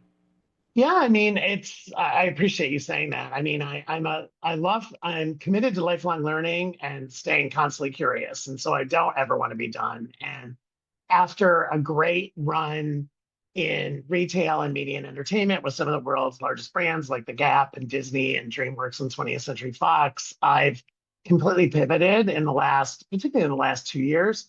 I wrote a book that came out in August of 2023, All Pride, No Ego, and that really gave me the platform to pursue this new life I'm in now. And so officially, as of really January 1st this year, but really last fall, I'm full-time writer, speaker, and now executive coach. I went back to school at Emory, the Goizueta Business School, and took two coaching fundamentals and advanced coaching. And now I have coaching clients and consulting clients, and I'm writing another book and doing speaking opportunities at conferences and corporations and nonprofit groups. So it's the first time in my life. I mean, I remember talking to my sister and my mom about this. Like, I basically have had a paycheck from someone else since I was 13. My parents believed that we needed to go to work and that my allowance was never going to keep up with my lifestyle. And literally last August 31st was the last time I got a quote paycheck from a corporation and benefits and all that. And so it's really the first time in my life, now that I'm 59, getting ready to turn 60, where I'm completely on my own and I'm really enjoying it and meeting fascinating people and doing interesting things. So you're bold to do it, and I commend you for doing it because there's something energetic and refreshing about it. It's like you're going out there and you don't necessarily have a safety net. You do, but you don't. It's like, okay, for me to generate revenue, so I have some currency units in my bank account, it's up to me. It was before too, but it's a little different now, where you're basically working multiple departments instead of just the sales and consulting side of things or whatever else. And I'm guessing, and you mentioned about going back to school and and the coaching and whatnot. My hunch, and correct me if I'm wrong, is when you're in the class and they're going over some things, did you have that aha moment going, wait, I've been doing this all along anyway, but now I'm getting the education component afterwards. So usually it's like usually you learn how to do it, then you do it. Well, in your career, you did it, and now you're I kind of learned on the job. You're learning how to do it. Yeah. I give my professors and mentors in that program credit because, like, literally the first module when I started was part of it was the difference between coaching, consulting, therapy, and mentoring. And I realized that I'd been doing all of that. Like, I had gone to therapy. I wasn't a therapist, but I had mentored, I had consulted, and I had coached. But they were really good about putting the boundary walls in between what a good coach was versus a good consultant. And so for me, that honestly was the hardest learning, because as a consultant, you're paid to solve a problem. I mean, you're literally hired for a project or to solve an issue a company has, and 90 days, 6 months, whatever it is, and you have a deliverable. In coaching, it's much more client driven, and it's much more iterative, and it kind of takes a lot of different paths. And I had to learn not to be a problem solver, because in my first couple of practice coaching, and we practiced all the time in the class, I would be like offering solutions immediately because that's how I was programmed. And my coach would be like, no, right? Like my professor would be like, help your client get to the solutions, help your client transform, help your client unblock. And I love that. And it's actually made me, I think, frankly, a better partner and son and brother and uncle, because I'm not just running around solving. And listen, I was in the C-suite and I was a consultant. That's what I was paid for, to your point. I was paid to solve problems. I was paid to drive business. And so I was like making decisions on the fly and going. And in coaching, it's a much different process. It's a much different timeline. And I have a very diverse set of clients, which I love. And so each coaching assignment is very different. Each client is different in what they want to accomplish in the assignment. So, but yes, I would have said a year ago, I've been coaching forever, until I got the academic foundation and was like, oh, I need to learn some new things. And it was really important to me because, to your point, I could have just gone on LinkedIn and announced I was a coach and started booking people and put up my website. I wanted to do the academic underpinning first. Well, it speaks volumes to your character too, because most people say, "Yeah, I got this. I've been doing this. I worked at this consulting firm or whomever, forever. I know what I'm doing, and Right. and you would serve your clients well by doing that. But the analogy a lot of times, for me, when I think about consulting an organization or coaching, the big thing for me to help remind myself of the same situation is, okay, what did they hire me to do? Okay, they hired me to coach them. All right, well, that means I'm on the sidelines. I'm going over some plays. I'm like, okay, what do you think about this? Very collaborative. Get them, like you said, to come up with their solutions instead of, what do you think about this? And, being, a reformed people pleaser and a problem solver. The great book by the late Dr. Harriet Breaker, Disease to Please. I highly recommend it. That is brilliant. I love the title. Yeah. I'm writing that down. I'm looking at you, but I'm writing that down. Yeah, it is. That book came out, I think, in the year 2000, so it's a quarter century old, but it's timeless and quite convicting if you are a people pleaser, because it calls you out really good. And there's different types of people pleasers, and I thought, well, I'm this, and then after reading that book and picking myself up off the floor after it knocked me down, oh wow, I'm actually different. And I reread it every few years just as a not so much as a reminder, but more of a where am I at now? Because, almost like a self-assessment. I love that. Yeah. So it's definitely a good book that I recommend to anybody and everybody. Well, it takes a people pleaser to know a people pleaser, right? Like I definitely listen. I'm a firstborn. The first one in my family to go to 4-year college. Like I had a lot of expectations on me, and I was pleasing a lot. I was pleasing parents and grandparents and extended family. And you're right. So I had not heard of that book, so I love that you gave that to me, and I will pick up that pearl. Yeah, I'll share a real quick family story. A late uncle of mine was in our family the first family member to go to college, and he made some questionable choices and did some crazy things in his life, to the point where when my brother and I, because we were next to go, and we saw some of the annex he pulled, I told my parents, I'm kind of afraid to go to college. Why? Is it going to be hard? I said, no, because I don't want to do the crazy stuff that Uncle Joe has done. And they said, don't worry. I said, that has nothing to do with academic. So it was like, okay, good. Exactly. Doesn't mean I haven't done some crazy things, but hey, it happens. Yeah, right. No, for sure. So, jumping back into, the work that you're doing now, and I know we talked about this before too, is, the tool bag of knowledge and experience that you have is interchangeable. So it's literally like going and I'll use the analogy, if you like to cook, okay, you got the spice rack, so you got all the spices, and you're like, okay, what am I going to make for dinner tonight? You've got some lean meat, you've got some veggies, salad, whatever. You're like, okay, what am I going to make? And as humans, we get in ruts and we say, okay, we're going to make this again. But no, sometimes we're like, no, actually, I want to do something different. And we may use a cookbook, or in this case, we may go, I'm going to rely on my improvise. Improv, and let's make dinner, knowing that DoorDash is just an app away. That's younger generations that didn't have, or older generations that didn't grow up with that. We remember. It's like, if dinner was screwed up, then guess what? Well, we either ate it cereal. Anyway, you might be having some cereal, or right? Some or cereal, or maybe there's that 2-year-old jam package in the bottom drawer. Is there a piece of bread?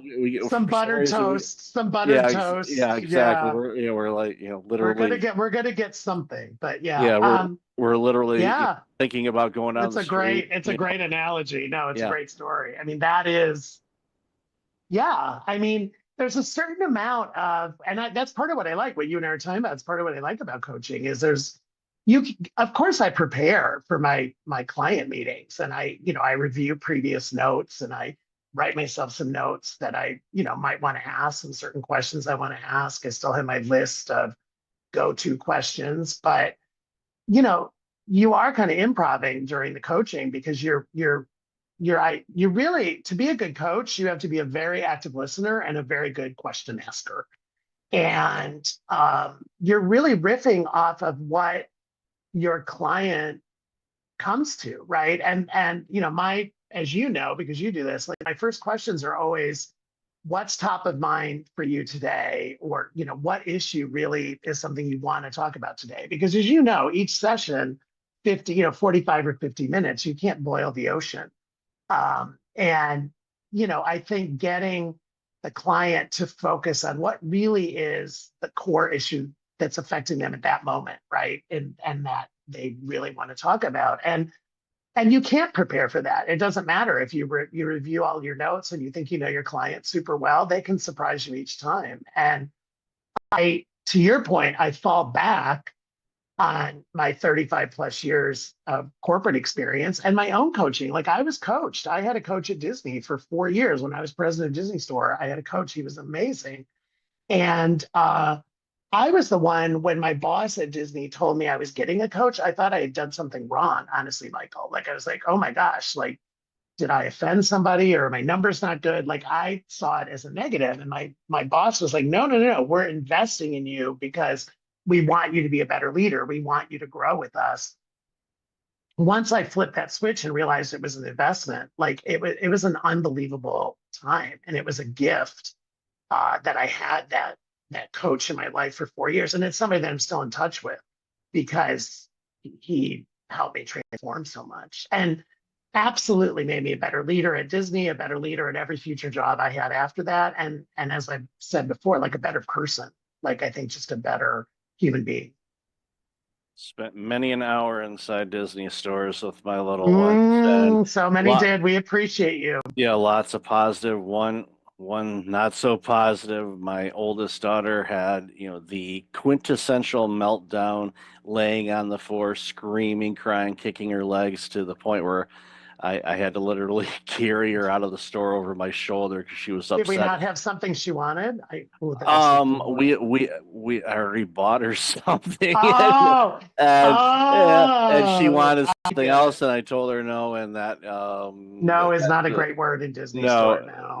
No, it's like upon reflection, it was like next time. It was funny because her mom was the reason why we were there, and we were there with a friend of ours because my partner at the time, she was holding kind of like a house thing for selling something. I forget what it was, but so it's like, all right, well, I'll take Sarah out, and the other two kids were little enough where they weren't, they were still very young, so it wasn't an issue. But it's like, I'll take her. So it's like, all right, let's go to Disney store, and she never acted that way before ever, and so here I am walking with my buddy, and there's a screaming kid walking through the mall, screaming and yelling. I'm surprised people didn't call the cops, thinking I was trying I'd say turn you into child services. Yeah, it's like, you're trying to kidnap that child. No, I'm just not buying her yet. Okay, well, here's the hint. She has enough aerials, okay? Yes, but here's the hint. It's too late now, but for any of your listeners, because I still love Disney Store so much,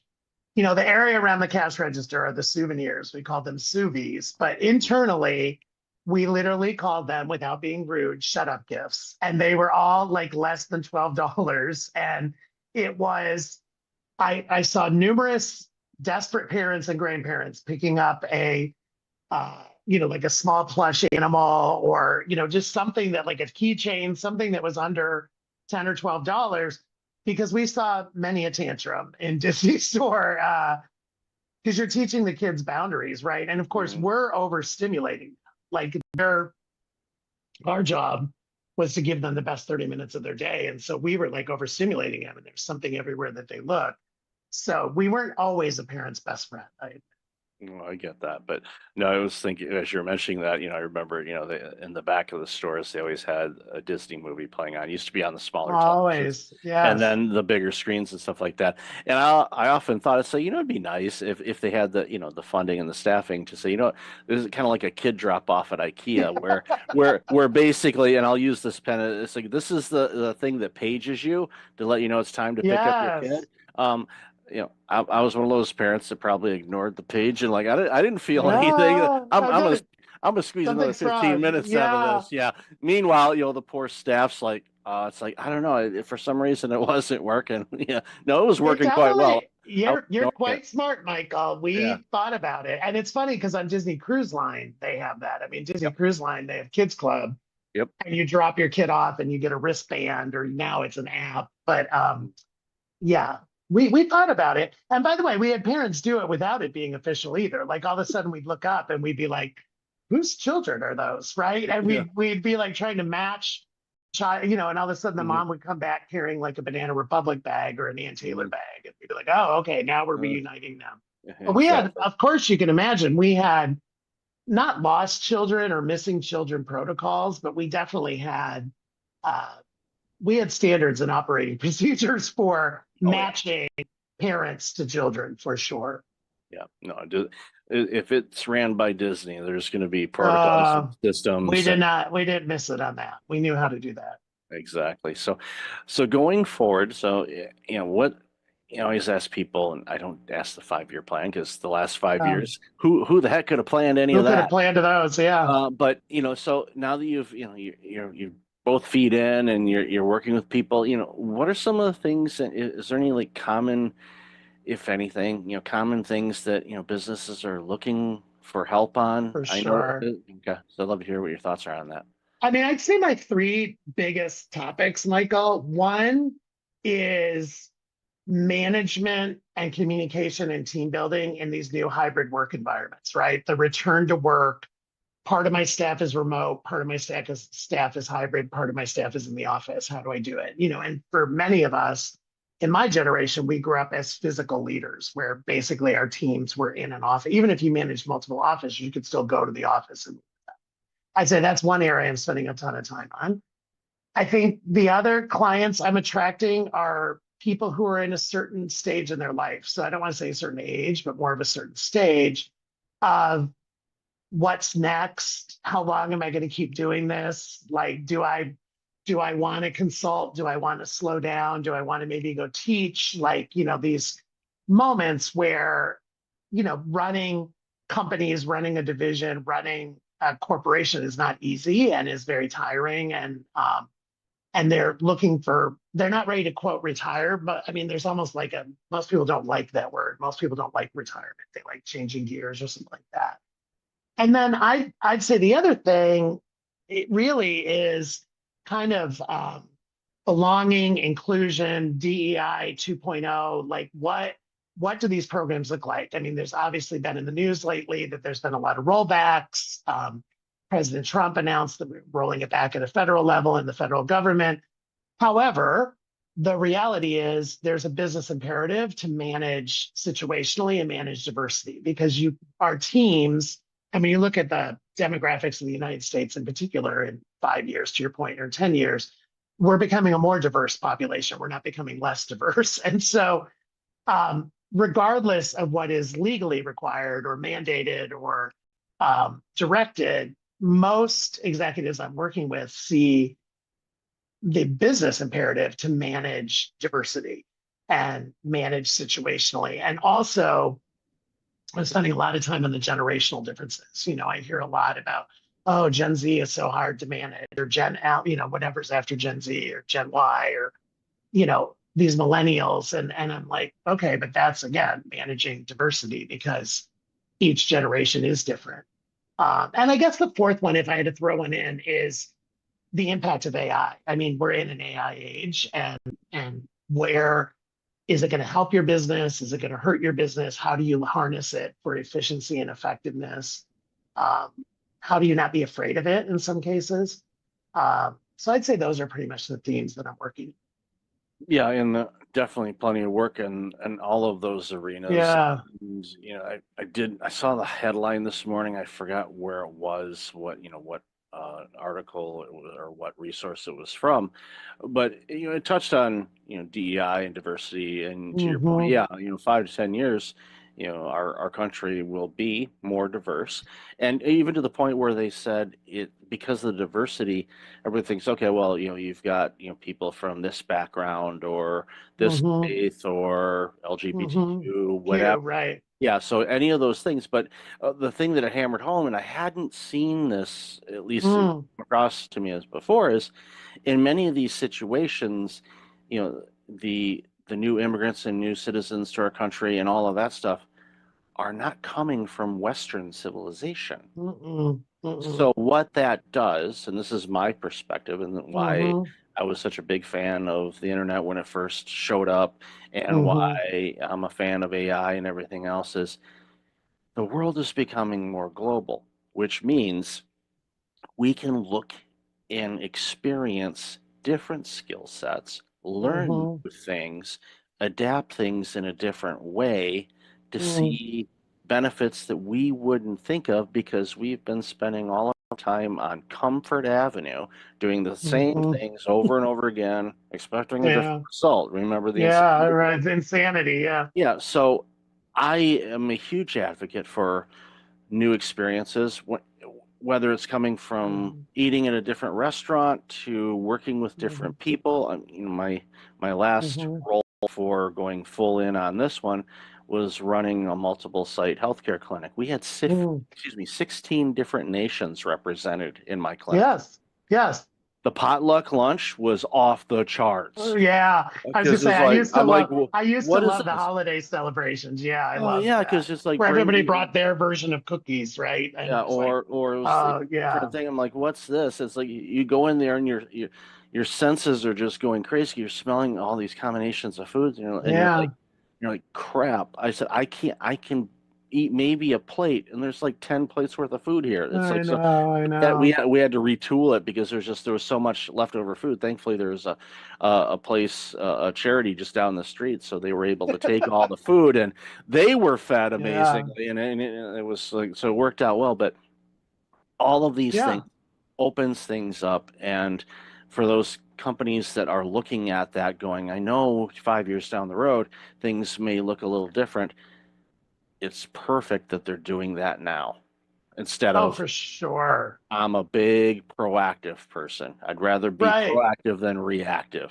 because you can plan it. Disaster recovery and emergency stuff, that's when you really start using your tools, but I'd rather not. I'd rather use the tools in a planning way. So that's great to hear that. And I love that you know all that, Michael, because the data and facts are there, right? And so again, regardless of what is legally mandated, it's a business imperative that you do this. And when I was president of Disney Store, I had one direct report. I had 2 direct reports in Europe, 2 in North America, 1 in Japan, and then 3 who we call global. They were based with me in LA, but they had global responsibility. And so by nature, all of their perspectives were completely different. And I loved back to cooking, I loved the stew that was, because I've always been a 2 heads are better than 1. And I think retail and Disney retail, I didn't ever claim to have all the answers. And I wanted,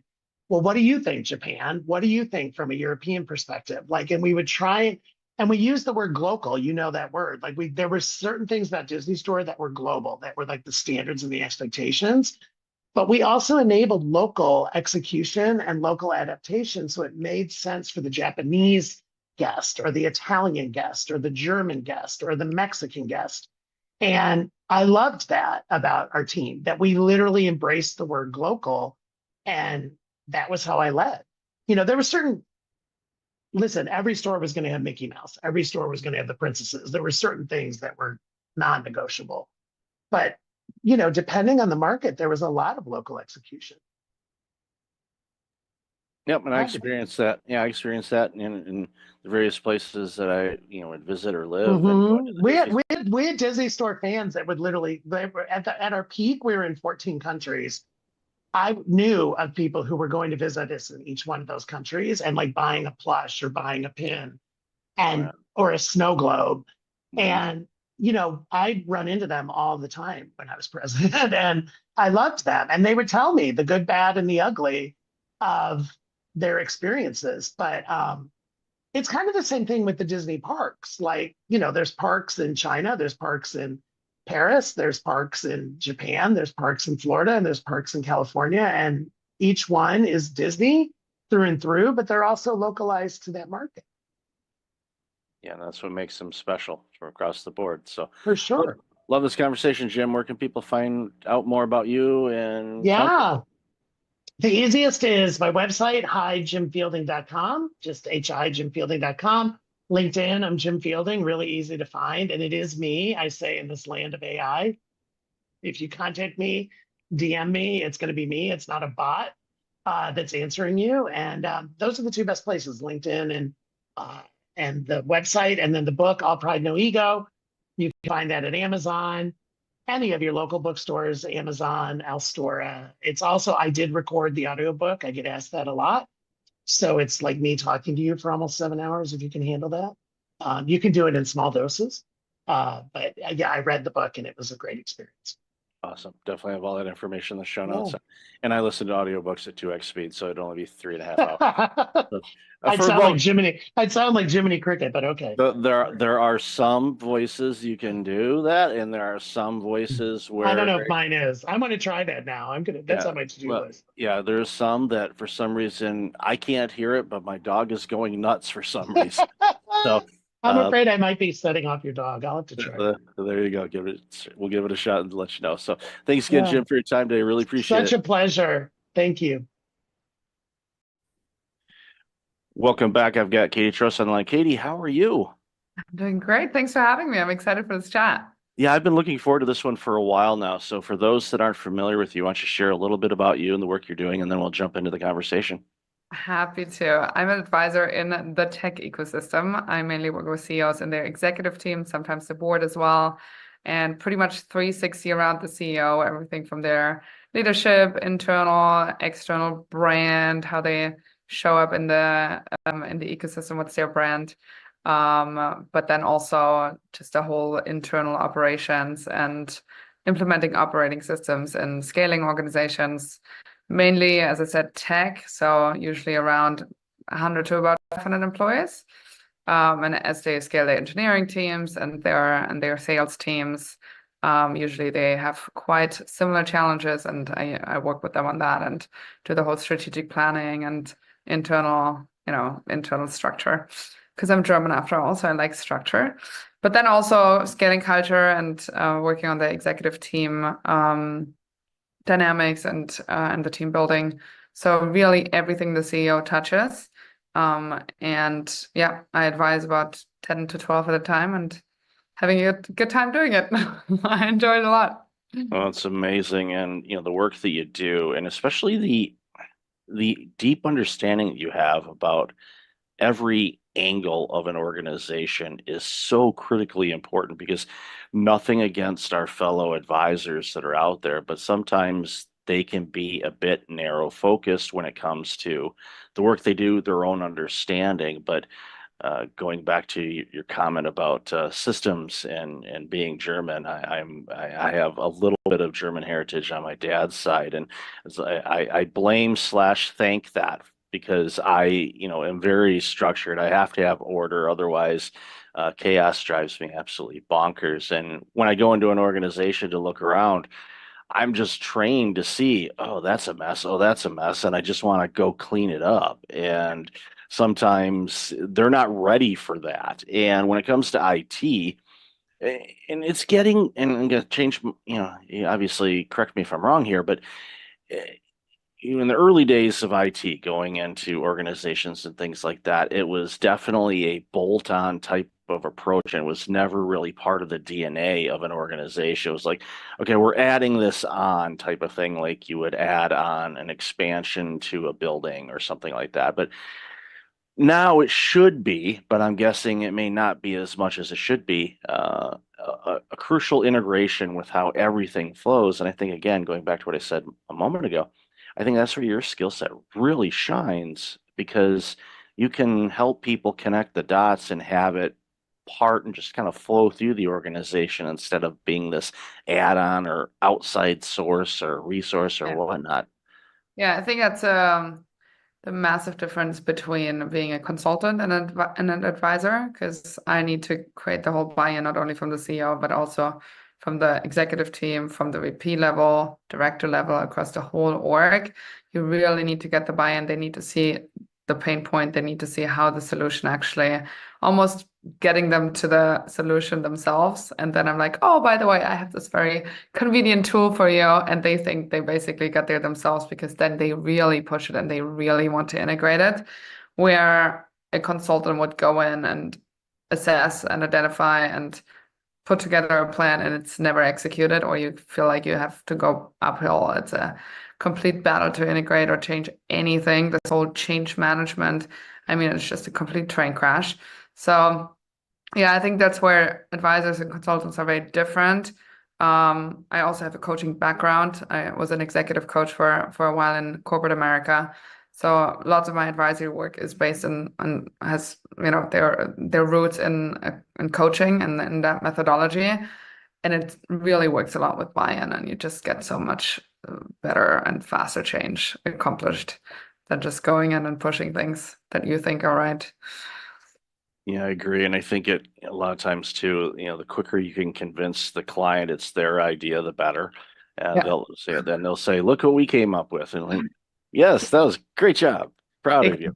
Yeah. You know, and it makes such a big difference. But I'd love to hear your thoughts on, and I don't ask too much about this anymore, about what we saw, during the pandemic, because I know there were changes, and we've talked about that on the show quite a bit. But as you and I were chatting in the pre-show a little bit, people behave and act the same. Yeah, there might be some differences out in what's going on in the world right now, but when it comes down to it, CEOs and leadership and the challenges they face continue to be the same. And what are some things that you see just are some tough habits for CEOs to break in the work that you're doing? Interesting question.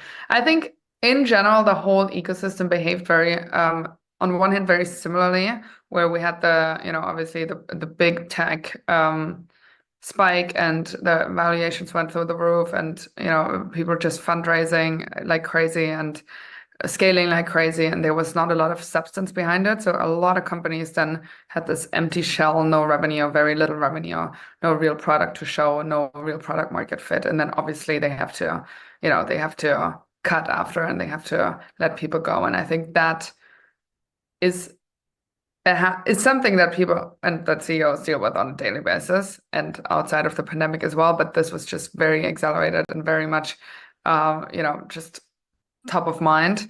So I think seeing the behavior of, hey, we have some money and we put it into marketing and into hiring, and there's what happened in the pandemic.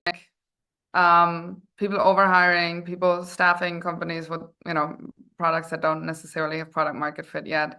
I think is a big lesson that CEOs can take away. And also post-pandemic, and when the ecosystem has now slowed down and there's not that much funding, to just really, really bootstrap as much as you possibly can, and only use money that you really need, and only use marketing channels that really work. Don't scale before you haven't validated marketing channels, before you haven't validated your product market fit, etc. So that's obviously one of the learnings from COVID.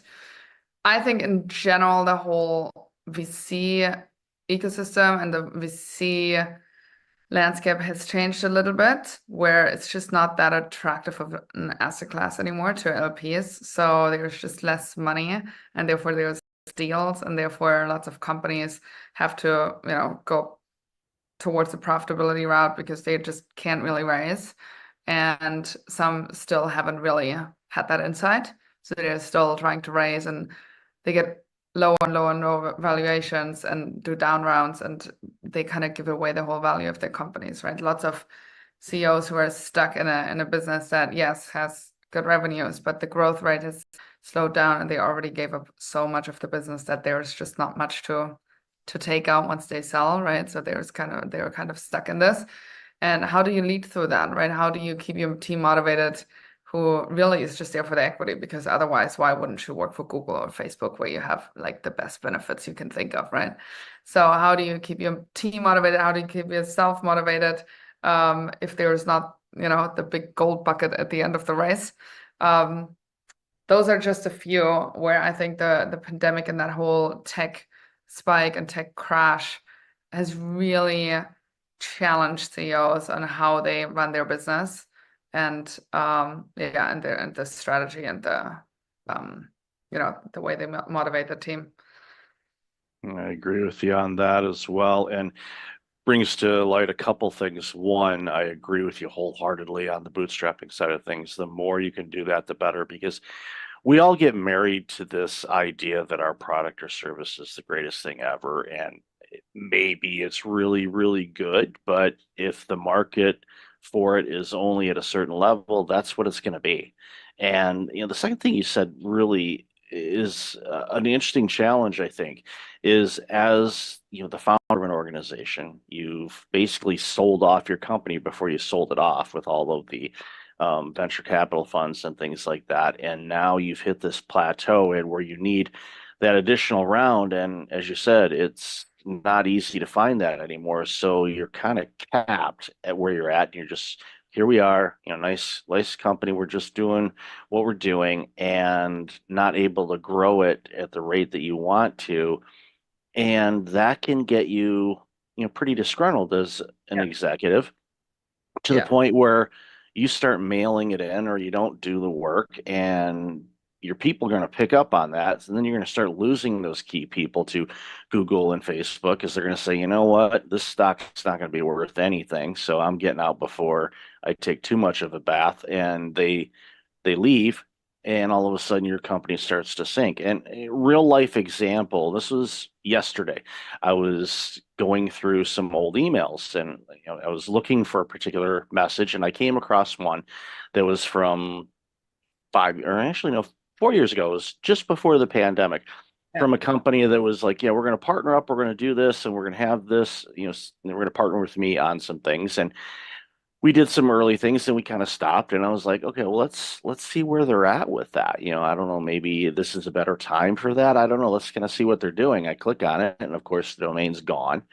And you can go through old emails 5 years ago, look at those companies. The majority of them, in all likelihood, aren't around anymore because it was this flash type of thing. And I saw it during the .com era too. I'm that old. So I was through that. And thankfully I went through and was working for a company that's still around, publicly traded.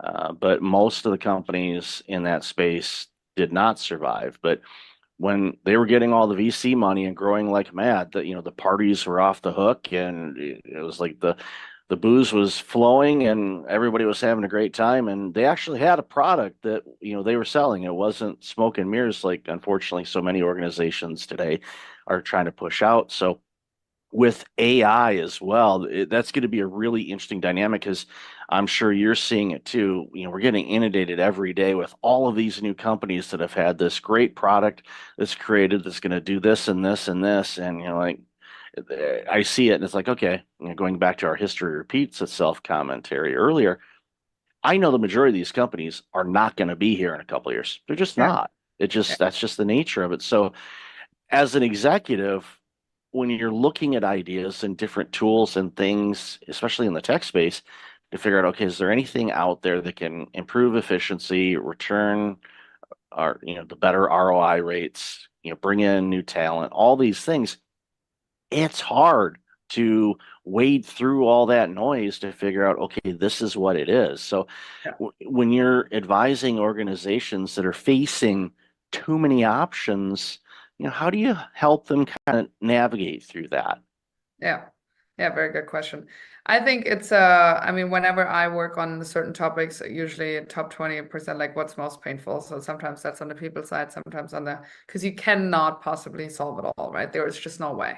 Like as a CEO, you scale your company to, let's say you start with 10 people, right? And then eventually you have 100 people. It doesn't mean that you have 10 extra time to spend, right? It's not that you work 10x more when you have 100 people. So your whole approach needs to change.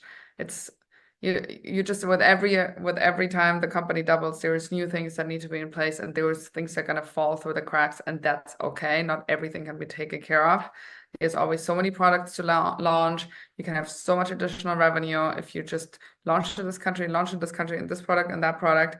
But then your team is getting completely, scattered in all different kinds of directions and loses focus. So you cannot do it all. And if you can do it all, you probably need the money that you don't want, right? So you probably need to have multiple organizations within your different organization, have business units, and just run them as separate organizations, basically, right? And then you rather have a different kind of portfolio in terms of having different kind of companies that they are at least separated. So in case there's any legal issues, right? But I think knowing that you cannot do it all necessarily. Also, the whole sprint towards the exit, like if you are in a venture-backed company, there is no point to just like drag it on just because your growth rate is good, or just because the revenues are good. It's not going to go forever. You have 1 or 2 bumpy years, and your valuation is already going to go down, right? And with every year, you put more money into the business. So just the moment you're crossing Series B, you go Series C, D, E, and then you just want out. This whole dragging it and, oh, maybe later on I can get a better valuation, take money off the table, and just make sure that you cover yourself and that you sell when you don't have to sell, but when others buy you. That's the VC game. And I think some founders don't really understand that. They just like keep going and going. And even the best companies that have bad quarters, and that's okay if it was all your company, right? But not if you have to sell it, or if you have investors and they're going to be in your neck. So yeah, interesting lessons from just like very well performing companies, from companies who didn't do so well in the COVID and post pandemic tech crash. And you just have to navigate every single situation a little bit differently. How much have you raised? Is there any potential for exit? I've seen term sheets with people basically having an exit next week, and then it all crashed, and then complete bankruptcy. I mean, I've seen it all in the pandemic, post-pandemic, etc. So you're basically on a gambling table, right? And there was some control you have, and there was obviously some levers you can pull, and having a great team is one of them. But you're in the middle of this, have to juggle all of the balls, and I think being in that position is very you're just kind of on the edge all the time. Like whenever you have a quiet 24 hours, it's probably something is going wrong already. It's just hasn't reached you yet. So it's really a sprint, right? It's like having this 7 to 10 year sprint where you get through it, and when you come out on the other side, you pat yourself on the back if you had a good exit. But most people never make it. And yeah, that also needs to be, kind of being realistic about that. Okay, what if I don't get the valuation I want?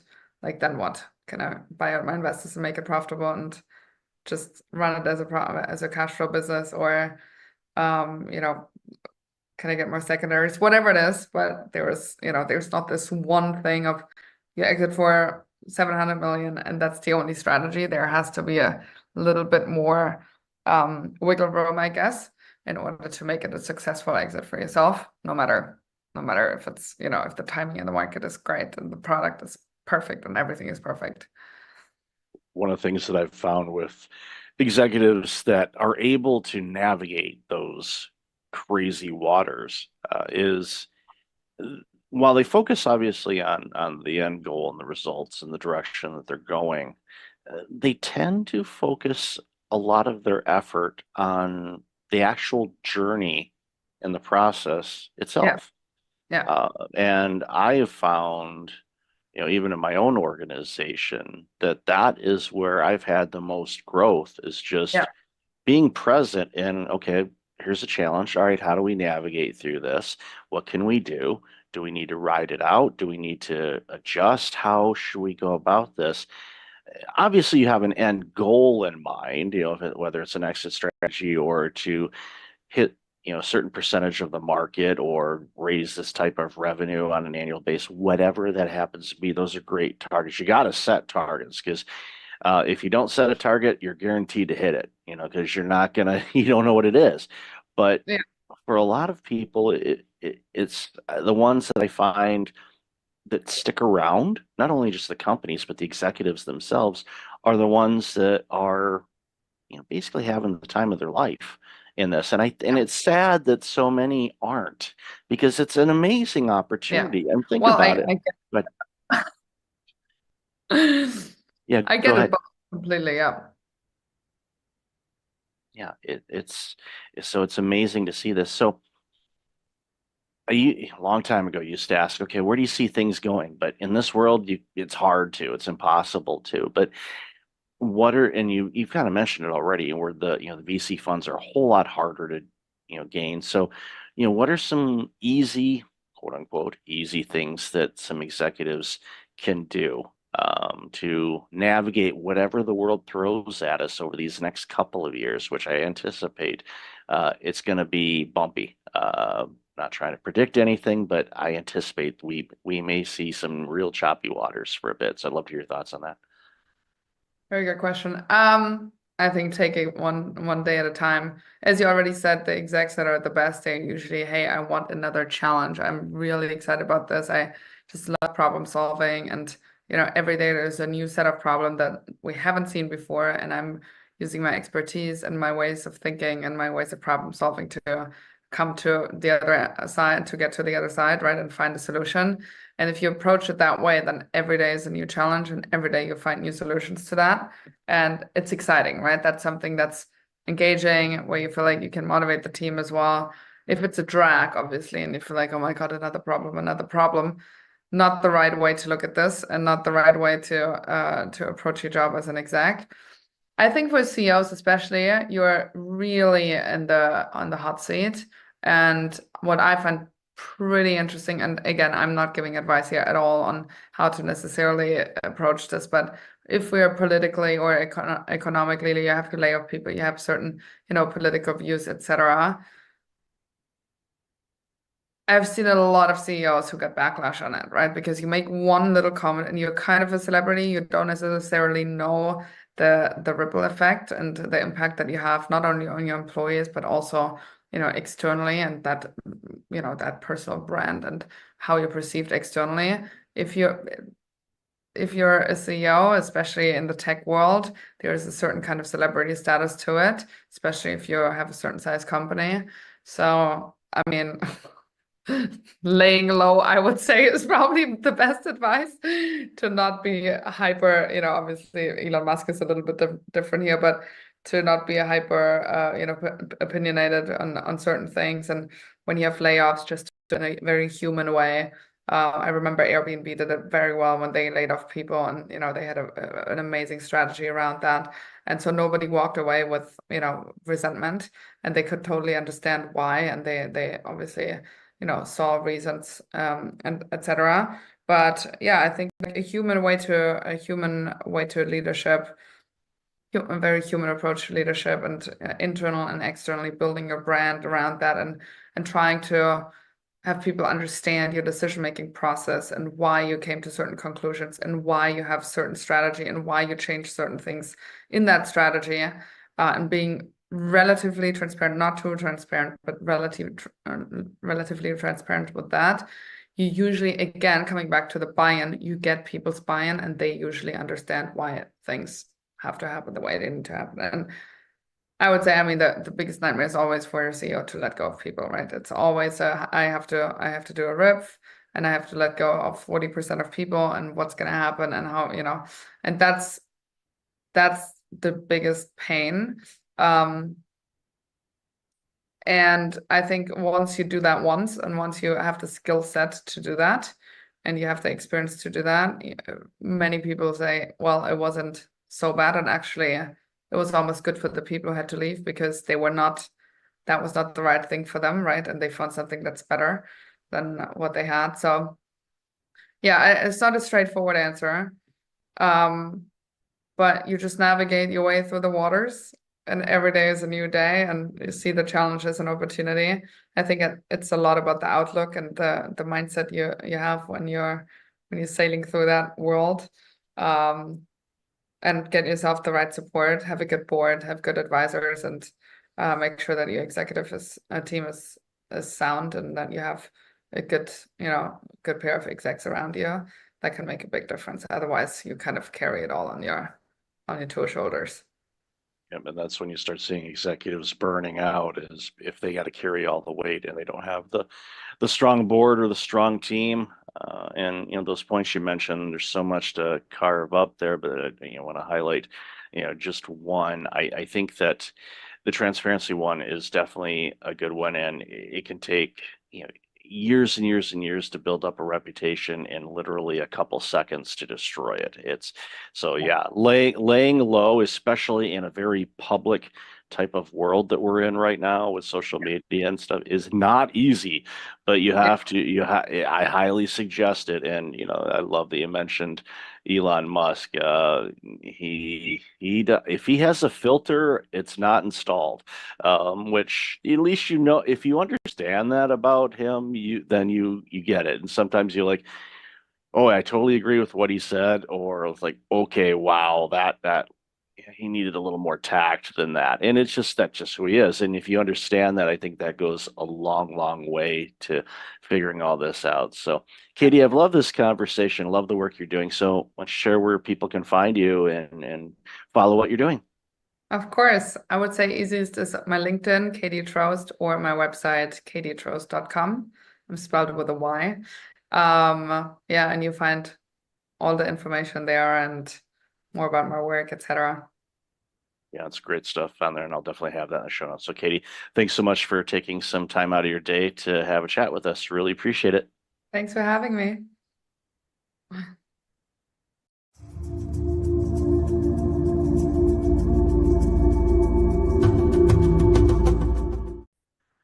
Welcome back. I've got Matt Seefeld on the line. Matt, how are you? I'm doing great, Michael. Thanks for having me on today. Oh, thanks for being on the show. Really looking forward to this conversation. And even in the pre-show, we talked about all kinds of different things, and it's going to be a really good chat for the audience. So why don't you share a little bit about you, and then we're going to jump into this important conversation. Absolutely. Yeah. So Matt Seefeld, live in Del Mar, California, which is just about 20 minutes north of San Diego on the coast. I grew up in the Bay Area, identical twin. So spent most of my childhood and even into adulthood competing with somebody, which I'm sure some of those topics will come up on our show. Basically, sports was a big part of my life.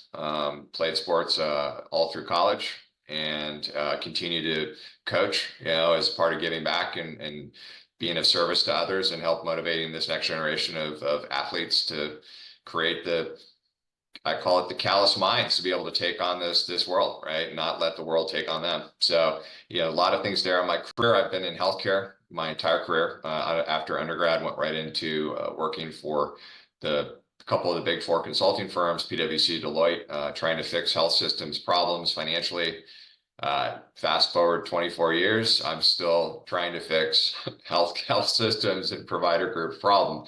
I did start developing software. Early in my career, I left Deloitte in 2007 to start a company, healthcare software company. Eventually sold that to a public company, and pretty much have been an entrepreneur ever since, and really do enjoy it. And again, I think we'll talk a little bit about what it takes to be an entrepreneur, what it takes to lead a team, what it takes when you're trying to recruit people, and the types of personalities and the challenges that come apart with it. I would say the last big thing that's really why I'm here talking to you today is I did get sober almost 7 years ago. I'd struggled for many years with alcohol. I was using that as my coping measure for stress, trying to avoid feeling. And when I got out of treatment, I realized there was no easy community out there, virtual community to connect with. And this was pre-COVID, right? And so I built an app. It's free for the world to use. It's called My Life Link, and it's a place where people have a soft entry into recovery, right? They can go in, they can basically be as open and honest about who they are, and we connect them digitally to people like them and people who have gotten sober and are in recovery that can help them with this journey. So it's an amazing experience.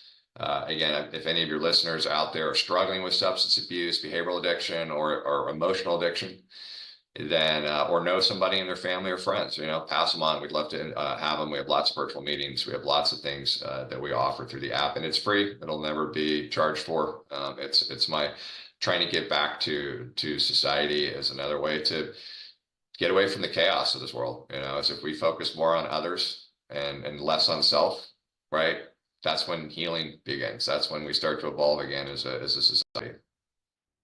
That's amazing. I'll definitely have the link to the app in the show notes for sure. And I highly encourage those that are struggling with any type of addiction to check it out for sure. So let's bounce back to the healthcare side of things. I worked in healthcare administration, the primary care setting for almost 15 years. And every year was trying to fix healthcare. And my colleagues that are still in that industry, and I've been out of that for several years now, are still trying to fix it. It's a weird thing. And I have my guesses as to why it's so challenging to quote unquote fix it. And I think you kind of alluded to it a bit. And it just seems like that there is a combination of a reluctance to make adjustments because we've always done it this way, or people are afraid to take risks to say, well, let's try this, because from physicians closing down practices, which is downright scary because we know the population is getting older and we're going to need more healthcare providers, not less. So it's frightening to see that there's so many practitioners that are closing up shop or just saying enough of this. I'm going to go work at Target. Nothing against working at Target, but when you're a medical provider and you've gone to school for as long as you have, and you're able to help humanity with their healthcare challenges and needs, and all of a sudden you just say, well, can't do it anymore, I'm walking away from it. Society loses on that. So I'd love to hear your thoughts on that. Yeah. I mean, you already touched on two of the big ones, right? We've always done this, right? There's an apathy in healthcare, and I see it whether you're a large academic medical center or you're a 3-doc shop, right? It's the physicians have put so much trust in the administration side to just get it done. And that worked well. That worked well years ago when reimbursements were decent, cost of delivering care was less. But today, right, what has inflation done to supply and labor costs to deliver the service? It's skyrocketed. And I don't know of anyone who's getting more money from insurance companies, right? So you have pressure on margin now without you doing anything wrong. It's simple, right? I was actually got a knee surgery in November of last year, and I'm sitting on the OR table. The anesthesiologist is about to do his thing. And I said, hold on a second. And I said, hey, do you know to the doctor, my orthopedic surgeon, do you know what the allowable is for my meniscus surgery you're about to do? Do you know what you're going to get from Blue Cross? And he's like, I don't know. I said, $1,400. So that's pretty good for a 20-minute procedure, right? And I said, who's after me? What type of patient? He goes, Medicare. I said, what are you going to get from that? It's like, I don't know. I said, probably $800.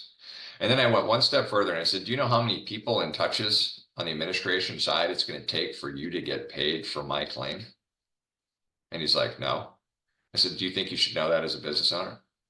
It's like, yes. So there's your problem. So the problem that I see now, and I've been pitching this for 20 years, right? And it's always been a kind of a nice to have concept, but now it's a required to have, is the fact that unlike Henry Ford figured this out in the early 1900s, and healthcare still hasn't gotten there, right? It's this principle of people, right? And it's how do you get a workforce in place that will move heaven and earth to do the right things for the jobs that they're in, right? Revenue cycle is a nasty business, right? High turnover, low wages, not a lot of motivation going on there. So when you start to think about touches to get outcomes, I mean, we looked at like our company, we have a services business as one part of our company. And I looked at all of the outstanding account receivable. Those are claims that are just sitting out there waiting to get paid. We had already touched those 27,000 times at $5.27 a touch. Is that a problem? Of course it's a problem. So I really think the only way for healthcare to get back on track, and this is still probably not good enough. I think healthcare is going to have a massive change over the next 5 to 10 years, probably some more government intervention there. We've got to reduce touches and humans to get payment for services that are already much more expensive to deliver, right? It's as simple as that, right? It's getting people in the right organization, and it's measuring them and holding them accountable. So if you think of like, I call it recognize, reward, and retain, right? How do you recognize people for the great work they do? How do you reward them? And there's lots of ways to create reward systems. And then how do you retain them, right? Ritz-Carlton, Walt Disney figured this out decades ago. They call it the internal service quality, right? I love my job. I know where I fit in the organization. I want to be here. I want to brag to everybody, including my family, about what work I do. Right. So I'm not going to leave you and I'm going to perform. Right. Healthcare, what the heck? Like, go into a business office and hey, everybody's motivated or nobody's raising their hands. Right. So you have to get back to it. And the only way you can do that, though, is to be able to give them non-emotional, objective data on how they're doing. Because you're going to see two things. You're going to see the people that rise up and are like, finally, Michael sees what I do. And then you're going to see the people that select out. They're like, I don't want to be held accountable. I'm going to go work at another organization. I'm going to go work down at the Target or Starbucks or whatever. Right? It's that piece. To me, revenue cycle management is you touched on this. Like, I live in a community where if you have Medi-Cal, you will not be getting seen by any surgical specialist in our area. If you have Medicare, good luck. If you have good commercial managed care and you have a net worth that allows you to pay cash for lots of it, I'll see you. So not only these communities are, you're not losing physician groups, but the communities, they're only now taking select patients. So so all of this is hurting our society. We're all being impacted because we can't get our arms around the fact that there's too many people and too many touches to get paid. And we can't hold these payers more accountable. Those payers make billions in profit, right? The supply companies make billions in profit. The drug companies make billions in profit, yet the providers are going out of business. Wait a minute. Where's that economic principle? So I've done this for so many years. And so like the software we develop really sits on top of these billing platforms that measures every unit of work and provides that feedback to administration to say, hey, this is where all these humans are getting involved. Let's look at why. Let's look at the people and the process, and let's look and say, can we change things? AI is great. AI is going to help transform this industry in a lot of ways, but you've got to know where people are involved first before you can start making big investments and hope that some sort of an AI technology or machine learning technology is going to fix a problem.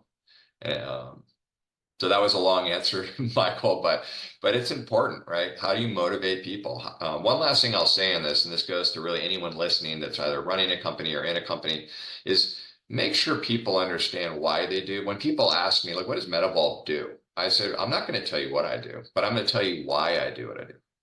Why is because this society needs access to great healthcare services. And if we can't drive margin for these practices, and they go out of business, or they're forced to sell to a hospital, or they're forced to sell to private equity, it hurts the community. So why I do what I do with my software is to give some of that dollar wallet share back to our provider groups.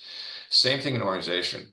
We have about 170 people, and I did a company meeting last Tuesday. And as I'm talking to these folks, I said, ask yourself, do you really know what your role is and why you're in the role and what your role is doing for our overall mission?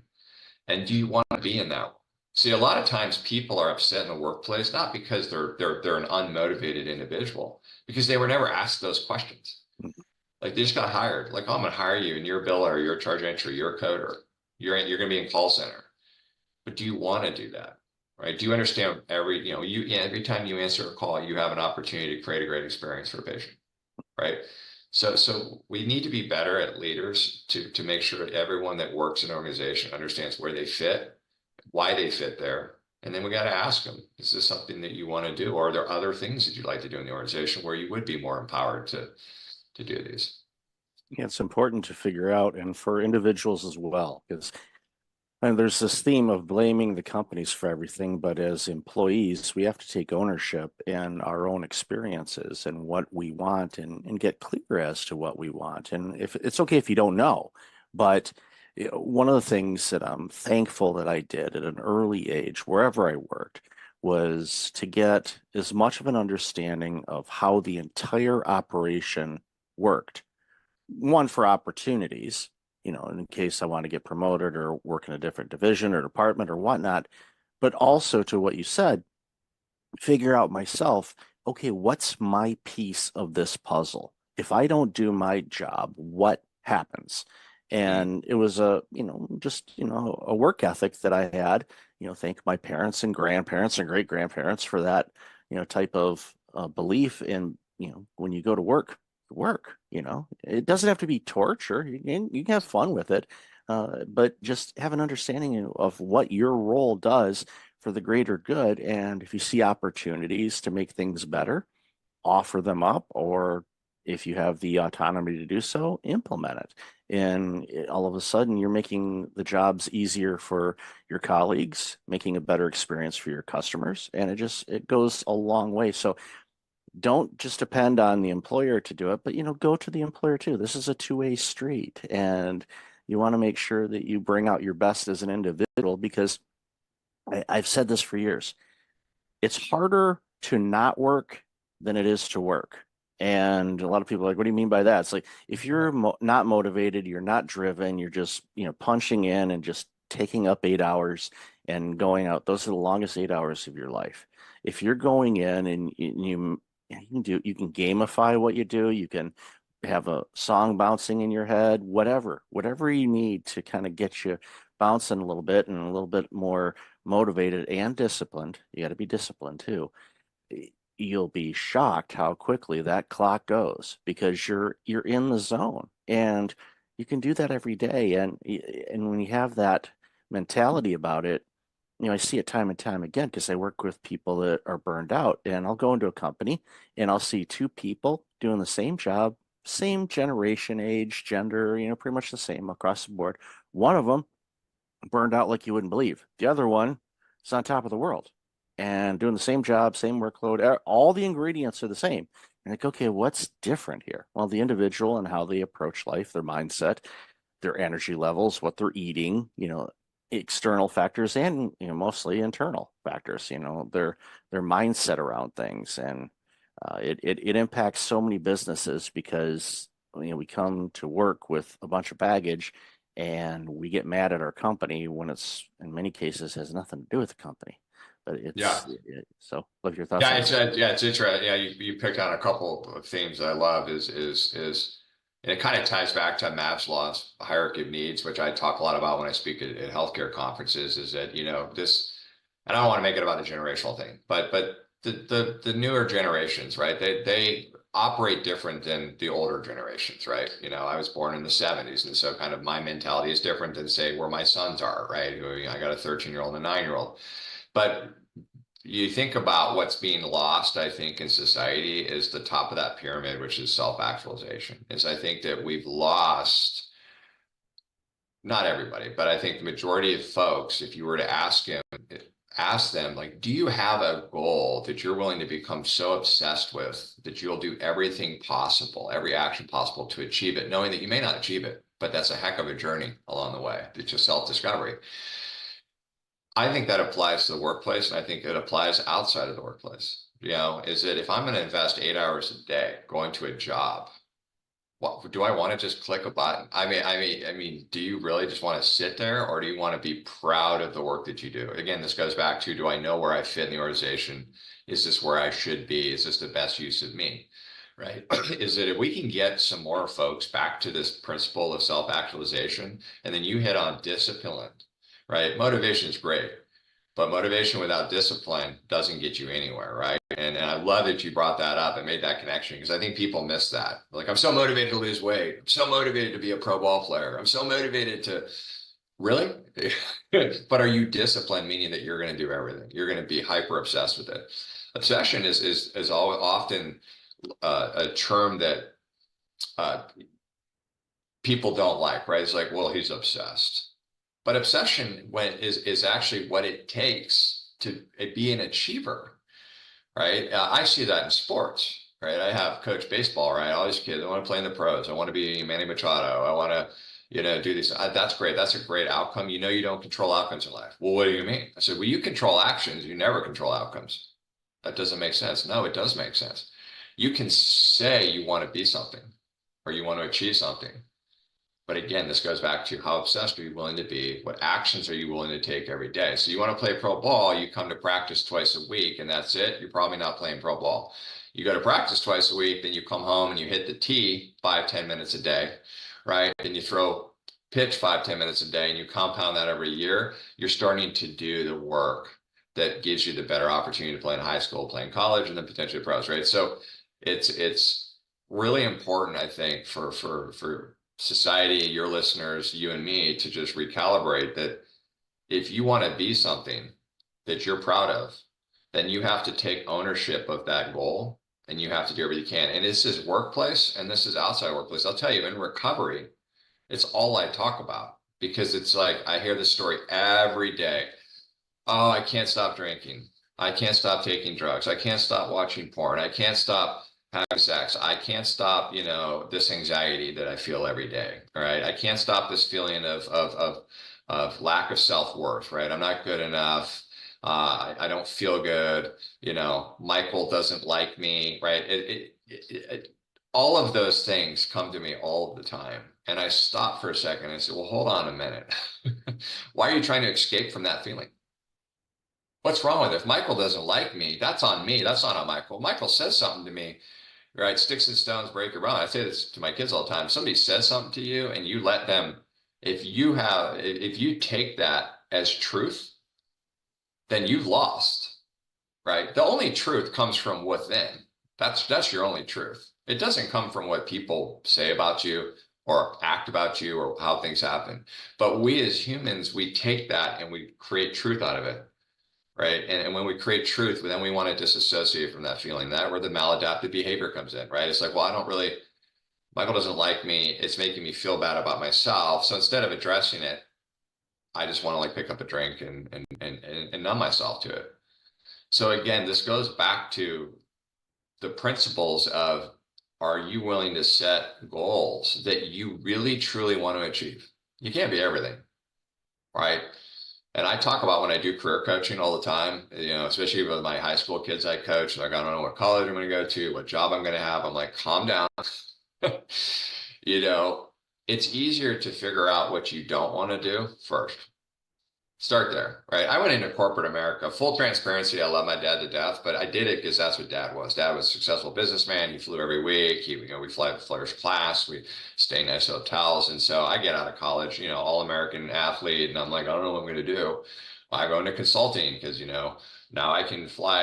And honestly, what I probably should have done is followed my instincts. Firefighter, something out the military, something out there that's more in tune with my personality of hyperactive, aggressive personality, but I didn't, and so I spent all of those years and I built a life around it. I built a career around it, so I'm not disassociating the outcomes that I've achieved because of it, but it makes you wonder, what if I had gone down the path of where my instincts would have taken me, right?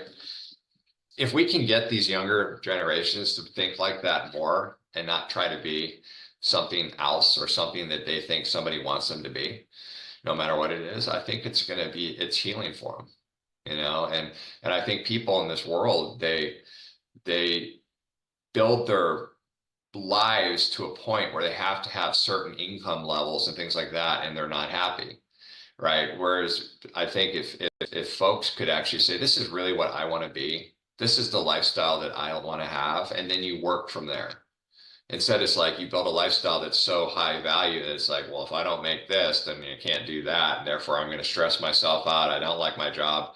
I'll stay in my job. Maybe my younger brother, maybe he'll be listening. He'll laugh about this. But that's where he is. I was talking to my mom the other day. I'm like 7 years younger than me, and he's never happy with his job. But he's built such a life for him up in the Bay Area that he can't. The fear of leaving, it's too much. It's too much. I left Deloitte & Touche when I was not married, no kids, and I was just kind of dumb. I was like, I'm going to start my own healthcare software company in 2007. Now, I didn't realize at 30 years old that a recession was about to happen. So, but it's different, and I made it successful only because I was relentless and not failing. I actually hate losing more than I like winning. That's just my personality type.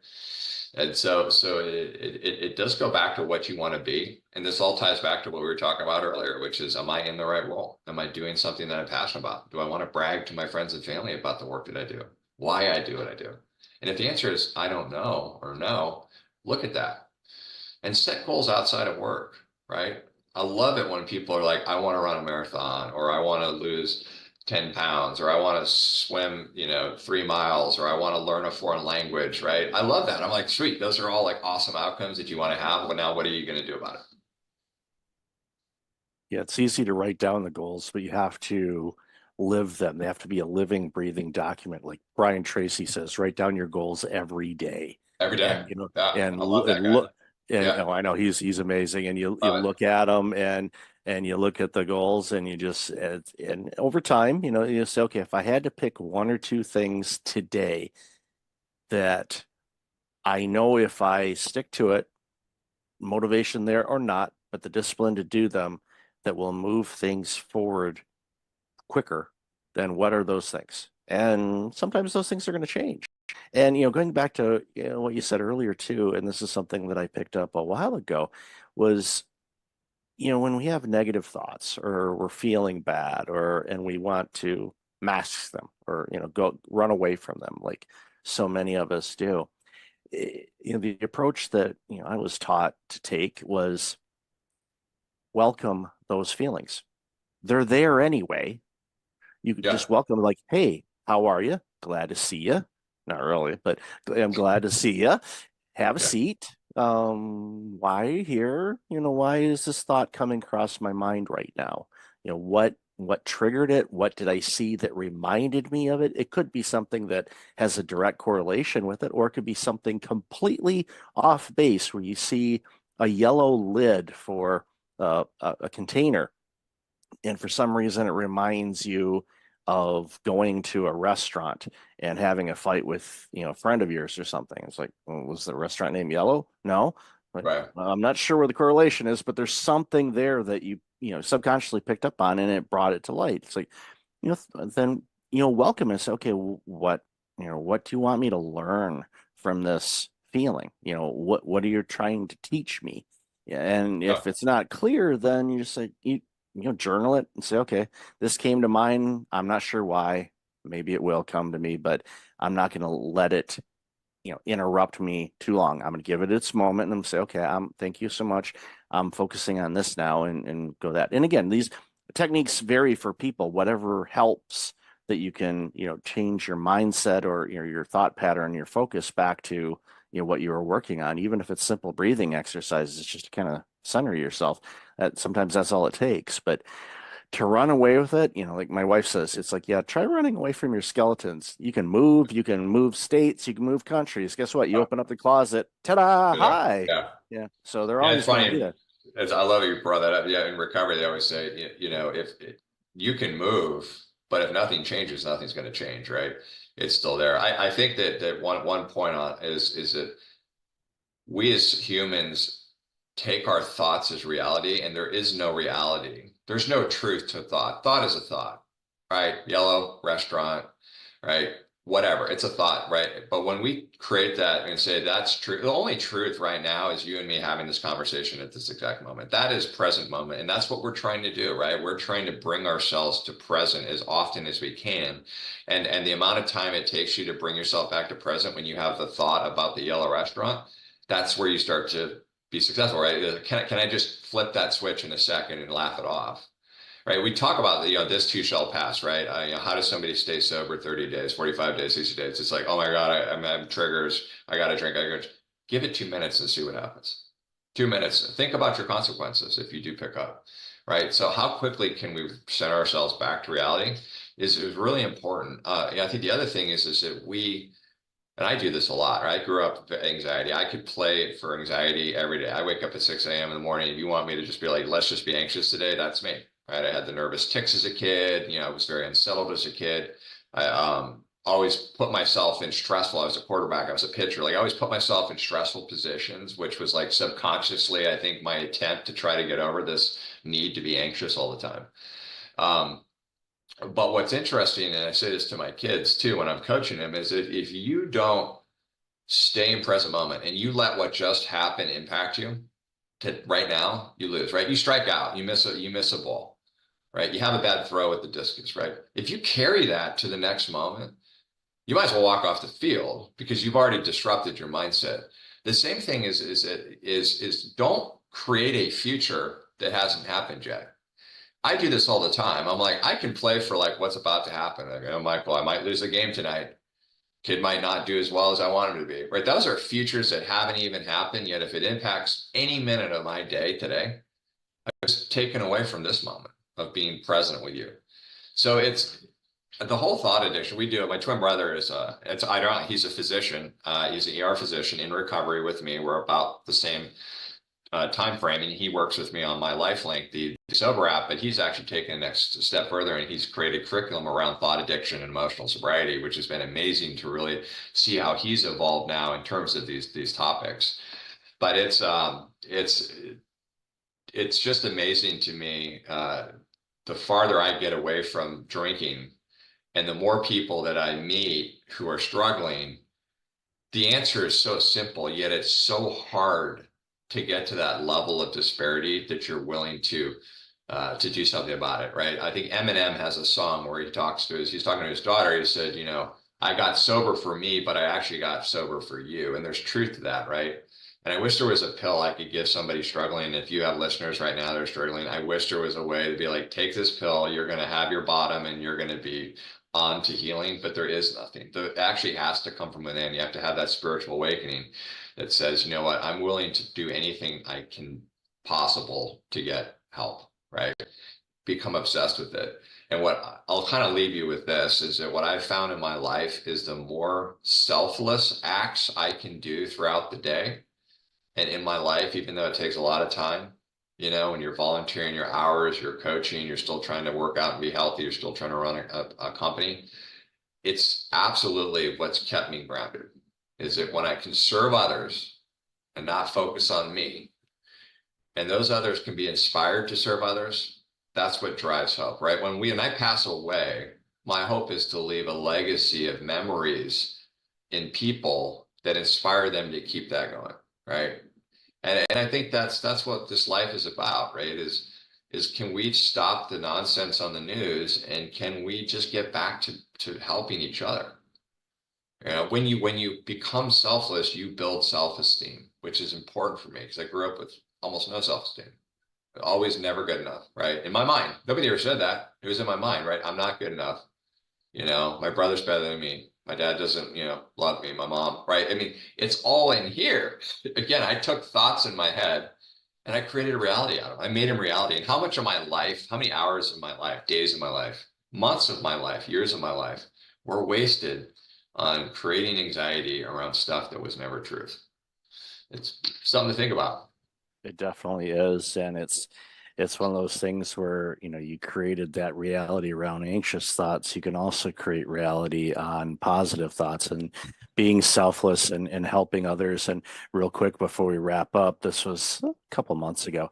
I live close to a mall, and when the weather's lousy, I'll just walk inside, get a little bit of walking in as part of my health routine. And there was this, it looked like it was some metal that came from some kind of scaffolding or something like that, but it was a small piece. They're just kind of laying on the sidewalk by a garbage can. So I picked it up and I put it in the can. I wasn't looking for any acknowledgement or good job, Mike, or anything like that, but I didn't even see him. There was an older gentleman behind me that English was not his first language, but he was able to muster up the words. He says, "I am so glad there are still people in this world that will do something like that." Well, And it was that shaped my day. And it was like, okay, keep Yep. my eyes open for other areas to serve. Again, I didn't do it to say, look at me, I am cleaning up the earth. No, I just saw it and took care of it. And Yep. by doing that, removed a hazard, made it cleaner, and it took me 3 seconds, if that, to do it. And it just look for those opportunities to help others. They can be small. It might be small to you. It might be gigantic to them. That's right. Just take those opportunities. So yeah, Matt, you never know the impact, right? You never know yeah. the impact you're going to have. I'm coaching a baseball team right now, and one of the kids who's first year playing baseball, single mom, dad's nowhere to be found. And she came up to me the other day and she said, I'm so grateful to have you as a coach and really kind of help be a father figure, to this kid. And I'm like tearing up a little bit saying it. And I thought about it. I said, wow, I take it for granted, like my house, where you got a beautiful wife. She's amazing. I've got two healthy kids. Not everybody has that, right? We were just down in Mexico on spring break, and we're leaving this nice resort, and we're driving to the airport. And I told my boys, I said, look over there. People live there.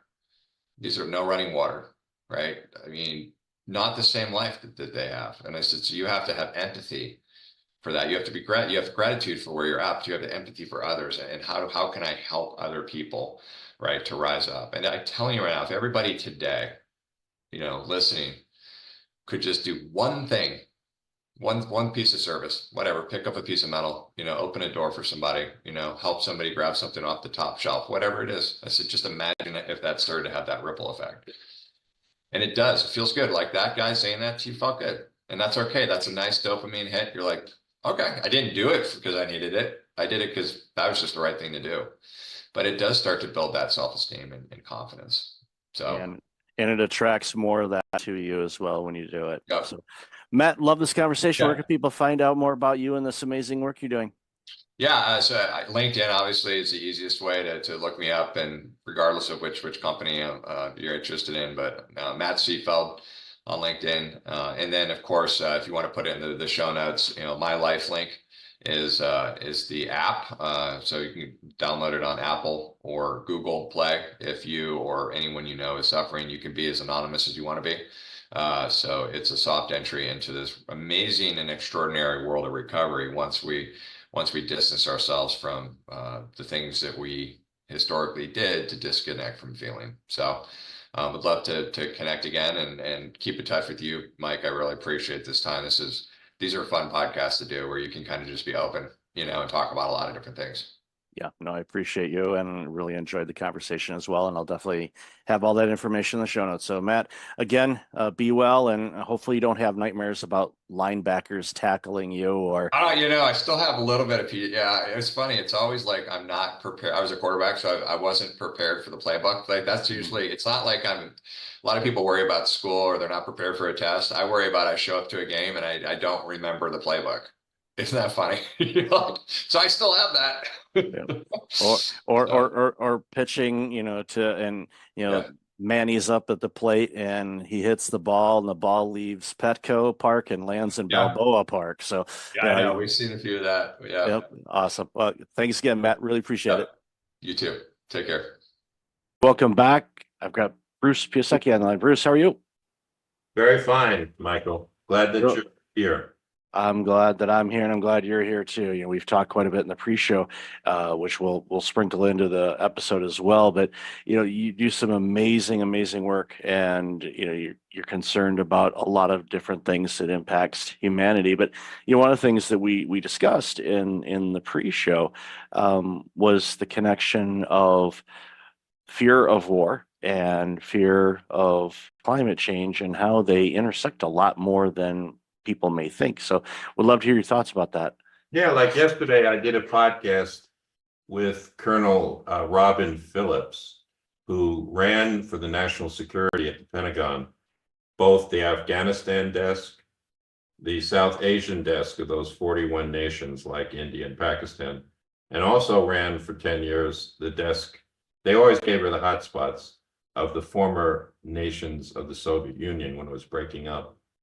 And what Colonel Robbins says, because she's honored me with a great review of my book, Wealth and Climate Competitiveness on Amazon, she's noticed as well that there's this coincidence between the new concerns about war and military resource conflict and climate change.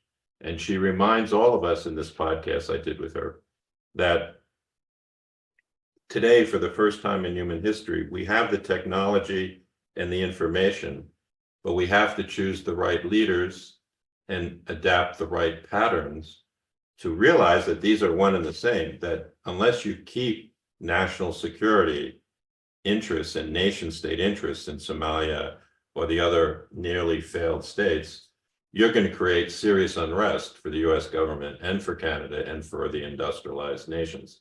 So I believe that they're one and the same. So I'd like your listeners to begin to visualize the solution. And I call it the sweet spot between business and society. If you think of two large circles, one is business interests and another is social interests. For the longest time, those two circles only met mildly, peripherally, when they bumped into each other. Now what I'm finding in the new generation, my daughter's a doctor and she's totally there is a sweet spot of innovation and wealth creation where the two circles meet, and they meet in 6 ways. First, they cut costs. When Walmart hired my firm, it was always the low price. They wanted to bring food into Africa with less cost, but it really is a sustainability and climate solution if you can give people nutrition in Africa in 22 nations without or over reliance on yams, right? Because it's not diverse enough. Second, the great firms grow revenue. So in my new book, I talk about Trane Technologies, the building science and the food transportation giant, 50,000 engineers who quadrupled the value of their stock during the pandemic because they found a more efficient way to help Pfizer shift its pandemic vaccines, helped Walmart ship its refrigerated food. And so Trane Technologies is featured in my new book as an example of a business result. They're growing revenue because they're interacting with social needs. I think the third thing that happens is we begin to improve our relationships against the common prejudices.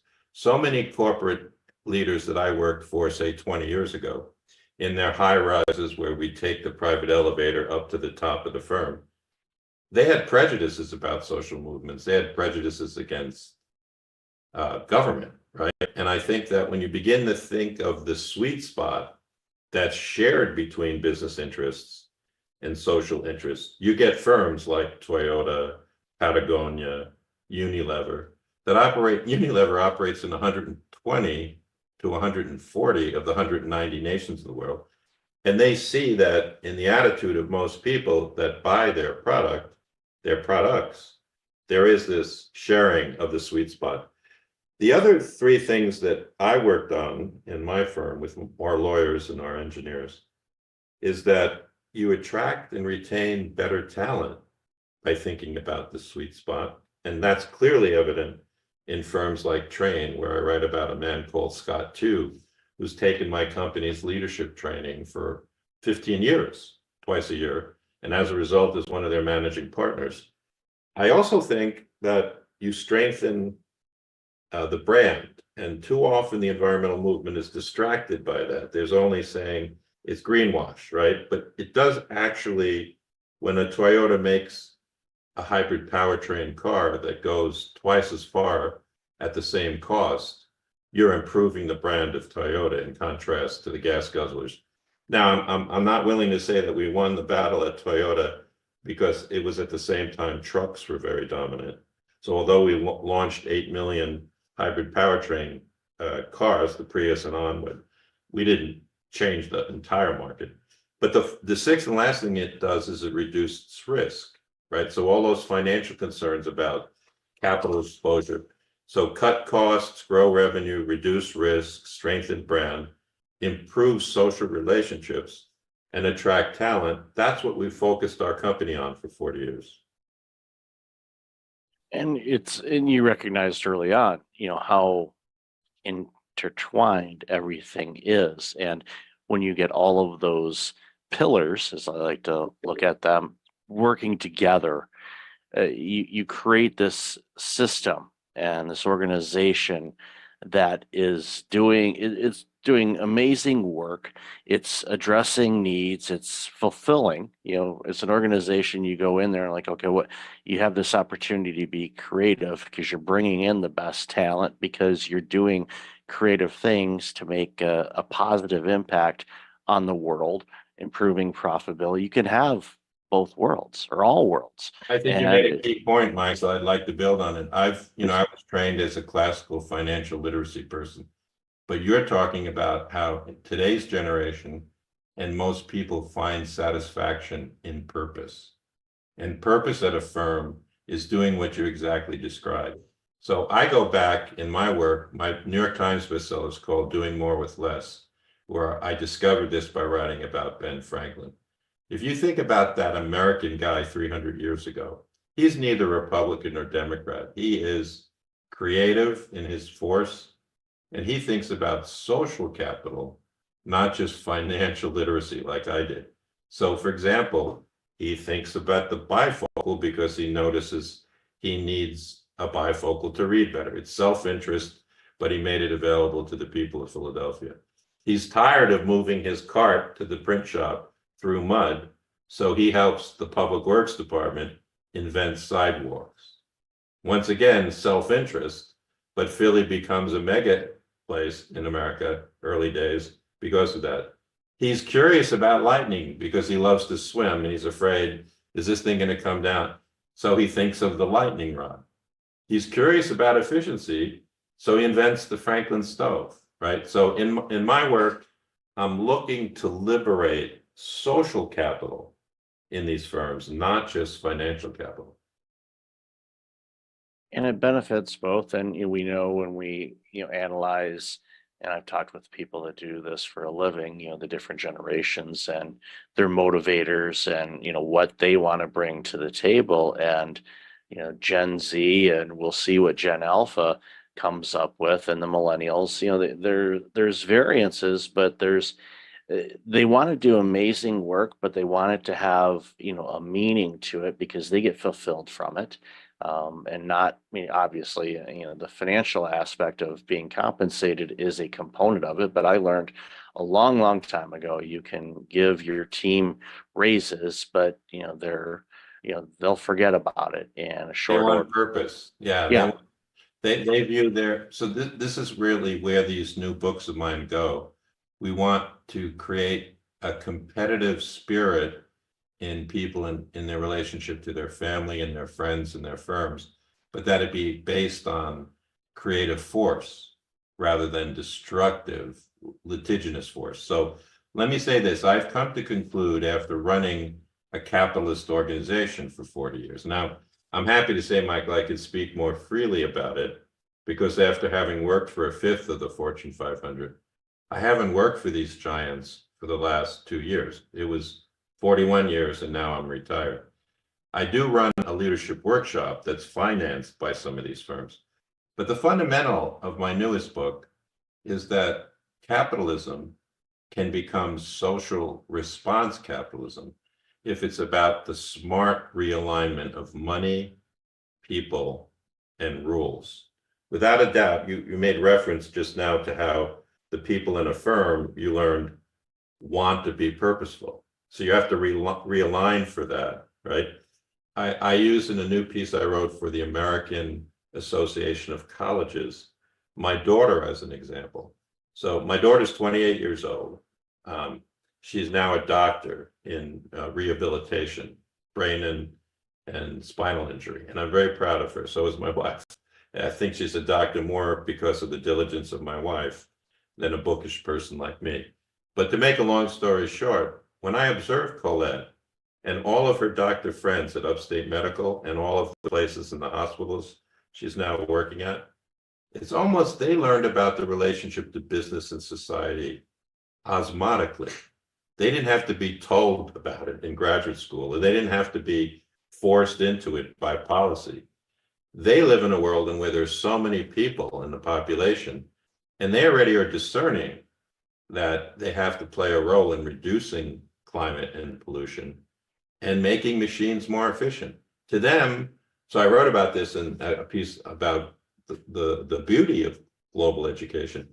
because she learned it osmotically. She didn't learn it by becoming a master's of environmental management. She learned it through medical school by bouncing across other intelligent, service-oriented people from around the world. So I've come to conclude that we are in a race to save the environment and save the planet, but I'm of the school that we're getting there. After 41 years of practice, I feel, Michael, we're getting there. Yeah, and I think, the competitive spirit of, we'll use racing, for example, but yes, we're all competing, but we're all competing together because we have a same goal. And being open, and you mentioned, your daughter, and observing and in conversations with people all over the globe, you get different perspectives. And that shows to me, not knowing her at all, that she is, open-minded, curious, exploratory, wanting to see different things instead of getting into a rut, for example, and just saying this is the only way that we can do it, when we know there's countless ways that we can approach things. But I think that it speaks volumes to her and the role that Your colleagues, there were hundreds like her in medical school. That's what blew me away. When I was pre-med 45 years ago at Cornell, it was all about becoming a doctor and focusing in your office and not about all these social issues. I think you hit the nail on the head again, that I've been curious. The word curiosity is also related to the word creative force. Now that I sold my corporation 3 years ago, my wife and I created a foundation where we give awards to under 40-year-olds that are writing about business and society. We've given many out now, and they're awarded at the New York State Writers Institute in front of 500 other authors. And we decided to call it Creative Force Foundation, because there is a difference between selfish, self-aggrandizing, competitive force, where you always feel like you have to win, and creative force, where you're watching the currents move in the direction of social needs. And so I don't believe that there will always be, Michael, speculative capitalists who are trying to get the 40% yield in two years, right? But my work is about the giants and the mid-sized firms and the leaders that are advancing history. They're almost like surfing at the top of the wave, as opposed to falling into the wave. So I do think that my new book, Wealth and Climate Competitiveness, constructs a new narrative. So I want to talk about one of the concepts in the book as well. I've already mentioned to you, Michael, that money, people, and rules is the way we capitalists organize our staffs and the way we compete, often in a cooperative way, right, through partnerships, right?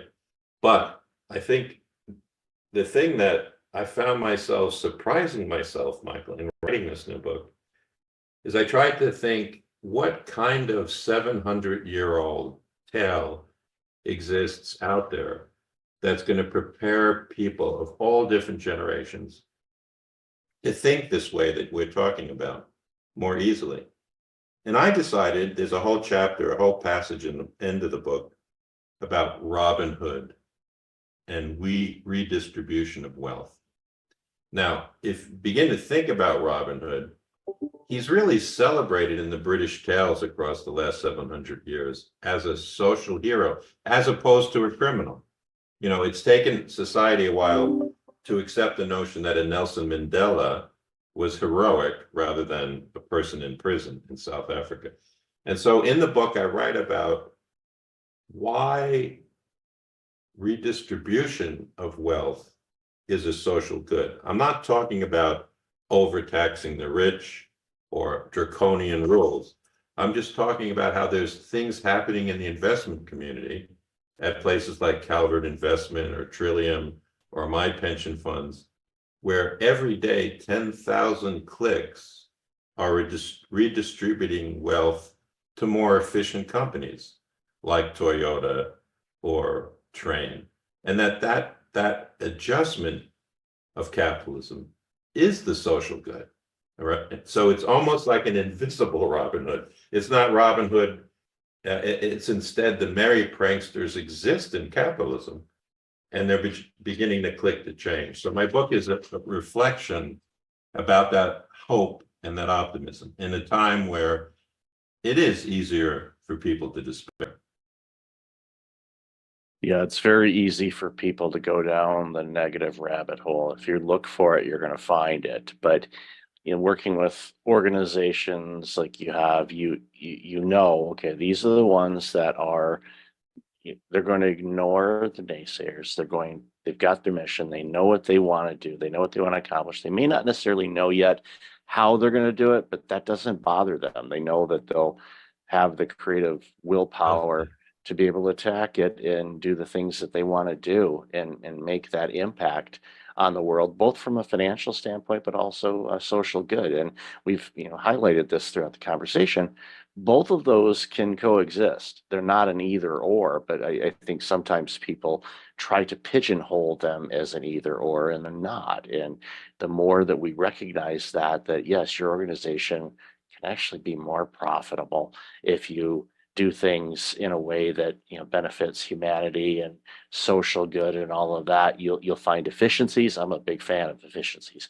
Believe me, if you can do it in 2 steps and still give out the great quality, by all means, because that frees you up to do other things that can make impact as well. So it makes a ton of sense.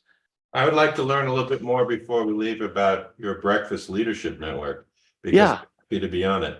So can you tell me a little bit about who you're reaching? Yeah, of course. Our organization, we launched it. Actually, the website was registered 8 years ago on Monday, so it's been around a bit. And the initial premise of the organization was I was working with organizations and C-suite executives on burnout recovery and prevention, because I had my own. I noticed that. journey. Yeah.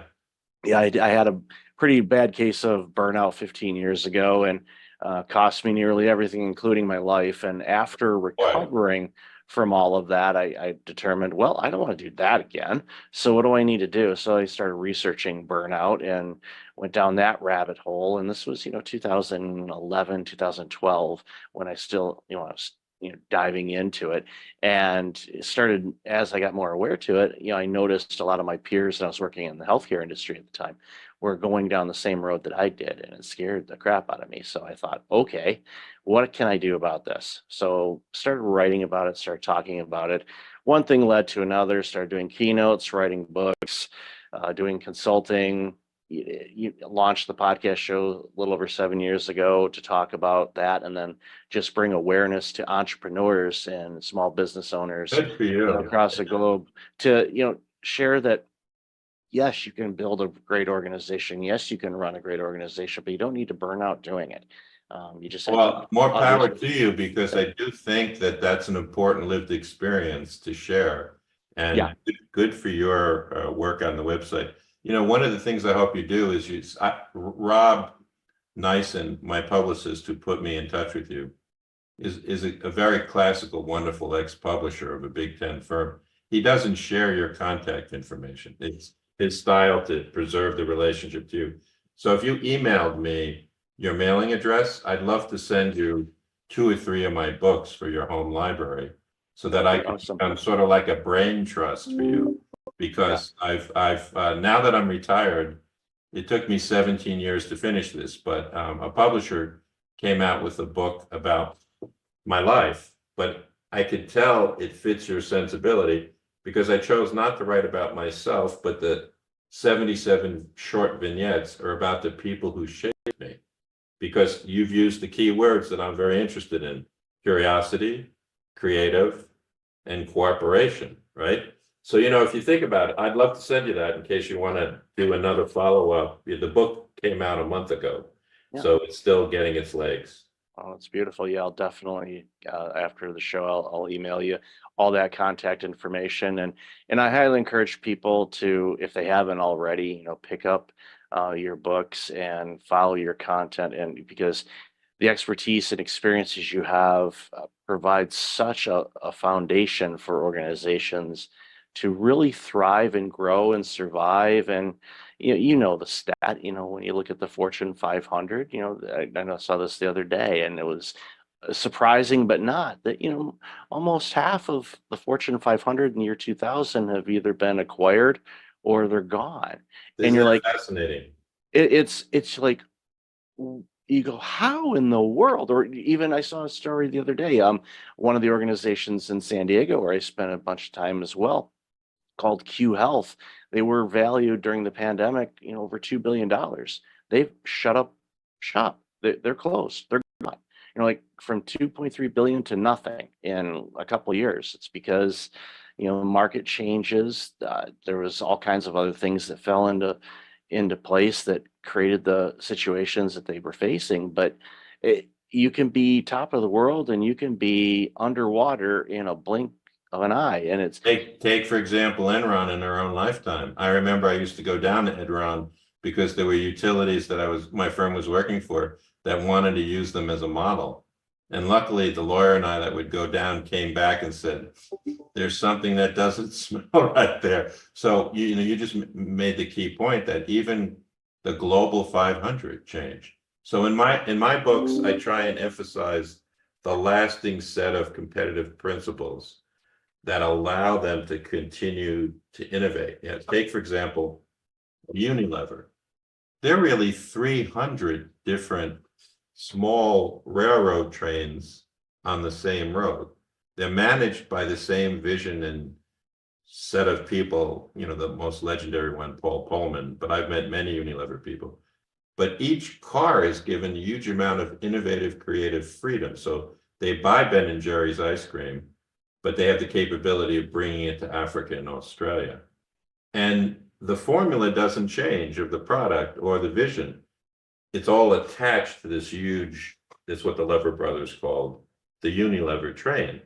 And I think there's a real genius to that, allowing innovation within the small units as opposed to homogenizing it all at the top. There's many different models of management success.